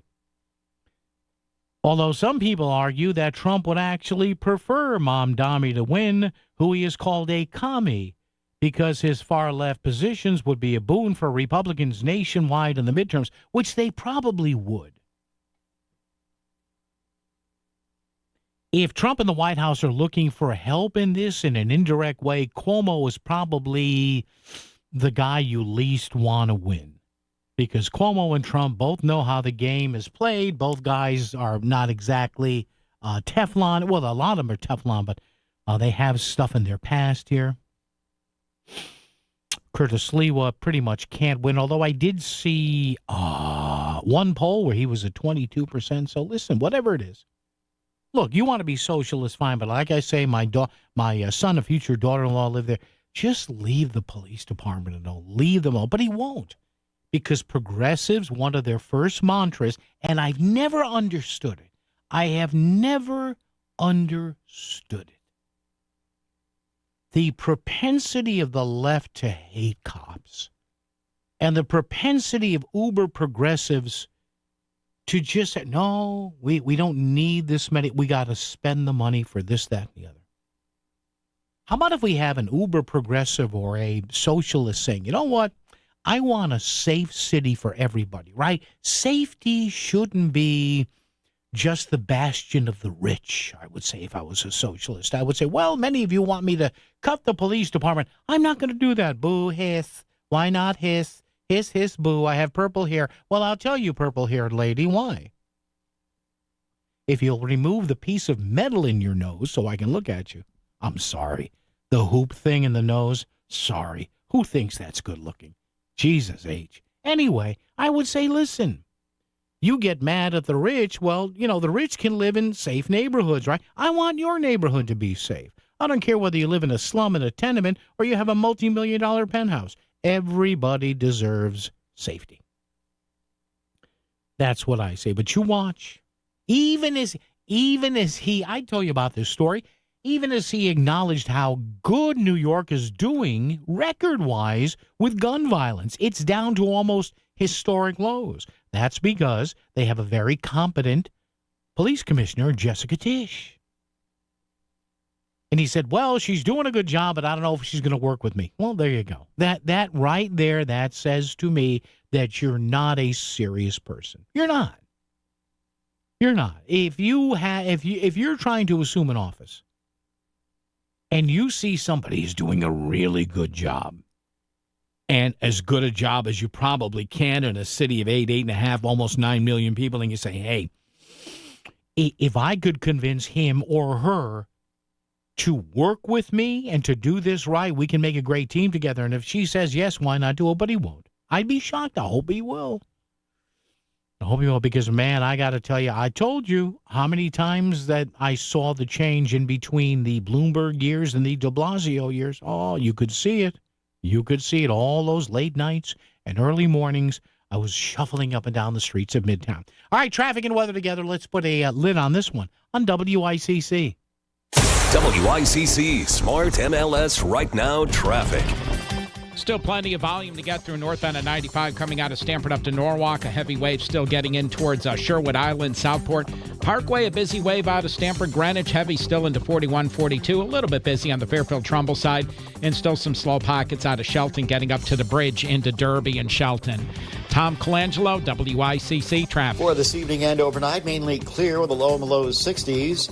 Friday, sunny with a high in the low 80s. Saturday, sunny with a high in the mid-80s. Sunday, sunny and hot with a high of 90. I'm meteorologist Paul Fiorek on WICC. $25,000 could be yours. Catch the heaviest bluefish and walk away with the cash. The Surfside Hotel Greatest Bluefish Tournament on Earth happening August 23rd and 24th all over Long Island Sound. Sign up now at bluefishtournament.com or area bait and tackle shops. $40,000 in total prizes just for doing what you already love. fishing. Follow us on Instagram and Facebook at Bluefish Tournament, and we'll see you on the Sound.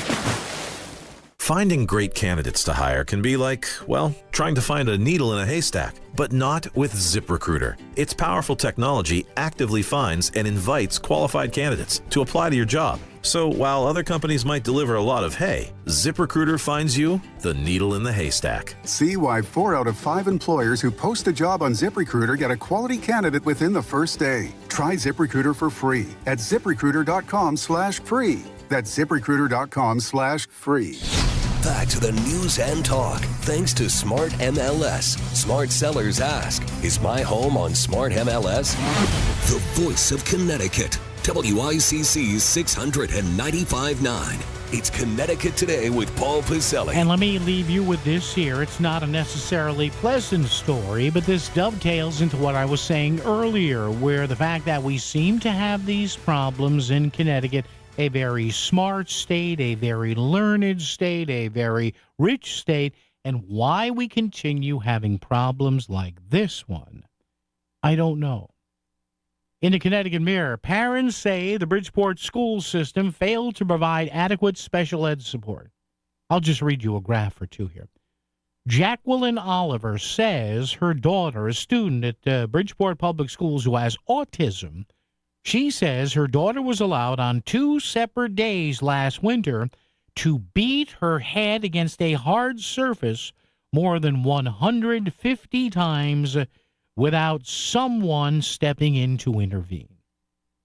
Oliver's story, just one of several included, the Mirror says, in a complaint to the state made by the nonprofit Center for Children's Advocacy, alleging the Bridgeport schools have violated the rights of special ed students by failing to provide them with an adequate education. It's the 4th complaint the organization has filed against the school district since 2013, according to attorney Catherine Meyer, director of the Yale Child Center Medical Legal Partnership Project. All right, listen, innocent till proven guilty, I get it.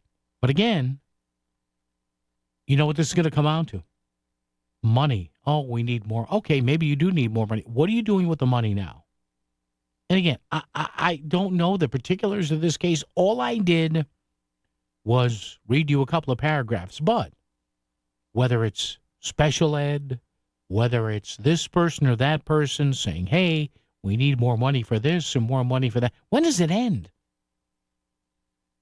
Again, forward thinking in this case. Why are we always chasing the game in Connecticut? The Flex Seal state where we fix the leaks and go on and chase the game. I don't know what the answer is to this, but my God, we're getting more of these stories about special ed. We can't figure out special ed with all the money and resources we have in the state. I don't know. Folks, have a happy night. Back tomorrow at 2. Chris Williams, a hearty hi-ho, and thank you. WICC Bridgeport, WFOX Southport, WEBE HD2 Westport, WPLR HD2 New Haven, locally owned by Connoisseur Media.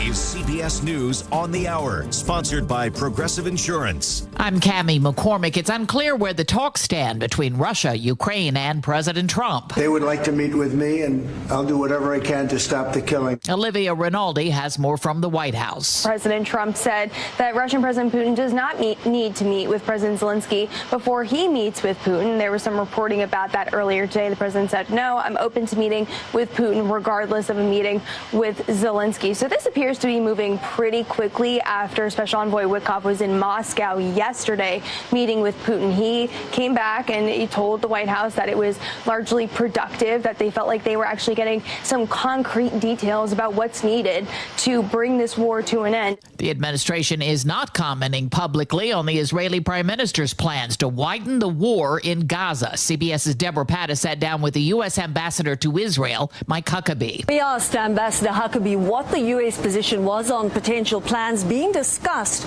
by Prime Minister Netanyahu's cabinet to seize and occupy the whole of Gaza.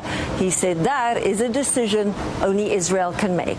The FBI is forcing out more senior officials, as Michael Wallace reports. Several top officials have been told tomorrow will be their last day at the Bureau. The list includes Brian Driscoll, who served as the FBI's acting director during the first few weeks of the Trump administration, as Kash Patel's nomination was pending. Driscoll was accused of insubordination after he refused to turn over the names of agents who were involved in the investigation into the January 6th attack on the Capitol. Tariffs on dozens of countries took effect today, 10% and higher. Nancy Cortez reports businesses and consumers are bracing for higher prices. The administration continues to insist that the upsides are going to outweigh everything, not only because of new tariff revenue coming into the U.S. Treasury, but also because this will create an incentive for businesses to bring their production back home to the United States, where they won't have to pay those tariffs. The National Hurricane Center has updated its forecast for the 2025 Atlantic hurricane season. Meteorologist David Parkinson has a look at the new numbers. Their range back in May was 13 to 19 named storms. We're looking at 13 to 18 now. For hurricanes, instead of 6 to 10, we're looking at 5 to 9. The peak of the hurricane season isn't until September. The number of Americans filing for jobless benefits rose modestly last week. Employers are still holding on to workers despite economic uncertainty. On Wall Street, stocks finished mixed. The Dow was off 224 points. This is CBS News. Sponsored by Progressive Insurance. Get renter's insurance to protect the things that make your place a home, including coverage for theft or damage. Visit Progressive.com. I'm Matt Morgan of Morgan & Morgan. Your car steering wheel could be a ticking time bomb. At least 24 people have died and many more injured because their airbags fired shrapnel at them upon inflating. Tens of millions of cars have been recalled. If you suffered cuts that required stitches, hearing or vision loss, or broken bones, please contact us today. You could be owed money for medical bills and other damages. Morgan & Morgan. Visit us at badairbags.com for an office near you. Prior results do not guarantee a similar outcome. Ryan Reynolds here from Mint Mobile. With the price of just about everything going up, we thought we'd bring our prices down. So to help us, we brought in a reverse auctioneer, which is apparently a thing. Mint Mobile Unlimited Premium Wireless. How to get 30, 30, bit to get 30, bit to get 20, 20, 20, bit to get 20, 20, bit to get 15, 15, 15, 15, just $15 a month? Sold! Give it a try at mintmobile.com/save. Upfront payment of $45 for 3-month plan, equivalent to $15 per month required. New customer offer for first 3 months only. Speed slow after 35 gigabytes if network's busy. Taxes and fees extra. See mintmobile.com. A favorite moment from Melissa in the morning on WICC 600 and 95.9, the voice of Connecticut. A super random but incredible announcement. I have just bought the Ed and Lorraine Warren's Home and Occult Museum with my very good friend Elton Castay. This might be the most important and prominent piece of paranormal history in the world. Okay, so this was the post that was released earlier this month, and boy, did it go national pretty quickly. Comedian Matt Rife there, who you just heard, and his friend, YouTuber Elton Castay, decided to purchase the famous ghost hunters Ed and Lorraine Warren's home right here in Monroe. But I have to say, this is obviously a real, I think, buzz story, certainly, but I also wanted to understand what sort of happens next, because if you listen to that entire social media post by comedian Matt Rife, it's about 90 seconds long. He mentions in there that people will potentially be able to rent the property out, stay there overnight. I mean, it is bringing a little bit of concern to Monroe, but it's also bringing an awful lot of great headlines, I think, to the area. So I want to talk about this a little bit more. And we have a fantastic opportunity of having Elton Castay with us. He is here right now, as well as Terry Rooney, First Selectman of Monroe, who's kind of also handling sort of the dealings of this and understands really what happens next. So, gentlemen, welcome to the show. Thank you both for being here. Yeah, thank you. Elton, I'm going to start with you because you and Matt decided to purchase this property. Can I ask why? I mean, it goes a little without saying that we firmly believe, like, Ed and Lorraine Warren are the most monumental, instrumental people in, like, the paranormal pop culture, but also in the reality side of paranormal, where the people who are not on movie screens are investigating, and which has ultimately been a huge part of our life. and how he and I even became friends and our passions on a day-to-day basis. So when the opportunity was presented to potentially have some piece or some morsel of integration with preserving their legacy, I mean, he and I couldn't have been happier to like actually even have that. And now that it's a reality, it's still pretty surreal. Elton, now my understanding, I know that you're an influencer, you're a YouTuber as well, and you said that's how you and Matt actually became friends, was through this kind of connection of paranormal. It seems like you know your stuff, you've studied your stuff. But do you know this property in particular? Is there a connection to Monroe or to the Warren family? Yeah, so not directly to Ed and Lorraine. I never actually had the privilege of meeting them, although I graduated high school in Shelton, Connecticut, and apparently they taught lectures, obviously, in the whole area, everyone knows that, but they were teaching at Shelton's middle school, so I never got to see them when I was in high school. But I am a Connecticut resident, and I was actually, for some reason, chosen as the first, let's say, YouTuber influencer to ever get to do a paranormal investigation at the Warrens' home. This was about 3.5, 4 years ago. And I was the only one to do it for about a year. And then I even lived in their house for 100 hours straight in the Warren Museum on the floor for a 24/7 charity fundraiser. We raised $500,000 for Feeding America during that. So I spent a lot of time with the friends and family of Ed and Lorraine during that period as well. So it's kind of been this gradual integration with them, like increasing more and more over the years. So you know your stuff, and I think it's important that people know that you have a strong tie. You are a Connecticut native, which is pretty cool. I didn't know that. That's awesome. And certainly, I think when you first hear about, I mean, look, I'm gonna call it like it is. When you hear about, two guys who, to me are, you guys are well known. You're famous. You have a real following. And you decide to buy a piece of property. I mean, you hear about this sometimes where people will buy something because it just brings more followership. But you guys, it sounds like, have done your homework. So for the people who are here in Connecticut going, oh, yeah, sure, you don't take this seriously, or you don't understand the weight of this home and the stories that have come out of this home and from this family, that is not the case. Yeah, absolutely. I mean, there's no doubt about it that, Ed and Lorraine's, their legacy, I mean, even Annabelle itself are significantly bigger, right, than Matt and infinitely bigger than I am. So, of course, people are going to jump to that conclusion that we don't know what we're doing, and honestly, rightfully so. I average 300,000 people that watch each one of my episodes. That's not that much. But yeah, we're not just buying this completely ignorant. Matt has a love for the paranormal and has for his entire life. I've been, 24/7 involved in paranormal for the last 6-7 years now. And I'm heavily every single day involved in everything that's happening at the house, and forever and always will be involved in anything happening there as well. So we have Elton Castee, who, again, he and comedian Matt Rife announced earlier this month that they have purchased, and my understanding is you have a 5-year lease caretaking the artifacts inside, which we're going to talk about in a second, and you guys have some pretty grand plans. Terry Rooney, this is especially where you come in. Hello, first selectman of the town of Monroe. Welcome back to the show. I want people to understand, though, that this isn't just sort of a done deal, right? I mean, where does your town planning and zoning come in with all of this? Where does the leadership of Monroe come in with all of this? Thanks, Melissa. Yeah, I mean, I just want to start from the very beginning. So our first connection with this property through Elton was an email. And, when you work for a municipality, you can only imagine the amount of unique emails you get on a daily basis. Sure. So, it seemed Yeah, let's start there, Terry. What'd you think of that email? Yeah. Hey, I think I want to buy this property. Let's go to that. I mean, did you first of all think it was spam? Well, kind of, but, I do have, some history with celebrities. I did some Wahlberg stuff years ago. So, it's not uncommon for me to kind of rub elbows with some people that have some fame throughout my life. So I looked at it at first and said, hey, this doesn't seem real, but it's intriguing, right? And I know the history of Ed and Lorraine. My grandmother knew Lorraine well. We're a big Monroe family, been here for 300 years. So obviously we've known about the paranormal and the urban legends in Monroe for years, talked about them as kids.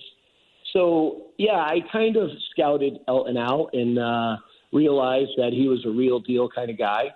And so we made the contact. And I got to tell you, the one thing, this started probably about 3 months ago, and it was kind of a non-disclosure because you keep these things quiet. But the one thing that really intrigued me about Elton's presence and his girlfriend or wife, Ginger, is all the questions I had, he started answering them before I asked them. Obviously the number one concern is, the traffic, the involvement. For years that house has had issues with the police department. I have the call logs. And Ellen came out with, listen, we're very serious. Myself and my partner and friend, Matt Rife, want to do this. And here's what we want to do.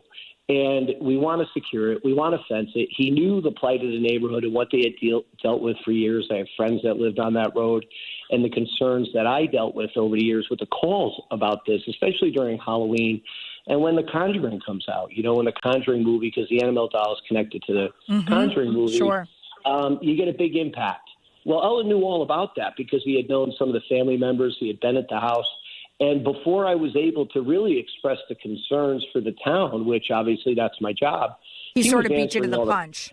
He beat me to the punch. I mean, Yeah. They came to me with such a plan. And one of the first things he said is like, listen, Terry, I know that we can't keep the museum there, and we have interest in buying another building and moving the artifacts. And I just sat there. Every question I had, he answered.